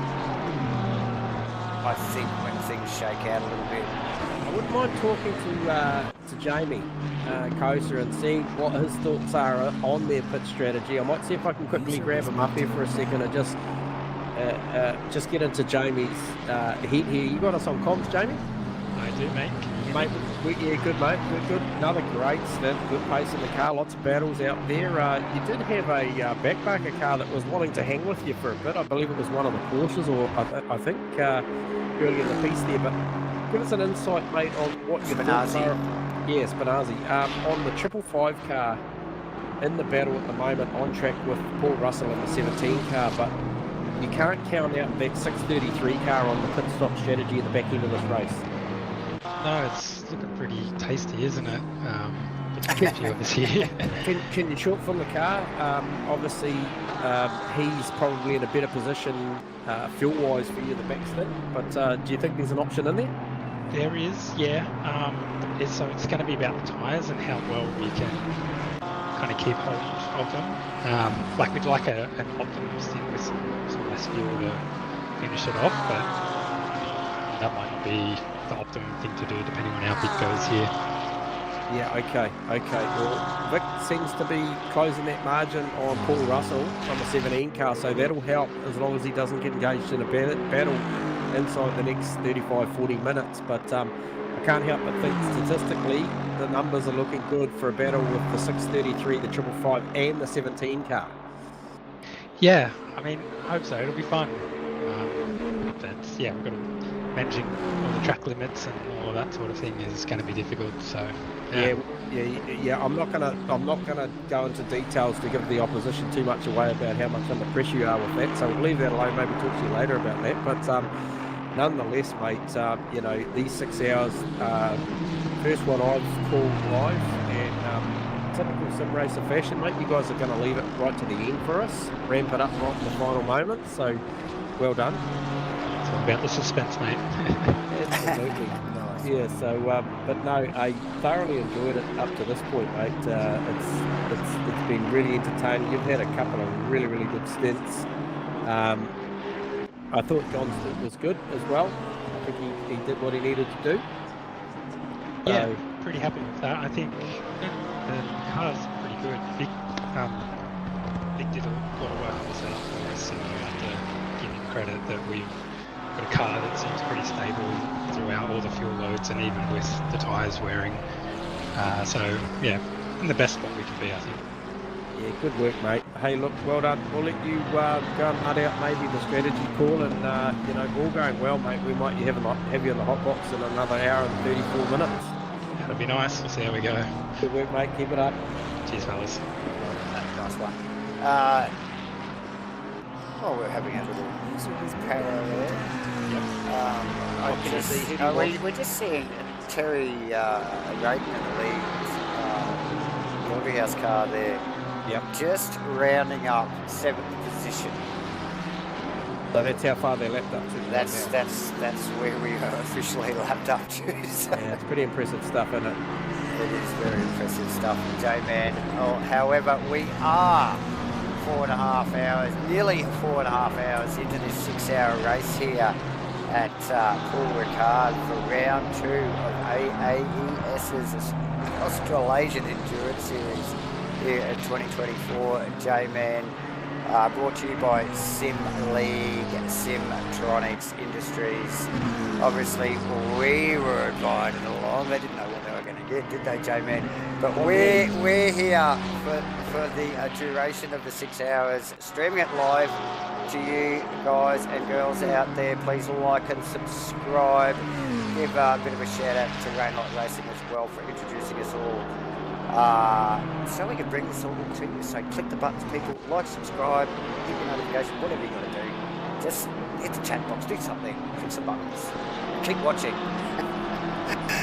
As we wind down, only a little over an hour and a half to go. J-Man, it's been a stellar race so far. It's been awesome calling it with you too, actually, J-Man. Like you just mentioned in our little chin wag there.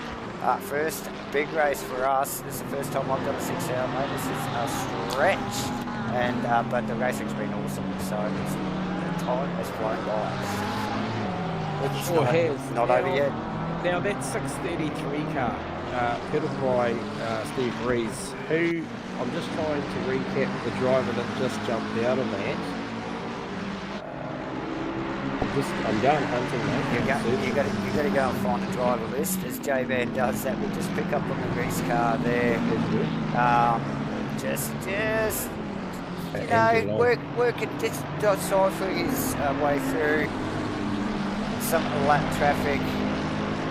And like we've mentioned several times throughout, particularly the back half of the street so far, this coverage is just the difficulty some of these lead cars are having to clear the back markers because the lap traffic is so damn quick and they're in their own battles. So I say they're struggling to clear them, and it's not a diss to these guys, these lap cars.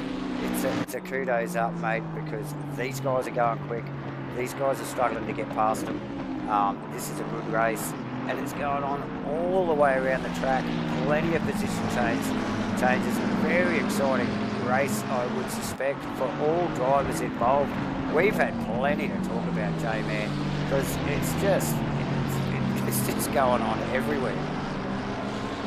Oh, absolutely. And I mean, like I said, just to Jamie, I feel like it's only going to ramp up. We're starting to see a few patterns forming now that I guess the window of strategy is starting to close now. I mean, there'll be the unsuspecting stuff that we haven't picked because neither of us are engineers. We're just a couple of blokes here watching this going on. But we'll speculate, and I just put a shout out there to Andrew. I'd love to hear what Andrew Long. Look at just quickly. Sorry to interrupt. Look at the Melee Chinnis Venture is at the moment. Check out the helicam, ladies and gentlemen.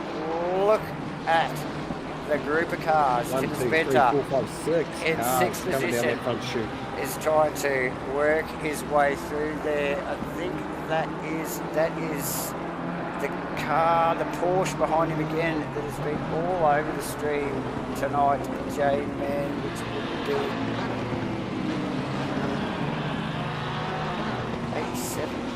87. We did talk about 87 just recently. What was that? Must have been talking in pit lane. No, it's not the 87 car.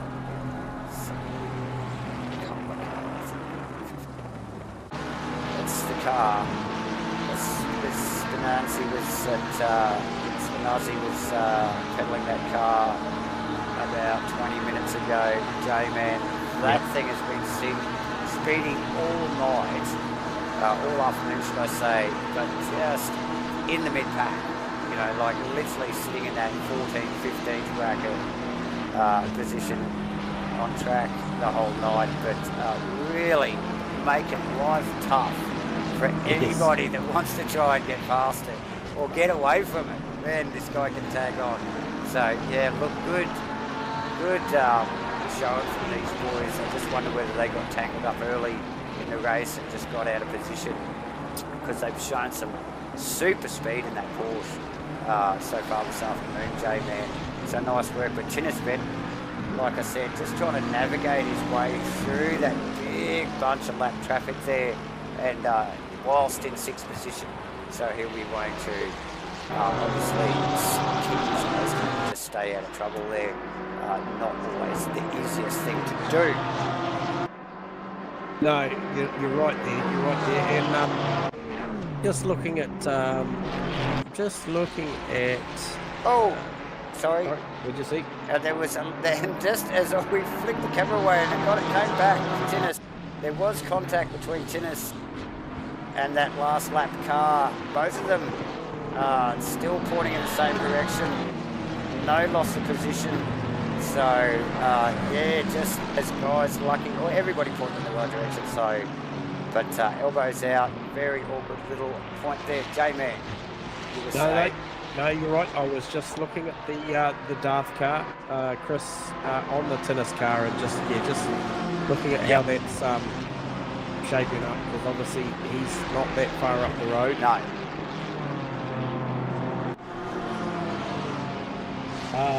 Good stint there, Matt, mate. Good to see you out on track with them too. Great stint, great racing, mate. Like, this has been a bit of an eye-opener, I think, for Davo and myself, mate. Just love the strategy. Always been one for this longer length stuff. Never really had the balls to do it. Well, drive them, let alone commentate them. But good to see you out there, mate. Some serious pace. Car's looking strong, looking good. Yeah, definitely. Yeah, all you boys putting on a show for us this afternoon, and Eddie and all that are watching and tuned in with us this afternoon here for the official coverage of round 2 here at Paul Ricard for AAS's Endurance Series. J-Man, it just keeps coming. Look at what we hear, the Aston around one of the Ferraris down into the chute here. Again, just so much passing. Nice big field of cars, plenty of beautifully skinned cars actually here tonight, Jay. So plenty to watch. Drag race here from Paul Russell and the Datsun. Wow. So that's Carruthers back in the car. That would be Carruthers back in the 459 car. Yeah, just making life difficult for Russell there, who was actually in 3rd position. So Russell will want to try and clear that, but we know, we've seen Carruthers and the whole team actually pedal that Datsun tonight, and it definitely made it hard work for anybody that wants to get past it, and definitely got some pace out of the old Nismo there, J-Man. Plenty of airtime for those boys. Okay, yeah, so just got word in that 459 struggling with shifter issues, so it's a bit of a mechanical going on in the 6th hour there for one of the drivers there, which is Connor Brothers, so he's doing a good job to hang in there. Still got an hour 25. Yep. Probably didn't factor that in coming into this last stint, so props to those guys, dig deep, bring this one home, because that car is sitting P12. I think with the team that's built that car tonight, they've done a great job. Which car? Sorry. That's the Connor Carruthers. That's the one that Justin Courtier's just jumped out of, and also that's it. Yeah. So that's the Connor Carruthers, Justin Courtier. We haven't seen Shane Collier in the car tonight, but okay, so we've got shifter issues in that car. Yep. Still looking pretty speedy. It does look pretty good. Times about, yeah, 57 at the moment, so it's definitely, definitely got some issues going on. It was a lot quicker than that earlier. Yep. So, quick recap. Up the top, J-Man, Terry Brayton. With that 12.2 seconds over Liam Curran. Yep, with that Porsche just tucked in behind him. As usual. Seemed to be in Liam all night. We sort of don't focus on him directly, but he's always just there. So again, Paul Russell in that 17 car. That 17 car is probably on e-com as well tonight, with all of its drivers, obviously. One of them was amongst the time where it was playing amongst back markers and keeping their nose clean, and then also the 555 car of Vic Chan. You know, we've talked about these 3 cars. The next 3 I'm going to talk about the 17, the 555 and the 633. Paul Russell, Vic Chan, Steve Rees, all steering those cars at the moment, but I all think mathematically that those guys are all within a shot strategically for the podium. Absolutely, I totally agree. I personally would rather be the 17 car out of the 3 of them at the moment, because he has got track position, so... Paul Russell, yes, and that car has had a bit of airtime as well again this afternoon, J-Man. Yep. Look, to be honest, I didn't expect to see it in the top 3. Yeah. Just due to, unforeseen circumstances. Well, But here I think they played it smart when they needed to, though, right? Yeah, We talked about them amongst the cars that were coming back through, and just got out of it when he needed to, repassed them when he needed to. So I think that probably a little bit of coaching going on the comms for those guys in there. But Tinnis Venter, P6, he's doing a great job. Got a bit of margin over the 247 car, which has been strong on the streams tonight too, as well, with Chris Staff at the wheel at the moment. So he's paired up with his brother. Actually, he's just coming into proximity with the lead car. Actually, J-Man, Terry Rayton there. So those guys just walking over there. Rayton came to closing speed on McLaren. It's next level now. Rayton actually just struggling to get traction with that Porsche on his back again. So Venter just getting tangled up there. They're on the back straight here. Look what's going. Terry Rayton here. Yeah, just all happening. That's how far they've backed up to. So that is the lead car going past Tim Spence in 6th position. Also, round the outside, it's Cutler. I think it is Cutler in that thing, isn't it? Yes. Yes. Looking to have a go too. Tinnis won't have a bar of it. Shuts the door on Cutler. But Rayton there. Really tense moment there. At his first attempt of clearing Tinnis Venter there, J-Man. Very awkward little moment there. But this is what we talked about. The Cutler car is currently running P15. P15. Got the pace of the car in P6. Mate, he has literally been sitting there all night, I think, in 15. So that kudos to that too. Like I mentioned a little bit earlier, was I just wonder whether they got tangled up early in the race, because the cars look so fast. I wonder if they got tangled up early and just sort of got out of position early on in the race. They have just had so much airtime. Like I said, even when we're not focused on them, they're either just in front or just behind the car we're looking at. It's all going on. So they're having an entertaining race. Just there's nothing else. Just back from that, and that is Chris Starr. So not that far away. That is not that far away. Now with Tinnis just struggling, obviously with the pass from Rayton, and now. the car, the Force, that bloody Force. Yeah, well, a 58.6 versus a 56.8 from Garth versus Tinnis. He's going to get a hurry on. Yeah, for sure.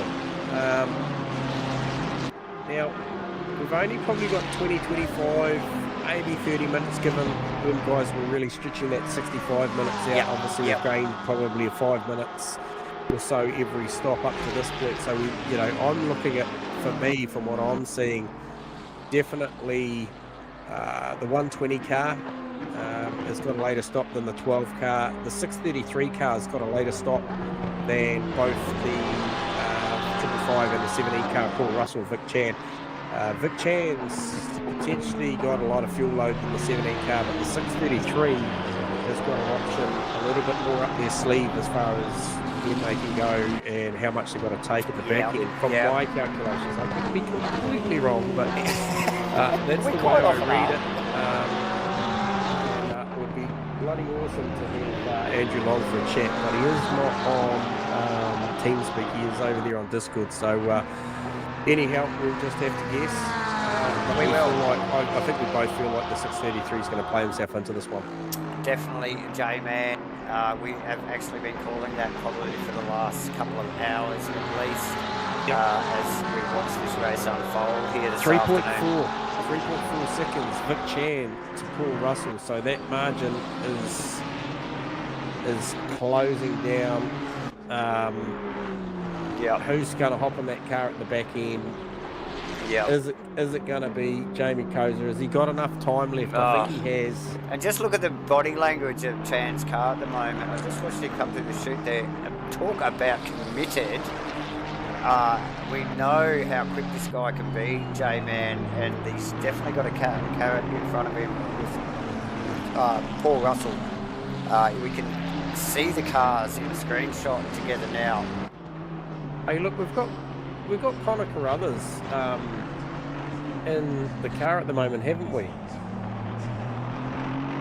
Yes.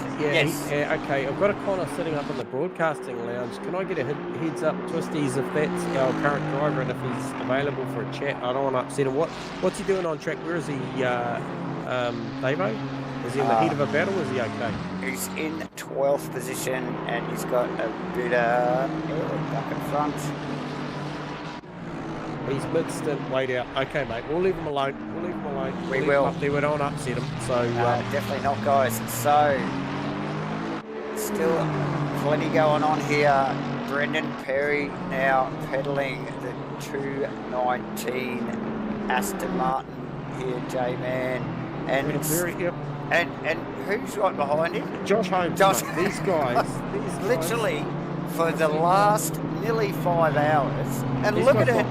Holmes round. Underneath. These guys have been going at it for nearly 5 hours, viewers, as we see the Aston spit flames and continue on ding dong between these two the whole afternoon. J-Man, it's been cracking what keep flashing up on our radar. They're actually racing for 16th and 17th.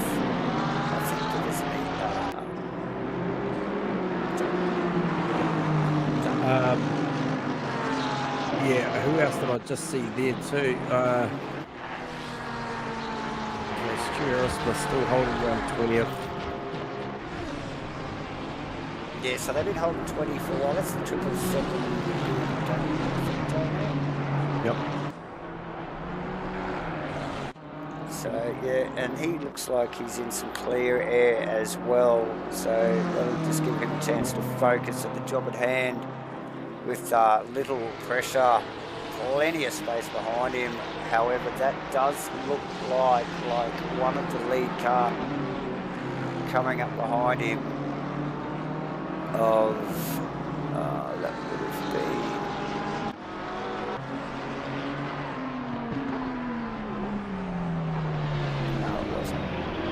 But Chris Dow's still hovering around that 6.5 seconds behind Tinnis Venter. Tinnis, once that Terry Raiden car got through, sort of just tagged on the back, smart play, and just gone with him. Because we thought he may have been struggling there for a little bit, but he's tucked right up in there. So I'll be interested to see this lap time round. Terry Raiden comes across for a 55.7. Tinnis Venter comes around for a 55.7. So not a bad effort there. Yeah, Chris Darth, what's he come across for? He's come across for a 56.4. So that's certainly Tinnis pretty well. Yeah, and I noticed the Cutler car, the black and blue Porsche behind me, he was only a 10 down, but they've actually cleared him a little bit now. They've got a bit of breathing space, but none of those guys are racing each other, Jamie. Yes. None of those guys, just that we're looking at there. So we've got first position, who's actually a lap up on Tinnis in the 714 car, and then we have the other car, which is another lap down in 15th position. So so they, and these guys will be aware of that, and they try as much as they want to race each other as to try and keep their nose clean and stay out of trouble, especially at this late stage of the race. We've only got 14 minutes left in the 5th hour.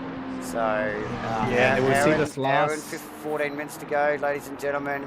This last flurry of stops, Dave, are going to come. And I'll take this opportunity just to shout out to Rob Tron as well. Just mentioned in the stream for those who can't see the chat, 3.5 hours he did on his own, solo in the 623 car, and then had to disconnect because that was the maximum allowed driver time. So that's a mad effort. I mean, Mate, we're up here, Wow. but we're not driving, so 3.5 hours is an incredible effort. And to answer another question, I think it was from, who was it from? Okay. It was from Rusty. Rusty, if we were to do 24 hours of this, you'd need an IV bag and a charcoal sack, mate, for the end of it, because we'd be in mess. Oh, yeah. But never say never. Anyway, we'd have to recruit someone for that. Anyhow, just looking there, Chris Darth, who is that just tucked in behind in the Lamborghini? He's been with Chris Darth for a fair while. He's clearly back a bit. I'm just trying to work out who it is. Oh, let's have a look. Ah, yes, that car. Let's have a look. Let's see if we can pick up a number on it, J-Man. Lamborghini down the field a bit. Is it to be Paulie?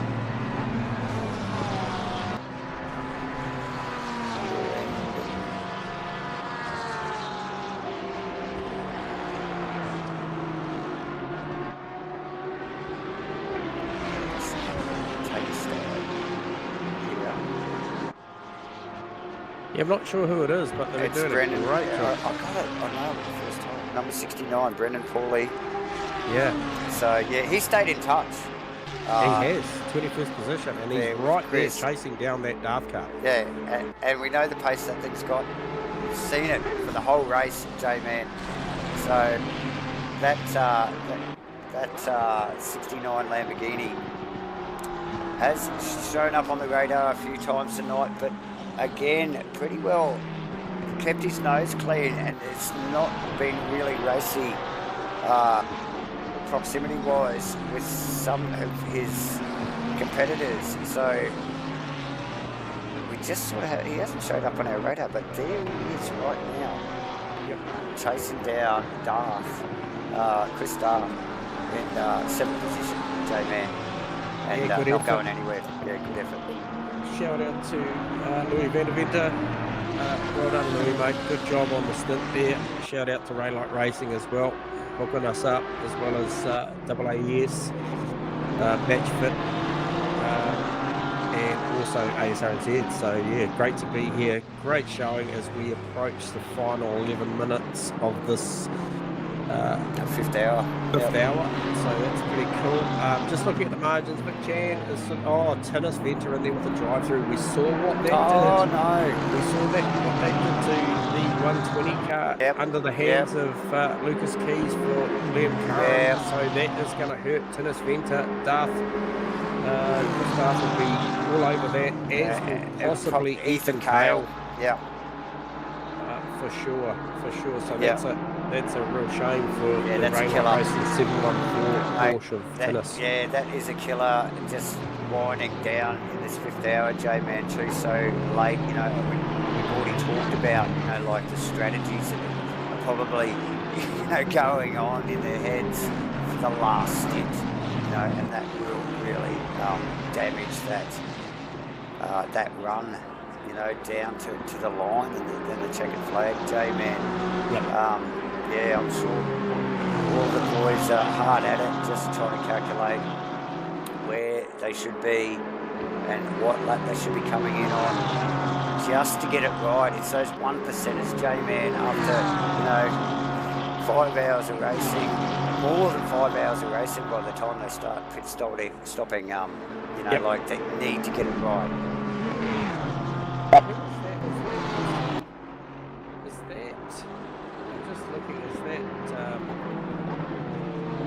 I was looking up the road from Ethan Cale.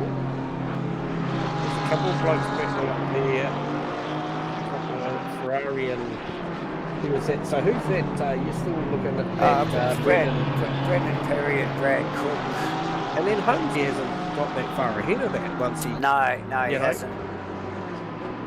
So that's they're all for position 2, J-Man. So yeah, those guys, winding down this 5th hour as well. Just again, probably thinking about, you know, hitting their marks in their pit stop, making sure it feels right. pressures are right, and whatever driver change may be required, you know, just comes off without a hitch. So probably the most pressure out of all the pit stops will be this next one, J-Man. Yeah, absolutely. And look, the option to do it as well, to get rid of that drive-through as well, you know, we've got 3.25 minutes to go before any of these drivers inside that window can make their last stop home to be 65 minutes. Now, I don't know what the actual rule is around the back end of the stint, if there's a little bit of tolerance, a little bit of lenience around the final lap if it goes one more, or whether you've got to calculate that in. So I'm not sure how that works. That could be a smart play though from some of these guys if they decide that they're not in a position at the moment, or the car's not pretty to get in there right on that 65-minute mark and then run it home, and then just hope like hell that it doesn't run too much over. Yes, it could be tight, J-Man, as we just focus on the Danny K's car here, J-Man. We have actually, I think I can see. Yeah, now this car has had a little bit of airtime tonight. A lot of lap traffic tonight, but Danny doing there goes Tinnis. Fabulous job, keeping an eye on his mirrors as he just starting to get round up by another lead car here, J-Man, but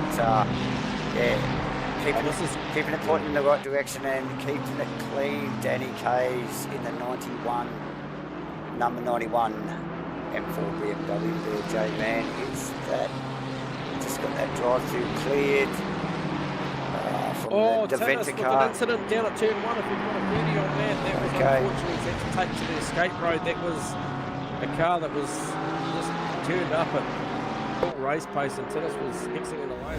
Pick up on that one, Dave.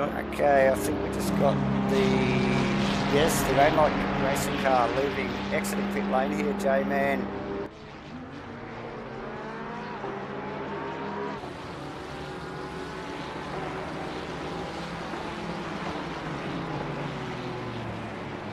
Oh!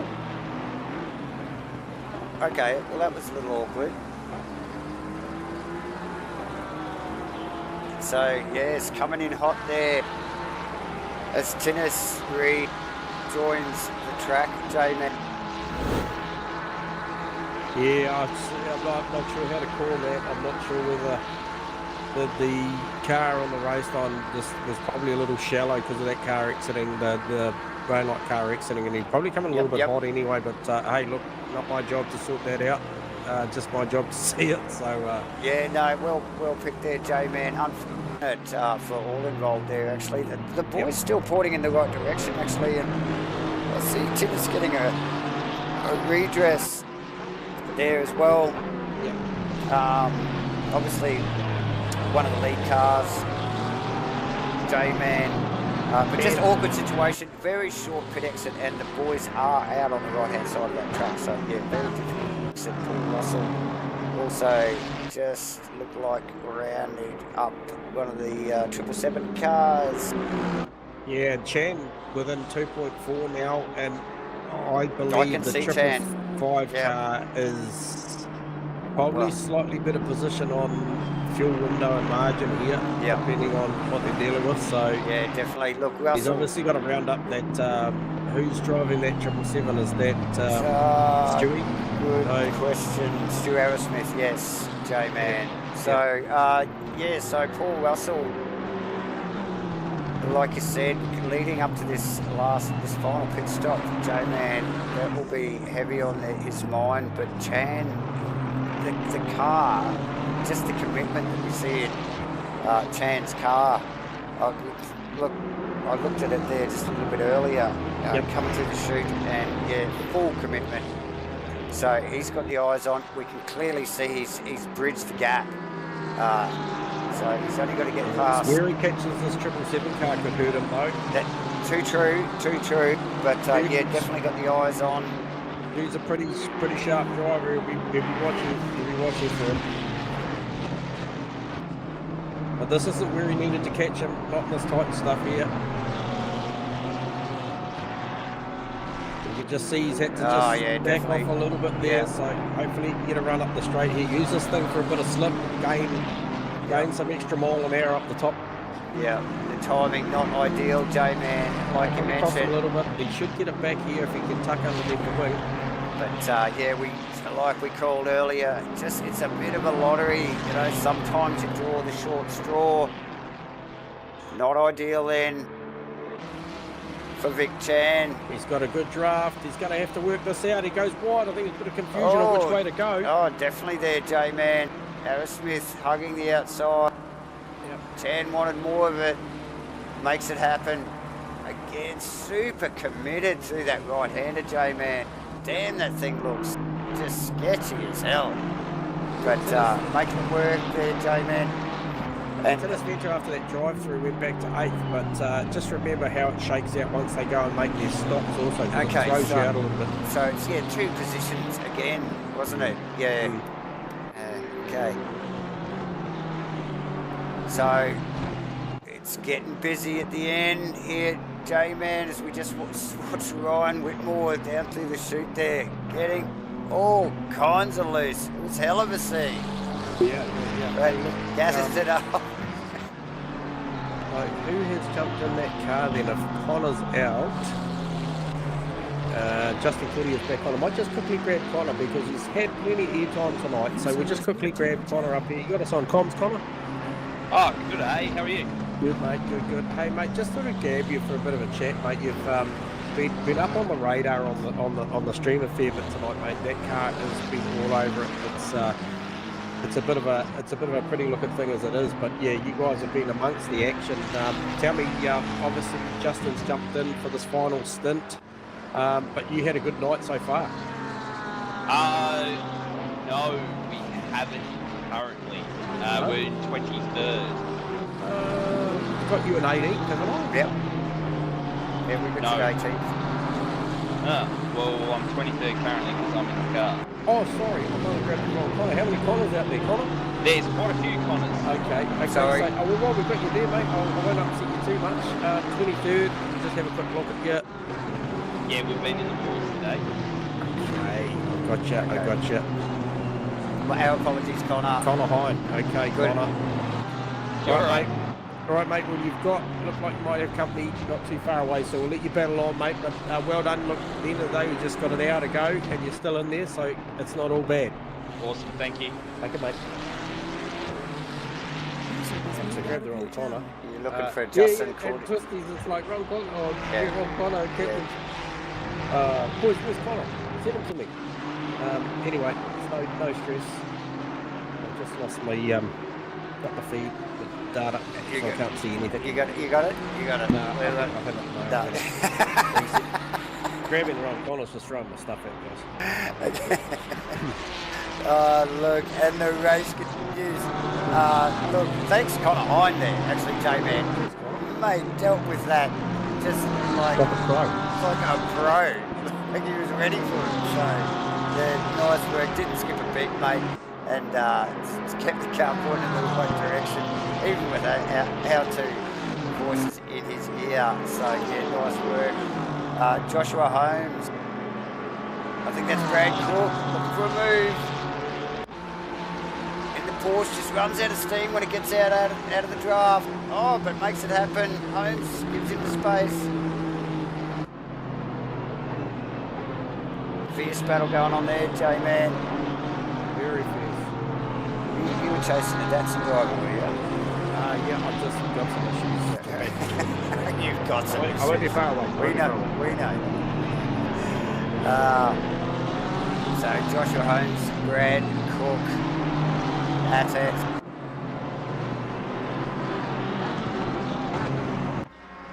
Seen the Holmes car or the team car on the stream a fair bit tonight. Definitely been in the action for the last 5 hours. We're into the 6th hour now by just a minute or so now, ladies and gentlemen. Just picked up a tip sprinter coming into one. It's just been in the walls a little bit towards the end there. Terry Rayton, actually the lead car. It Laundry House, McLaren into the pit lane. I see a driver change here. Liam Curran takes over the lead. This car's led most of the race. Probably led the race for over 4 hours. Probably in the last, I think it was only just in the last driver change after a drive-through penalty in the stint before last has dropped a position. But now Rayton in the pits. Okay. And Liam Curran in the lead in the 120 Aston Martin J-Man. And have we seen the Bruno Gallo back up. Gallo's Ricard's come in and Vic Chan's taken that position as well. Okay. Sorry, Rees was already behind. Sorry, it's the Russell car. That was the 17 car that he was chasing. I believe got that down to 2-something seconds prior to me just having a couple of... So Vic Chan now holding down third position, the 555 Ferrari OES car there. Steve Rees, fourth position, and Paul Russell just exiting the pits or the Race on Oz car anyway. We'll just see if it's had a driver change yet. Still showing Paul's in the cockpit there at the moment until he runs across the line. But the 120, the number 120 Aston now leading the race again.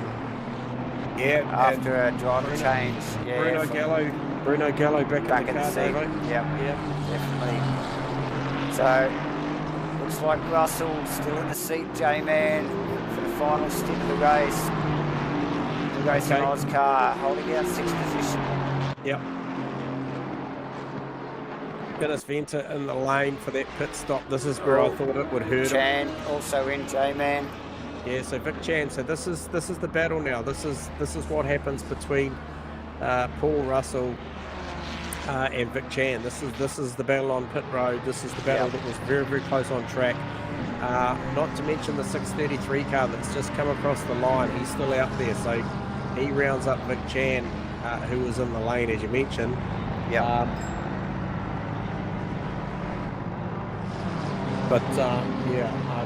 I found the right corner, so I might have just a quick word to the right corner, mate, because I feel like this car. There you go. This car got a lot of action, so I feel like I wouldn't mind just a quick word. Connor, you got us on comms, mate.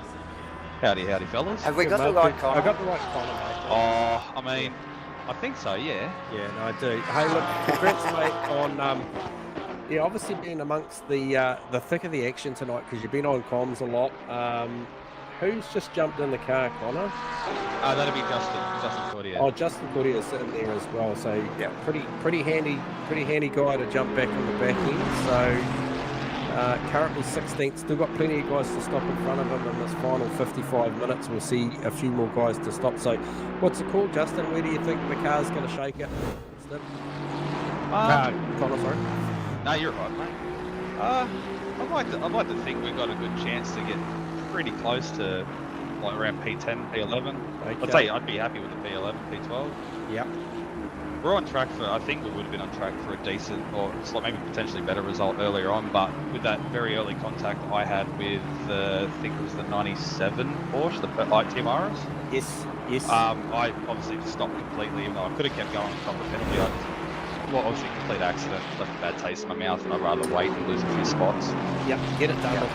Get that side of it done early. I can tell you, mate, just looking out on track right now, Mr. Spinazzi has just copped a drive-through, so that will go in your favour for making your way to 10. And obviously, still 54 and a bit minutes to go. There's still plenty to unfold, but well done to the team, to yourself and your team to put that car up there. Plenty of battles, mate. We just. Whatever reason, we followed the deltas and the car came up lots and lots of times, mate, so there's plenty going on. Oh, I definitely appreciate the screen time. I had one of the boys telling me, they're like, you're on the stream again. I was like, oh, really? Midway through the back right hand. And the boys are just, Mr. Cordia is just flashing the lights for us there, coming down the back shed. So Nice work, nice work. he's on camera. So I appreciate the chat, Connor, and best of luck making your way forward to that top 10 tonight. Eh? No worries, mate. Cheers, boys. Have a good one. All right, mate. What channel were you on? Sorry. Team Melon popped up.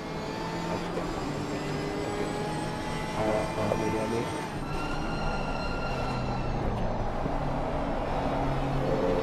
There you go, ladies and gentlemen. We got the correct corner, the only corner, like he said, J-Man, for a quick tap there. I jumped into the wrong channel. It was by accident. Sorry. Anyway, what are we looking at? I'm just going to bring my stuff back up. Bruno Gallo in the car. What sort of pace has he got, Davo?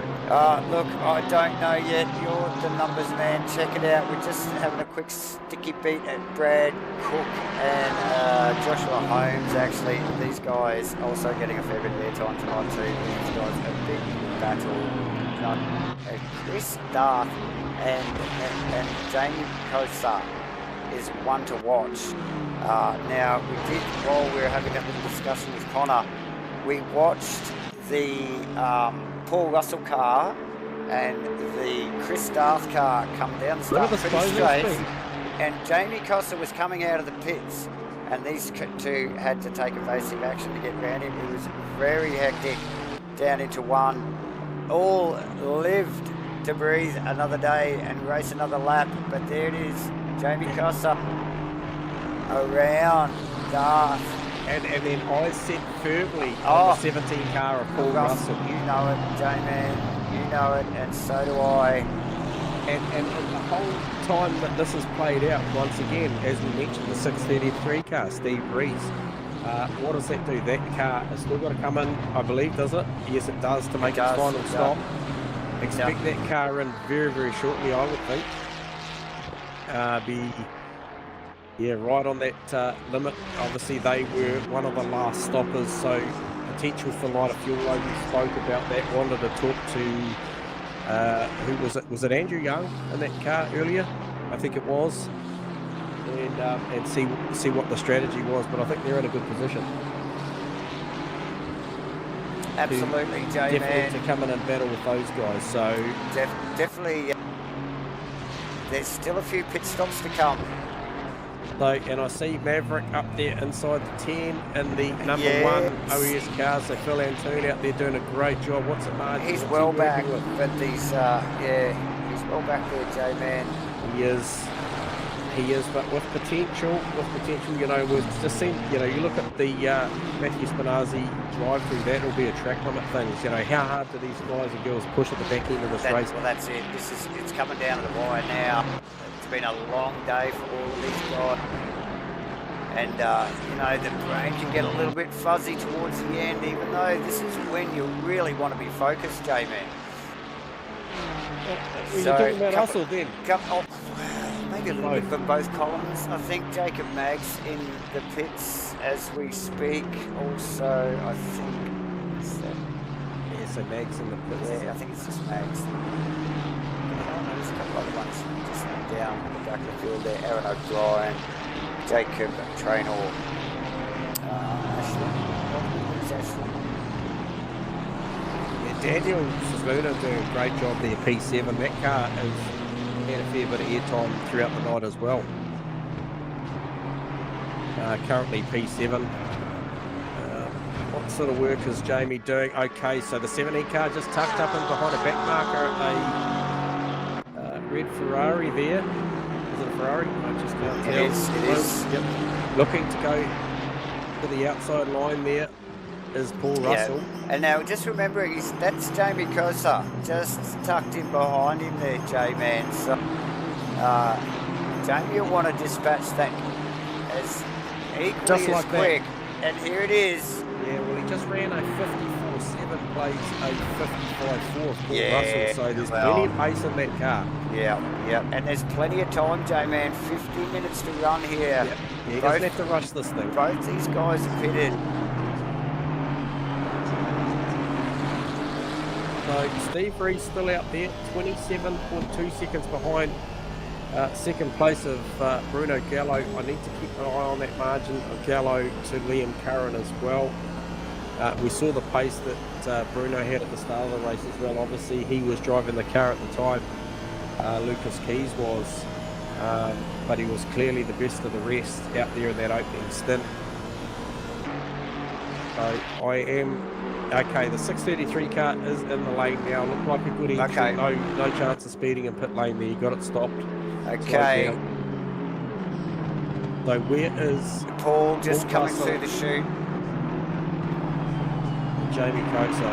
This final complex of corners. Now, a little bit of twisty stuff here. Reese could hold his position yet. That's Liam Curran in front of him. That's the leader of the race in front of them. That is. Why is he's backed off so much? Why is he just in front of them? What have we missed here, Davo? He's a lap up on him though. He must be. He's going a to lap the up pit. on him. Yes. Okay, so where is the Rees car? He's still on the jacks. Russell's passed, Coaster's passed. Okay. It wasn't as close as I thought it might have been. Darth. So Koza can And focus on mounting an attack now. No, so Darth. All the way to Darth. Yep. Went past Jamie. Yep. So 3 positions there for the 633 car. So Spinazzi cleared the stop, the drive-through, apologies, and came out P11. So that 459 car that we just spoke to Connor, that now Justin is steering, that is around 1.2 seconds behind Brad Cook. Yeah. Up the road from Brad Cook is 22. Oh, Justin's popped a drive-through. That car did not need that late in the piece. There you go. And I think Bruno Gallo just took the lead there, possibly J-Man. Is that correct? No? Yes, was my data not updated? Yes, he has. I think he has. He's on he track. has. There it is. Data just updating. So there we go. Which is what we thought. Exactly what we thought would happen. Yeah, because the 12 car did get the lead after that drive-through. That's from right. 20 car That's right. piece. So, Yep. However, we'll see what sort of pace Liam Curran's got over Bruno Gallo at the moment. And that's Jamie Costa pass. We missed that J-Man. Pass for Paul Russell. Must have been in T1.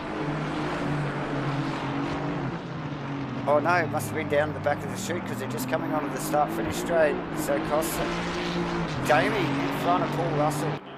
J-Man. Yes. So that's put him correct. onto the podium. That's a major position change there. Going out to Sticky there. Ed's button boxes, mate. Appreciate the feedback. Great run tonight, guys. Yeah, that's a shame too for the for definitely for the 459 car. They were travelling pretty strong. Probably would have got, I think, Brad Cook there and then had a look in the final 45 minutes at the Spinazzi car, but it was quite a margin. But anyway, chin up, press on. Still plenty to run. Absolutely, J-Man. As we just pick up on the Andrew Long car.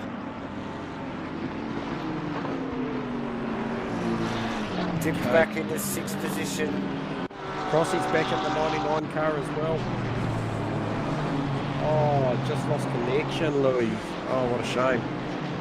So getting a little bit of attrition towards the end here. Technical dramas more than car failures or damage. So it's tough for these guys to stomach.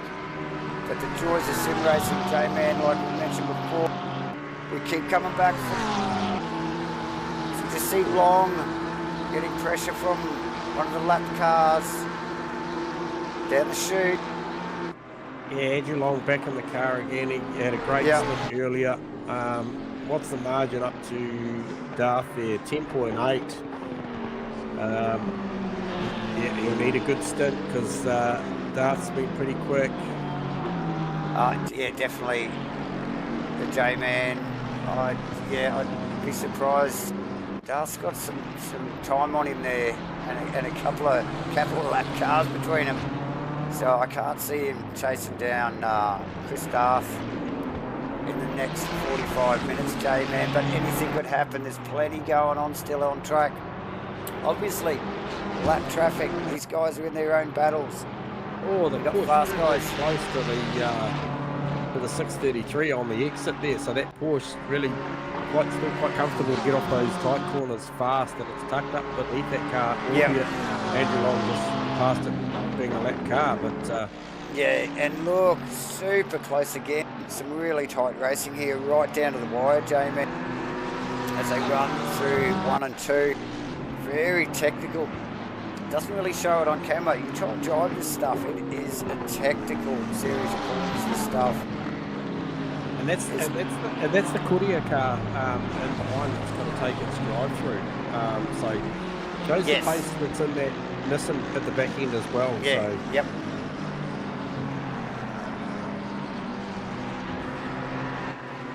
Okay, so So we've just again, had the, it finds itself in camera shot.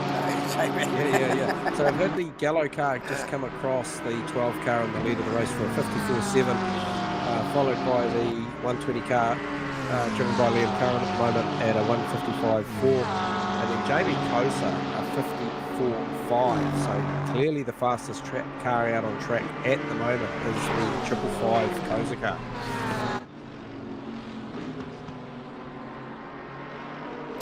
Yeah, definitely, J-Man. Showing an awesome set of heels there, mate, and like you just ran through the times there, clearly hitting his marks in the last lap. The margin, I suspect, will be a little too great as you see him cross the line. He is, I've got nothing on the margin up to the current car until I see the current car come through a sector, but he's pulled 2.1 seconds on the Paul Russell car, 10.1 back from Paul Russell to Darth. Yeah, and look, we would have expected so, J-Man. Look, he really did chase him down and get past relatively easily. So, a nice little pass there. Good work for both to get that done and carry on with very little interruption to his lap there, J-Man. So yeah, nice work from all involved. Yeah, just head down. Now, can Andrew Long chase Chris Darth? J-Man, have we got times on that? Long with a second quicker in his last lap time. Yeah, look, have a look. He's 9.8 seconds in deficit, which isn't undoable. And I've just seen the 557 car of Nathan Henderson as well. Just looking on the Matt Cutler, he's 3 point, maybe about 3 point, oh no, he's 4.5. And then he's got the Justin Courier car behind him that's just taken its drive through. So yeah. He was probably eyes forward, but now he's going to be eyes backward, and we have seen another drive-through, and that is for... Who did I just see come up? Yes. The Jeremiah. Jeremiah. So that's unfortunate, but you know, don't expect that to be the last of the drive-throughs in the next 39 minutes. As guys push pretty hard to try and get at least one more spot. So 5.2, Cisaluna 2 and 2. So watching that one with interest. Yeah, just looking at the last lap times for Long and Darth there. Actually, Darth responding, and now responding again. We see Long bettering the time. So yeah, toing and froing these guys. Yeah, 1.1 seconds quicker was Long that time out. Yeah. So it's definitely a chase on these guys. Are quite a distance apart. You know, like, it's a race. These guys are definitely racing it right to the end here. There's under 40 minutes to go. We are well into the final hour here of this 6-hour event here, J-Man. It is round 2 of the AAE AES, Australasian Endurance Series for 2024. It's round 2, Paul Ricard. They invited us along, Dave and gentlemen from Fit Entertainment. We had a stellar day so far, J-Man, haven't we? Oh, mate, the gins are cold. Life's good. Yeah, No complaints. we're all over it. Yes. Egg and lettuce Just, sandwiches. who's that just up in front of Will Hammond there? There's oh, okay, so that's Bruno Gallo just rounding up one of the back markers there as they come onto the back straight. I was just something there, and I was looked pretty tight on the exit. So the margin is Liam Curran back to Jamie Kosa. Still saying a lap at this point. Yeah. So where is Jamie? There's Liam. I'll tell you where he is on track. He's on the back chute. That's not a likely situation. No. No, we can easily say that, unless there is a major scene. So, Liam Curran, Chris well Darth, down the road. Chris Darth in the lane. What is going on there? Oh. I did not read that at all. That seems a little bit unscheduled. Well, where are we? 37 minutes to go. I think that is very much unscheduled, J-Man.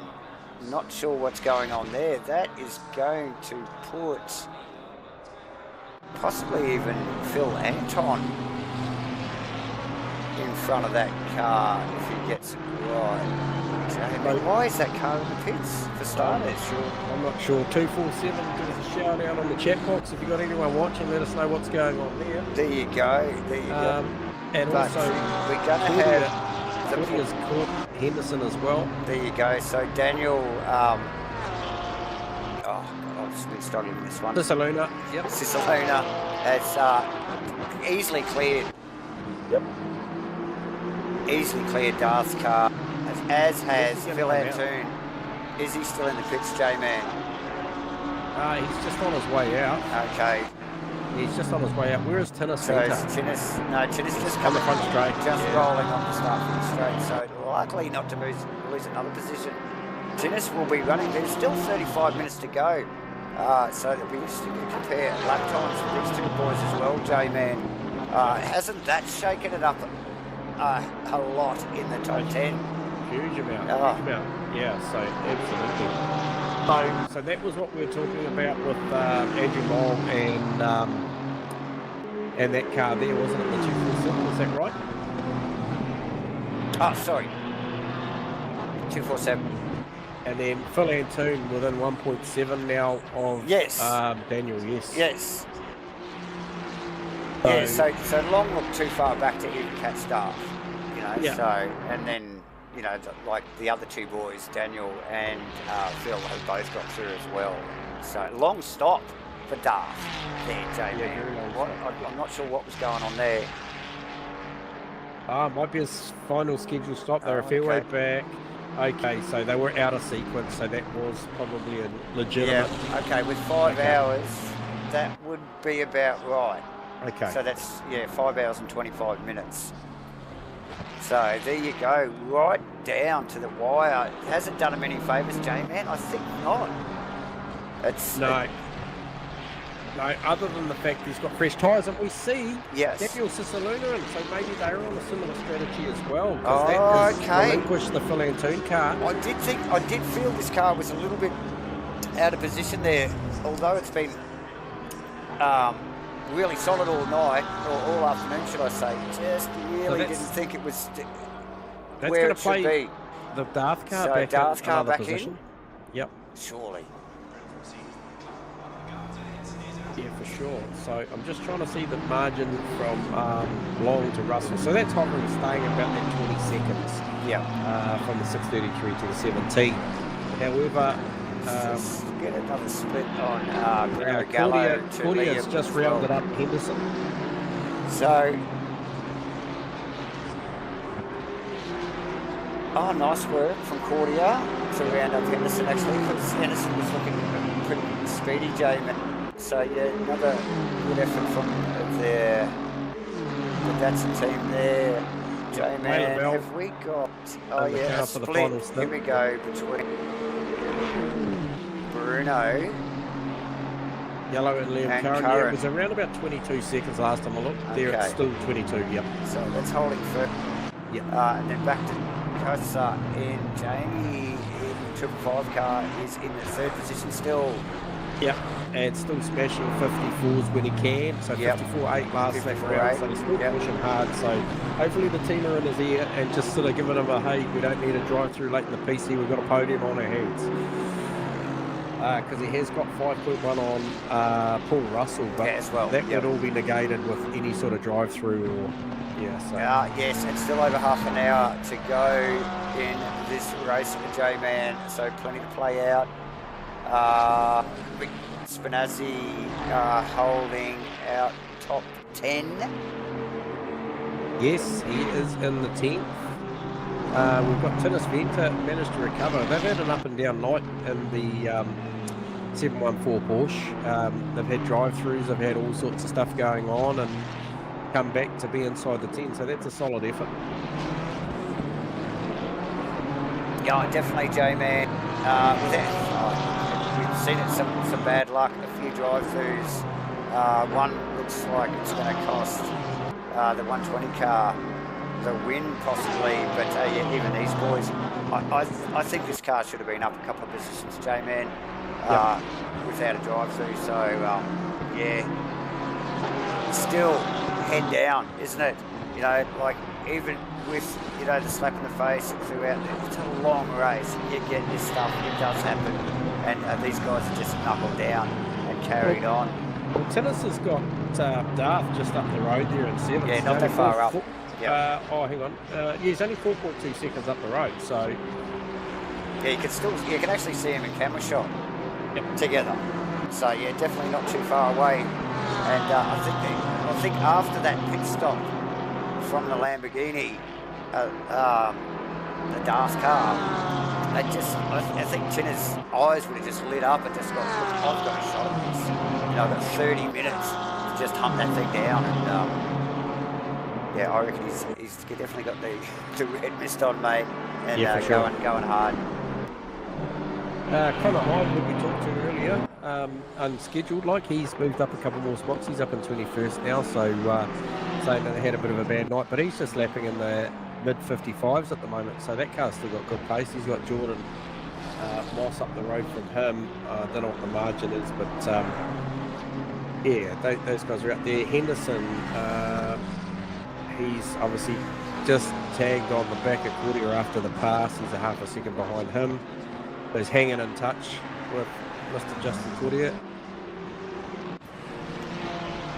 But I'm just waiting for the next drama to unfold, and I'm thinking if it happens anywhere inside the 10, it's going to be big news. Definitely, J-Man. We are winding it down to the 30-minute mark. The closing stages, they've all got a little bit more racing in their tank after 5.5 hours, J-Man. Yeah, we're old, Astral. We're old. That's why we call it a Datsun. Once a Datsun, always a Datsun. Just a fast Datsun, that's all. That's pretty good, all right. Yeah. So what do we know? What's the margin from Phil Antoon to Andrew Long? Because that was one of the... okay, so it's 37 seconds. Not probably likely with 30 minutes to go unless there's a drama. Starting to look towards the Tinnis Venter Darth one. That's down to 3.2. So that is going to shape up to a battle at the back end for the Rainlight Racing Porsche Tinnis Venter. Unfortunate for the other Rainlight car having a disconnection, I think at the hands of Louis van der Venter. And then I did see Crossy They're back in that, though. hop back in the car. 32nd, I think, J-Man. Yeah, Crossy's in there, and he is tucked up in behind. I'm not sure who that is. It's not for position, I don't believe. No, I don't think he's well out of position, J-Man, as we just see a little bit of an exchange between Skinny Luke and Andy Floyd. Yeah, see that? And yeah, getting a bit sideways down out of the chute there from Skinny, and just allowing Floyd to pop the other asset right in the right spot. And position change. Right, Justin Cortia in the Dado. Love this car. Love the paintwork on the back of that thing. Very distracting stuff. Still, Hendo's still going with him. Like, with that pass done, he thought he got it done, but Hendo's going with him. Henderson, this car, that car, the 557 car, a little bit up and down tonight. Yep. But yeah, holding their own. And we've seen that Datsun just hover in this, 14, 15, 16 position pretty well the whole race. So, showing some great pace though.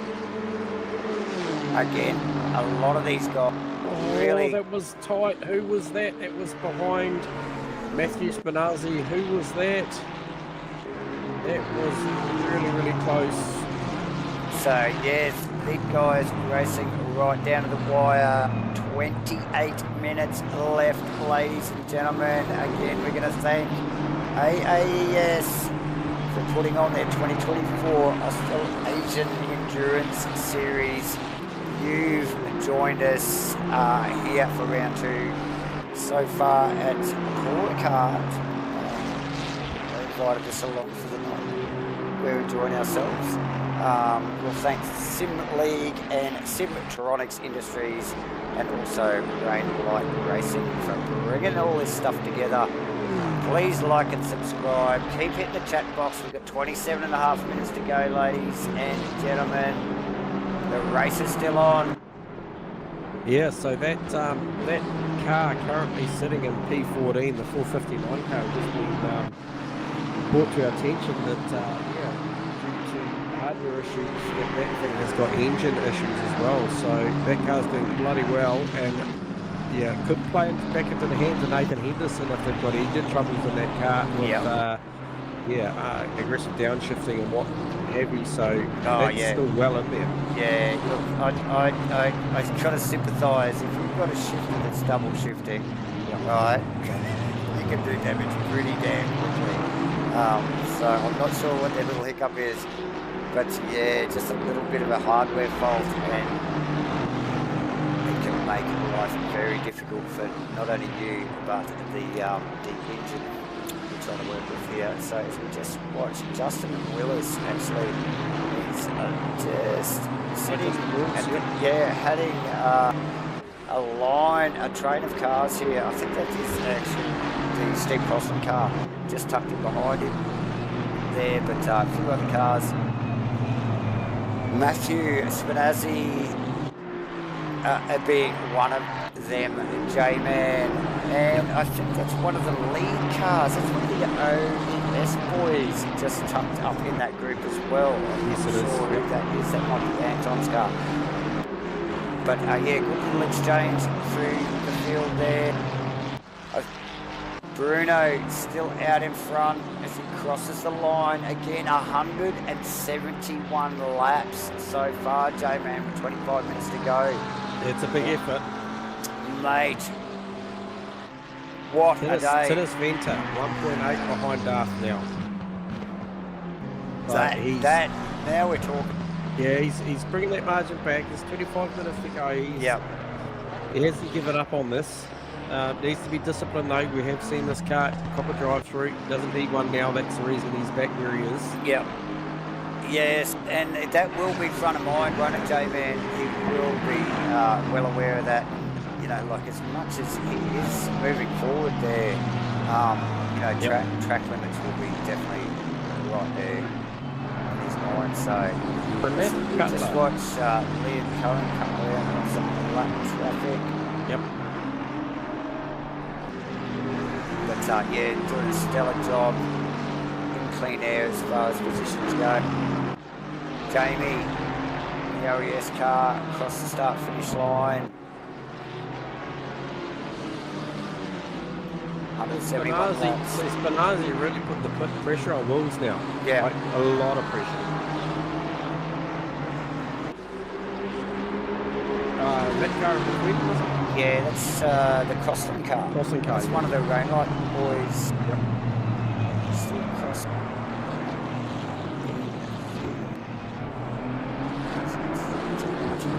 99 car, yeah. Appreciate it. Oh, he's Greg. going to. That's a rock, thank you. He's going to Yeah, make a move. well, The he might be a little Ferrari. bit wide, yeah. Oh, but he's well wide, J-Man. Yeah, I'll tell He's you got what, out this of is it. going to be in the favour here for Spinazzi. Yeah, he's already going to get it done. So Will's got the worst run out of that. Do well just to try and tuck him behind him here. And he does. If he can grab the draft at the back end. Yeah, it'll be a little too late. And who is that coming up behind? It's one of the OS cars. Is that the...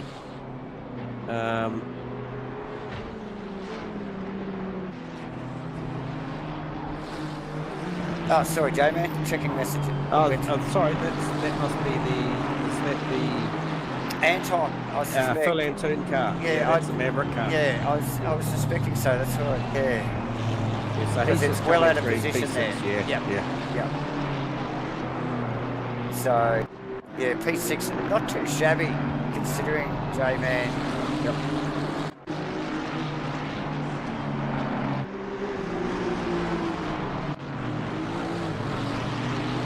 5-2 versus a...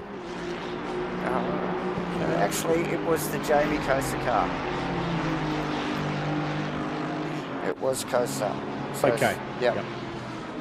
No, I was just watching Phil because Phil's just coming round. He's done a 55.2 versus Andrew Long's 58.3, and I was just trying to see what the margin was there, but it is a lot. It's 33 seconds, so it's just too big a hurdle late in the piece. Yeah, definitely. Look, I think the one that isn't too far away and is definitely in reach is Tinnis Venter on Chris Darth, J-Man, as we can visually see that gap is closing. 22 minutes to go. Yep. Coming down to the wire. This Lost a fair bit of track temp now. Tinnis down to 30 degrees. But yeah, look, as we suspected, the race clock's showing 4:45 p.m. We only have 21 or so minutes to go. But like I mentioned earlier, I think when Tinnis saw Darth in the pit lane, his eyes lit up. He knew he had something, and look, he's delivering right now. He's on the chase. This is one position change in the top 10 that could easily happen in the next 20-odd minutes, J-Man. Yeah, he's going to have to be disciplined, though, because the lap times are very similar last time around. So we just see Darth come across this time round with a 56.0 versus Tinnis's 55.6. So 4 tenths in it. Probably enough to make a pass, but he's going to have to be calculated where he does it, because it's obviously not lightning speed difference between the cars. You can see a clear dominance there through sector 1, though. The Porsche willing to change direction there at the start of the lap a little bit more than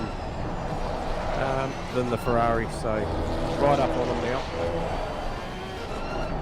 But such a big back straight here at Paul Ricard. You know, look, we know the Porsche not known for its straight line speed, J-Man. He's definitely on the tail though. Yeah, He's definitely under the aero this Might go time. on board here and see what it looks like. Yep.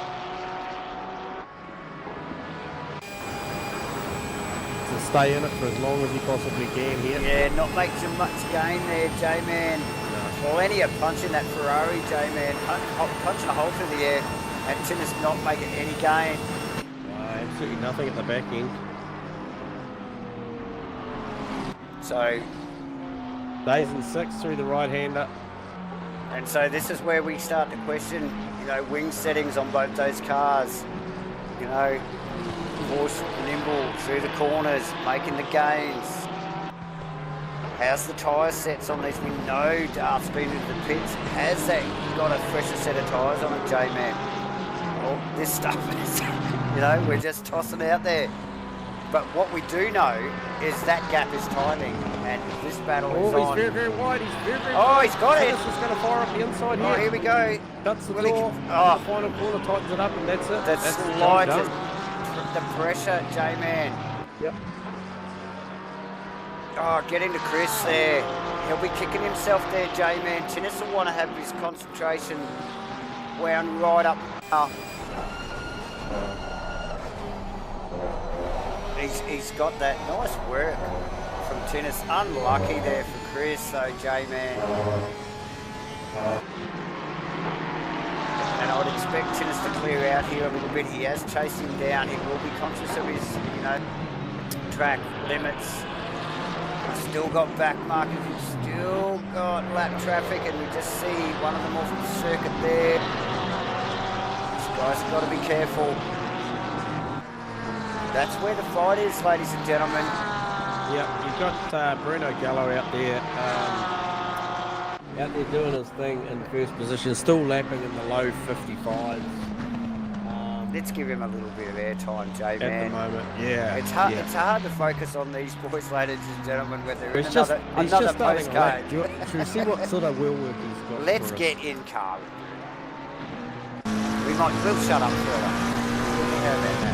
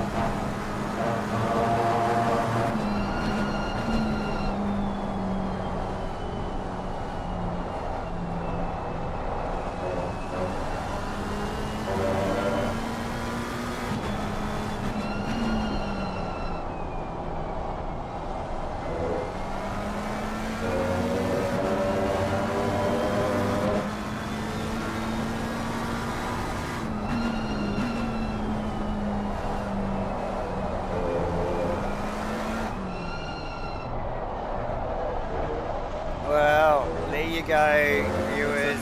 There is a lap with one of the best, well, definitely the best so far tonight, J-Man. Yeah. Bruno Gallo and his team bringing that car home. 55.2 that was, and I did happen to catch that thing on its own, doing 281k an hour up the back straight. So In clean, yes, that's it. Punching the hole too there, J-Man. So that's nice work. Car looks fantastic, nice and clean. Doesn't look like it's had too many adjustments throughout the race. So yeah, kudos to Bruno and the team to have that car at the pointy end of the race here with only a little over 15 minutes to go. J-Man, Liam Curran, next car in line. Look, seriously, I think the only reason that car is in second position is from one drive-through penalty, J-Man. yep. That is all it took, and that car now sits, the 120 Aston Martin, that sits in second. Jamie Kerser, on the other hand, has had such an up and down night. Up and down through the positions from third, and then back down a couple, and then back up a couple, and here he is, holding down third position. Doesn't look like he's got any threat from behind. Still there, negotiating his way through some lapped traffic in third position. Paul Russell in fourth, just coming across the line, not too far behind Kosa there, just quietly. Andrew Long, also one that's been on our radar for the whole race, in fifth. J-Man in the 633. Yeah. 633 car. Phil Antoon, a little bit of bad luck for that car early on in sixth. And Tinnis Venter in seventh. Also, race interrupted with a drive-through penalty, and I think possibly something else. J-Man, Chris Darth, late stop at the pits. as they did their final pit stop. We thought it was unscheduled. It wasn't, but yeah, dropped him back a couple of positions and sits now in 8th. Matthew Spinazzi and the team have got that car up into 9th position provisionally, and Justin Wills and his teammates have got that lovely looking Ferrari quietly in achieved 10th tonight, eh, to get now, inside the 10, that car. Absolutely, that car we have hardly talked about all night, J-Man, and it just has not been anywhere on our radar at all. And here we are, 13 minutes to go, and there it is, holding down top 10 position. Well done, guys. Let's keep that thing pointing in the right direction, eh? I'm just chuckling, Andrew, you guys have done a stellar job, mate. You deserve to be there, and it probably is well and truly ahead of a drive-through now. But anyway, we're just speculating up here, mate. And yeah, I don't know why you would say that with 13 minutes to go, mate. Like, you know, nothing's going to happen. Look, tell Bruno to get a drive-through and we'll see how close it is. But no, don't do that. Don't do that. You guys have done an amazing job. You deserve all the accolades. So. Yeah, great race, but yeah, as has been mentioned, the 86 car doing a great job to get inside the 10, because this field and the length of this race is absolutely hectic. And you know, I to be honest, looking at it, the 777 Jordan Moss car, which we've commented so many times throughout the night, that car's been sitting on 20th. That's nothing to snigger at. That's a great effort, you know, to be there with all things considered, drive-throughs, you know, track limits, incidents, and just the mere fact that these guys have got a driver swap and stuff can happen during that phase. So that's right. And equally as much as Astral comments again, the Datsun just sitting there in 14th or 15th there the whole night. But Hendo's still behind it, mate. Hendo's right there. He's giving the curry all the way to the end. J-Man. Yeah, he can smell a turbo going. Absolutely. Great cookie there, actually, just hanging in there with the team back at 16th, halfway through the field. Cracking field here tonight, J-Man, for round 2 for these boys here. So, and it's been an awesome race, and these guys will be enjoying themselves and will still be enjoying themselves for the next 11 or so minutes. Jamie Koser pulled away to the tune of 15.7 on Paul Russell, so that was certainly did that on pace.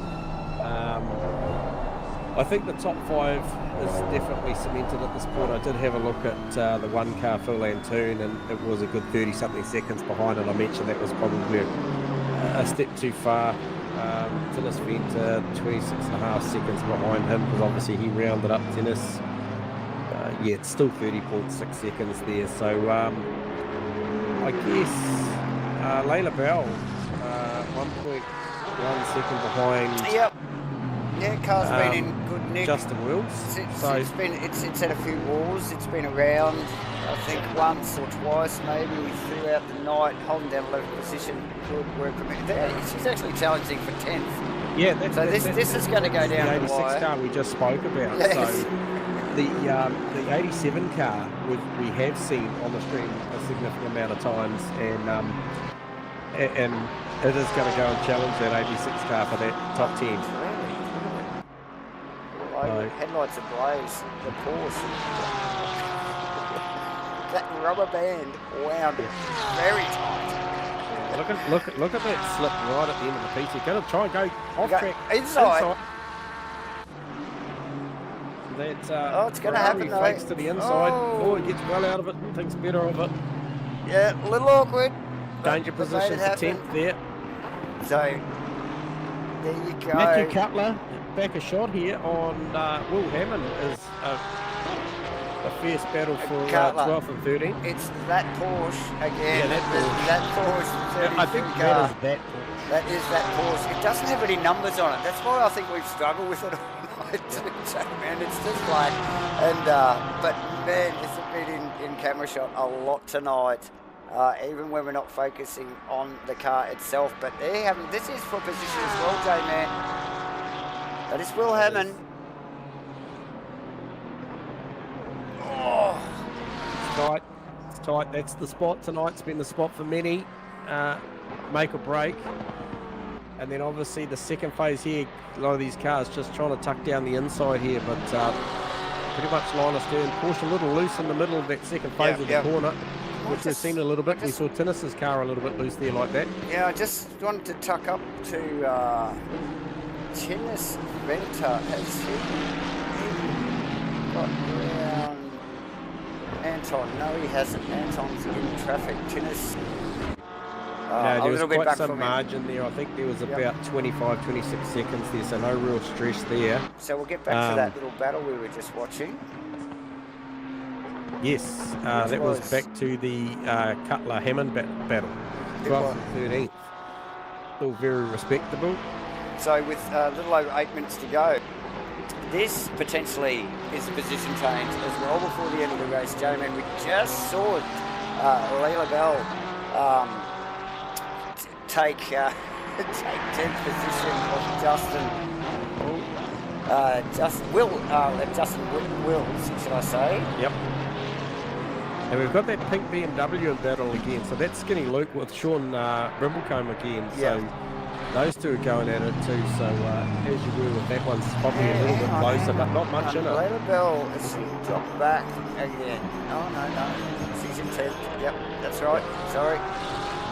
Okay, But yeah, no, definitely the Will Hammond, Matt Cutler battle is pretty hot, as is the Sean Brimblecombe and Skinny Luke. Yeah, it's been going on. I'm not sure whether Sean maybe got that. I did pick up on that a little earlier while we were chatting about something else, J-Man. That has been going on for a long time. Those cars are inseparable for most of the race. A few of these guys actually staying in very close proximity for nearly the whole 6 hours, J-Man. So, and we see that again just here with here we go. Will Hammond and Cutler. Yeah, Cutler's, I think he's hungry for this. I think he thinks he's got one more in him. He's got his measure, doesn't he? 6.5 minutes or 6 3/4 minutes to go. I reckon there's one more in him. Yeah, Hammond no slouch, J-Man. Seen that car perform well. Him and his team brought that kept that thing, or brought that thing all the way to 12th position. They're not going to want to give it up anytime soon, J-Man. There's only 6.5 minutes to go. Round 2, he's keeping it tight on the wall. Yeah, the 33 car is the Simtronics car.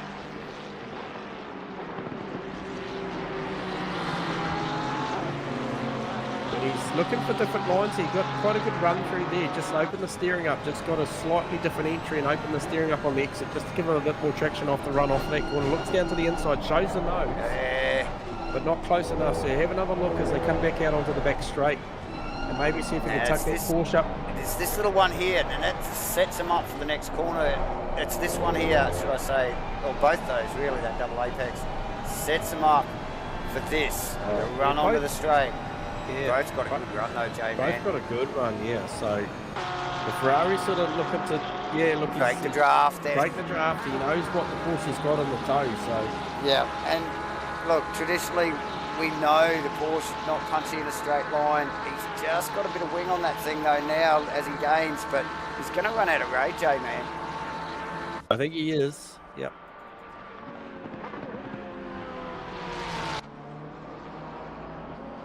It's getting tight as we, the leaders are already into the 181st lap, so probably not going to quite make. We've got 5 minutes. Yeah, we've got probably a good couple more in it. Couple more in it, J-Man. As this ramps up, continues. Cutler thinks the Porsche's still got it in it. To have a crack at the Ferrari. Oh, the team will be sitting on the edge of their seats, J-Man, watching this. Getting Luke in the background too, mate. I'm going to tell you, he's having another look on Brimblecombe as well, but nothing to make there. Here we go, Porsche looking for the inside move, J-Man. Leaves it late. He's got it stuck though, and easily in control of that vehicle. He got good drive off that final turn. He did. And was well tucked up underneath So change position. Matthew Carter and Will Hammond there, J-Man. So just wanting, so Matthew Carter now in 12th position as we wind down. Only 4 minutes to go, J-Man.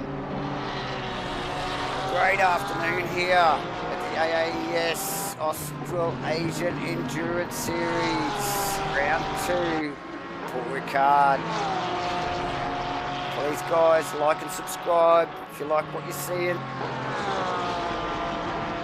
Hit the notification, smash that chat box just a little bit more before the end of this race. Yeah, it all helps, guys. Cheers, thank you. Cheer your team home, guys.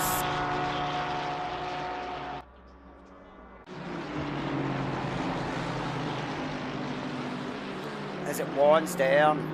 So yeah, just having a look there. So definitely the Skinny Luke and Brimblecombe battle is hot. It's still going. Okay, so the Cutler Will Hammond thing hasn't really gone away either, and Skinny Luke definitely looks like he thinks he deserves 18th position.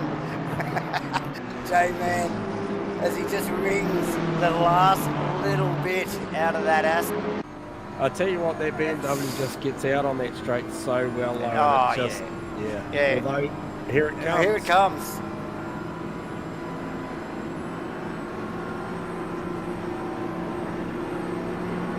Inside.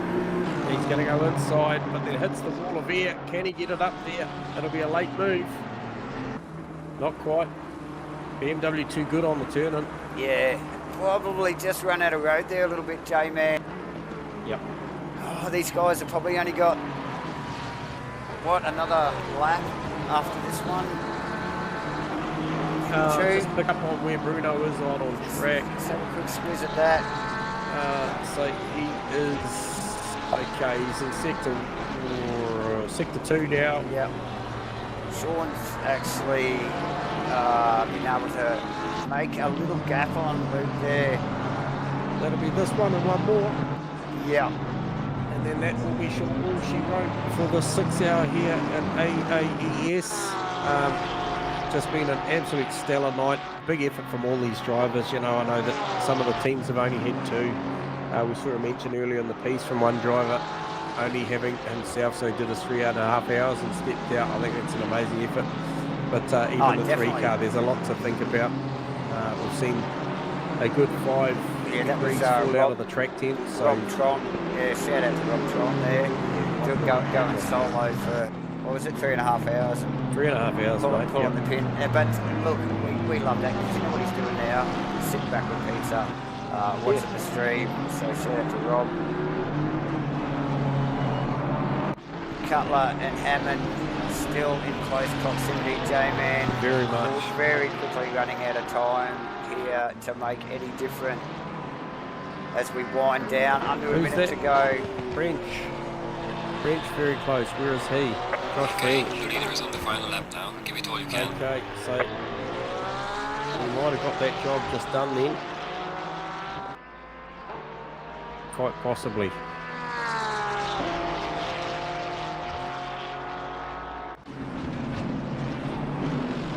So was that French on a position change, was it? Yeah, it was, mate. That was on Wilka too low, I think it was. I'll just double check that. No, Matt M. No, Matt M. Sorry. Okay, yeah, so very late position change actually. Yep. Second to last lap here. And we do have our leader embarked on his last lap of the race. So we will pick up on that car, ladies and gentlemen, as we wind down here and try and gently congratulate Bruno without putting the commentator's curse on him here, J-Man. But what a stellar job from Bruno and his team. This is definitely a joint effort, we know that, as he dips that thing into the chute. It's been solid drive from all of the team here this afternoon, J-Man. Yep. And bringing this thing home in AESS's Australian Endurance Series Round 2 here at Ricard, brought to you by Sim League, Simtronics Industries, and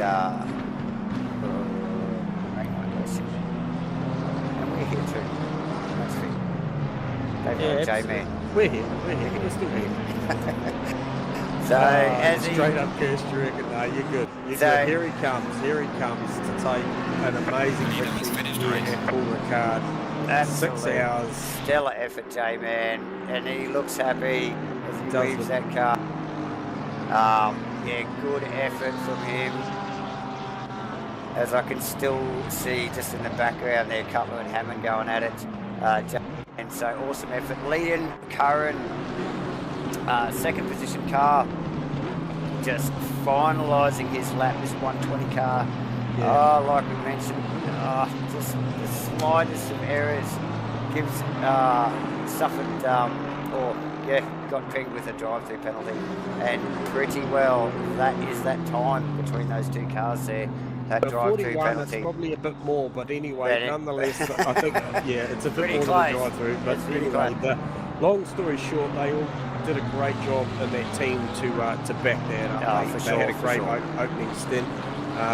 Jamie Koza comes around to take first of the OES cars. Take third position, and we will, if any of the team principals or any of the guys from those top 3 teams are listening, could you please hang around? We would like to do a podium interview at the back end of the stream, so I'm not sure who you guys want to send, but if you can send somebody up to the broadcasting above commentary there at some point shortly, we will carry on through the list. Paul Russell, 17 car comes across from P4, Davo. Yes, nice work from. And fitting that the 633 car driven by Andrew Long is coming around here to wind out this top 5, and we knew this car would be a factor. We thought potential for it to be a podium car was there at some point. Obviously varying factors change stuff, but nonetheless that was a very, very well performing car and team throughout the night. Yeah, definitely J-Man. Phil Antoon in 6, Tinnis Venter in 7. Chris Darth and his team get 8th in the 247. So nice work, Tinnis 7. 9th is Matthew Spinazzi, he keeps it in the 10, and Layla Bell makes it into 10th, which is a great effort. That Layla Bell car, that team really performed really well. We saw that late pass. I think it was on Justin Walls, the 86 car that we said flew under the radar, did come home in 11th over Matt Cutler. Will Hammond, Justin Cordier brings that wounded Datsun home in 14th. Nathan Henderson 15th.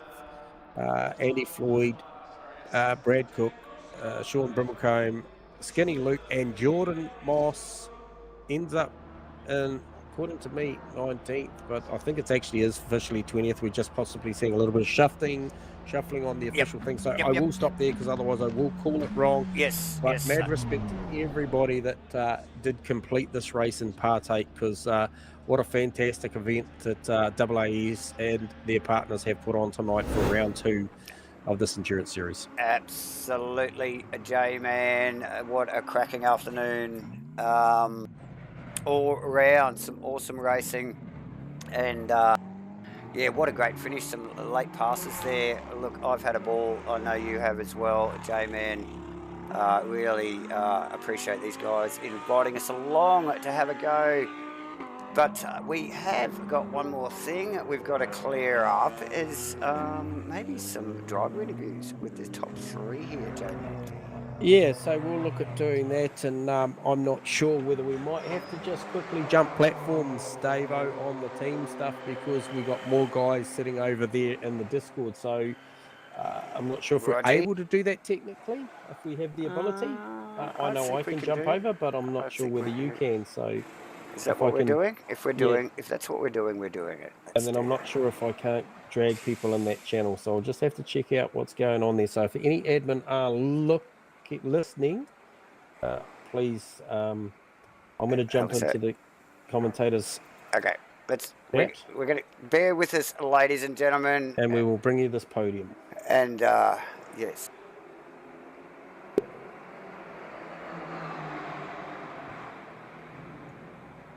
Okay, looking for one of either Jamie Kosa. Where's our channel over here? Yeah, down the bottom there, mate. Bear with us, viewers. We'll just we'll grab these guys. disconnected. Okay. Okay, we might not get.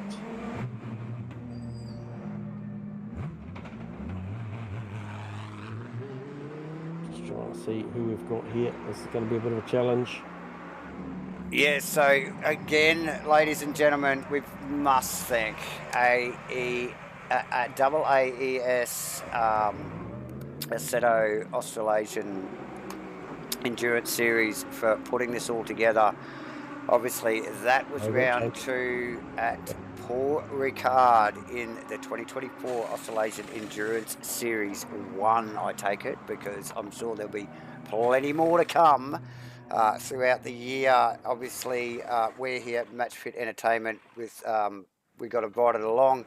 The series is brought to you by Sim League, Simtronics Industries, and obviously Rain Light Racing had a hand in all this as well. It did. Now, Dave, I do have position 3 Jamie in the team speak channel. So if you could just jump back onto that one. Okay, let's do this. We'll just bounce between channels, mate, and hopefully we'll get these guys. But we do have our P3 place getter alongside his teammates who he is here representing tonight. We have got Jamie Cozy. You got us on comms, mate?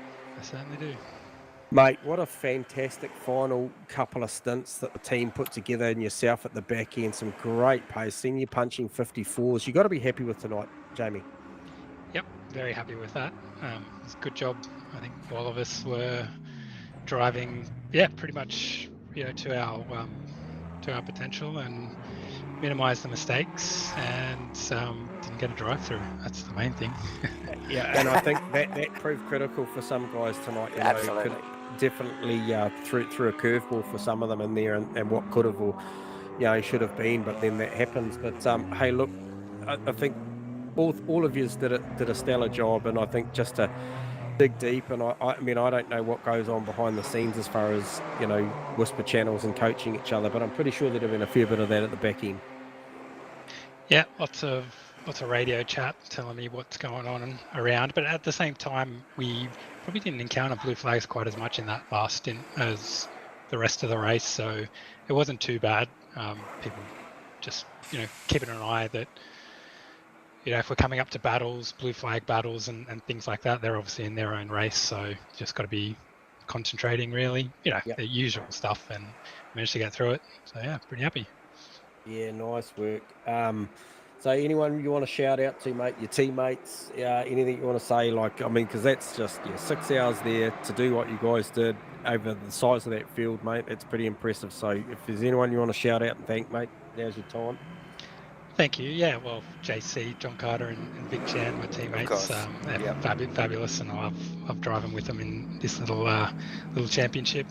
Looks like it was a pretty good night for the OES team. So car number 1 and 557 haven't done too bad, but congrats to the winners. I think it was Bruno and Andrew took it out.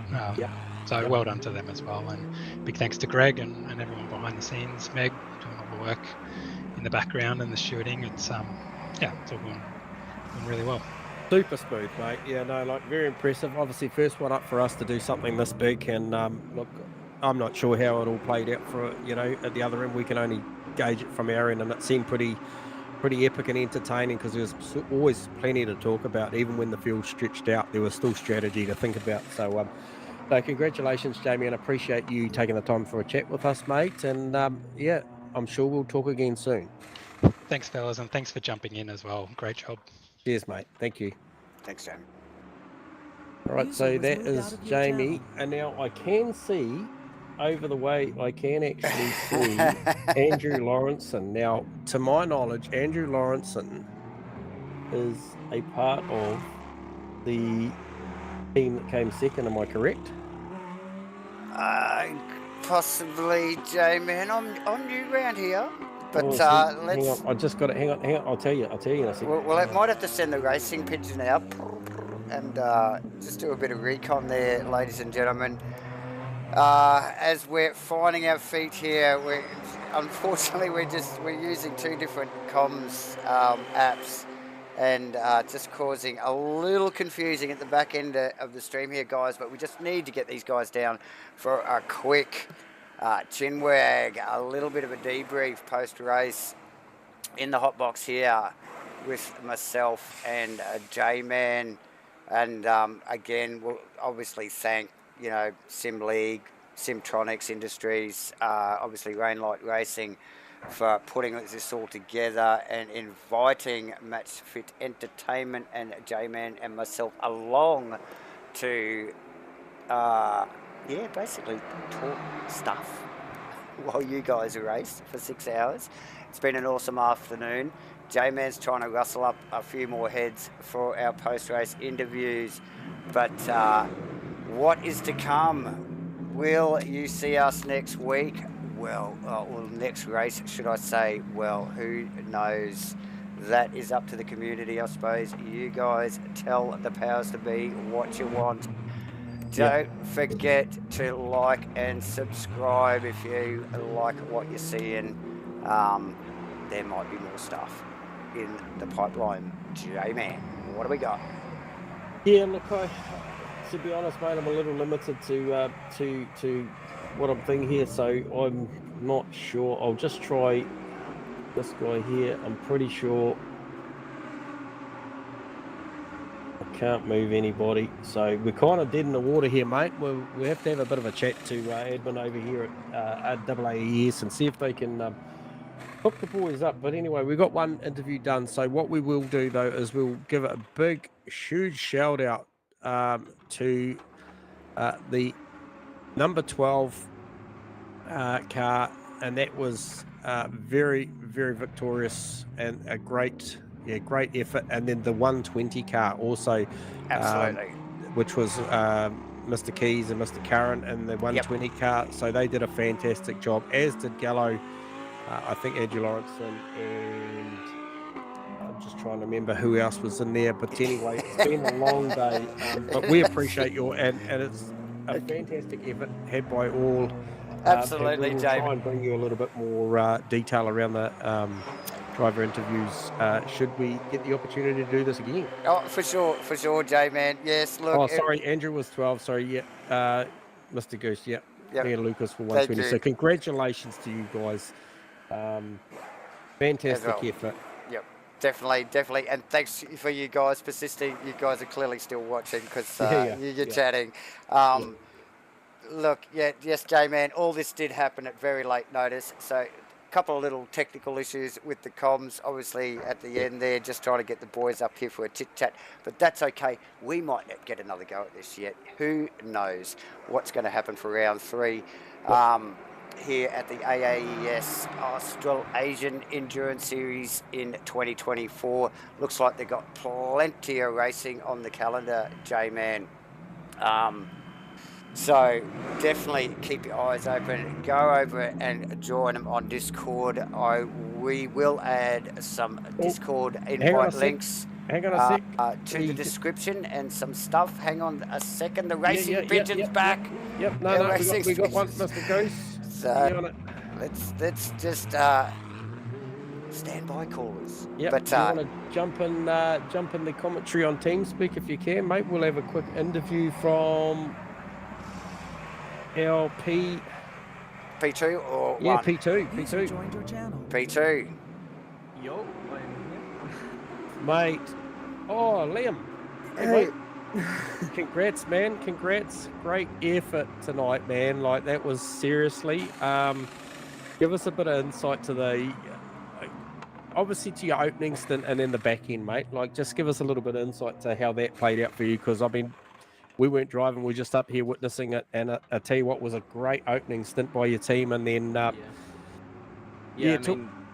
Lucas absolutely smashed it in those first 2 stints. That was pulled a massive lead, but I wasn't quite up to the pace that I would have liked. Still, it wasn't terrible, but definitely would have liked to be closer in pace to him, and tried to maximise him in the car as much as possible, just to keep that gap.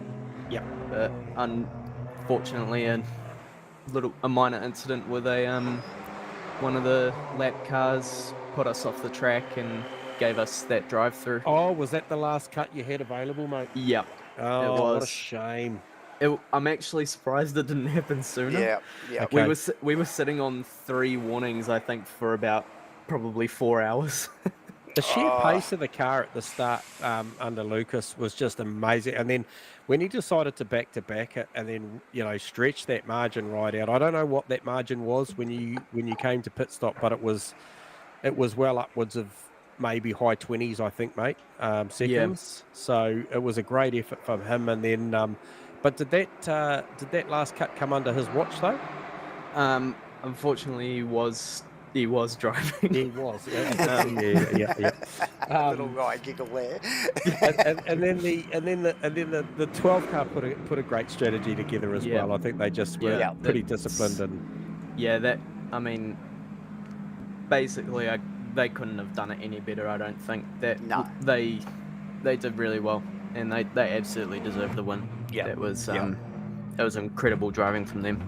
Yeah. Oh, look, don't sell yourself short, mate. No. It was an amazing drive. I mean, that size field for that duration, like we said, I honestly feel like anything inside the 20 is a great effort. And not discrediting anybody outside the 20 as well, because to finish first you must finish. So all those guys and girls that put it in was pretty amazing. But that pace, it was a clear race of 2 cars for the front row tonight. Yeah. I think we saw that, and then obviously a great battle between sort of 3 or so cars at the back end for the final podium spot. So I mean, it was close everywhere around. Yeah. The start, everyone was treating it like a sprint race. Oh, so funny. Yeah, Dave called that. We were watching. It was a 20-minute. Yeah, it went on for probably the first hour and a half or so. Yeah. Or 2. You guys were running at a really hot pace, and really shot out of the blocks firing, man. So it's pretty epic to watch, and still really clean racing too, with so many cars on field and everybody, really looking for track position. So nice work. Yeah, awesome, Liam, mate. Congrats. Make sure you pass on the congratulations to your teammate, because that was a stellar drive, and looking forward to if we should get the opportunity again to seeing what you've got to deliver on the next one, mate. So thoroughly enjoyed it. It was a pleasure. So congrats, mate, and good luck trying to get to sleep. and thanks for streaming, guys. I know it was last minute as hell, but thank you so much. Absolute godsend. Yeah, we tried not to trip over too much, mate. I'm sure we had some pronunciation issues, and but look, we'll be better for it going forward. So Nah. Anyway, too easy, mate. That's what we're here for. Absolutely exhausted. So thank you guys. I'll see you next race, hopefully. Awesome, Liam. Thanks, mate. Liam. Cheers for the chat. Cheers, well buddy. Done. Cheers. User was moved out So of there the you go. That was P2. So we just needed Mr. Or Andrew or any of the other 2 that were out there. That would be cool if they were around, but I don't think they are at the moment. So we might have to Andrew, Dave. was it Andrew Lawrenson? No, that was a different Andrew. Yeah, no, it was Andrew. Andrew Lawrenson? Yep. I think he's in Discord at the moment. I can't see him. I can't see anything in there, actually. I don't have any permissions, that's the issue. So I can't do nothing. Okay. Well, we might just wrap it up there then, ladies.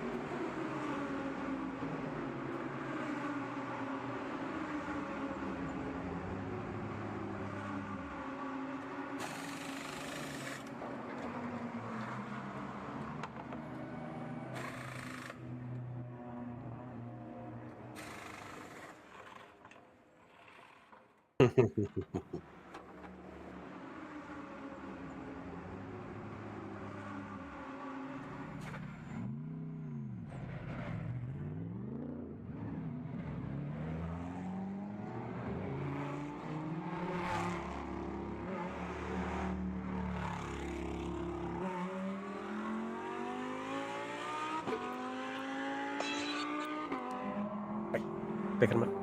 Thank you. I got to bounce. Thank you.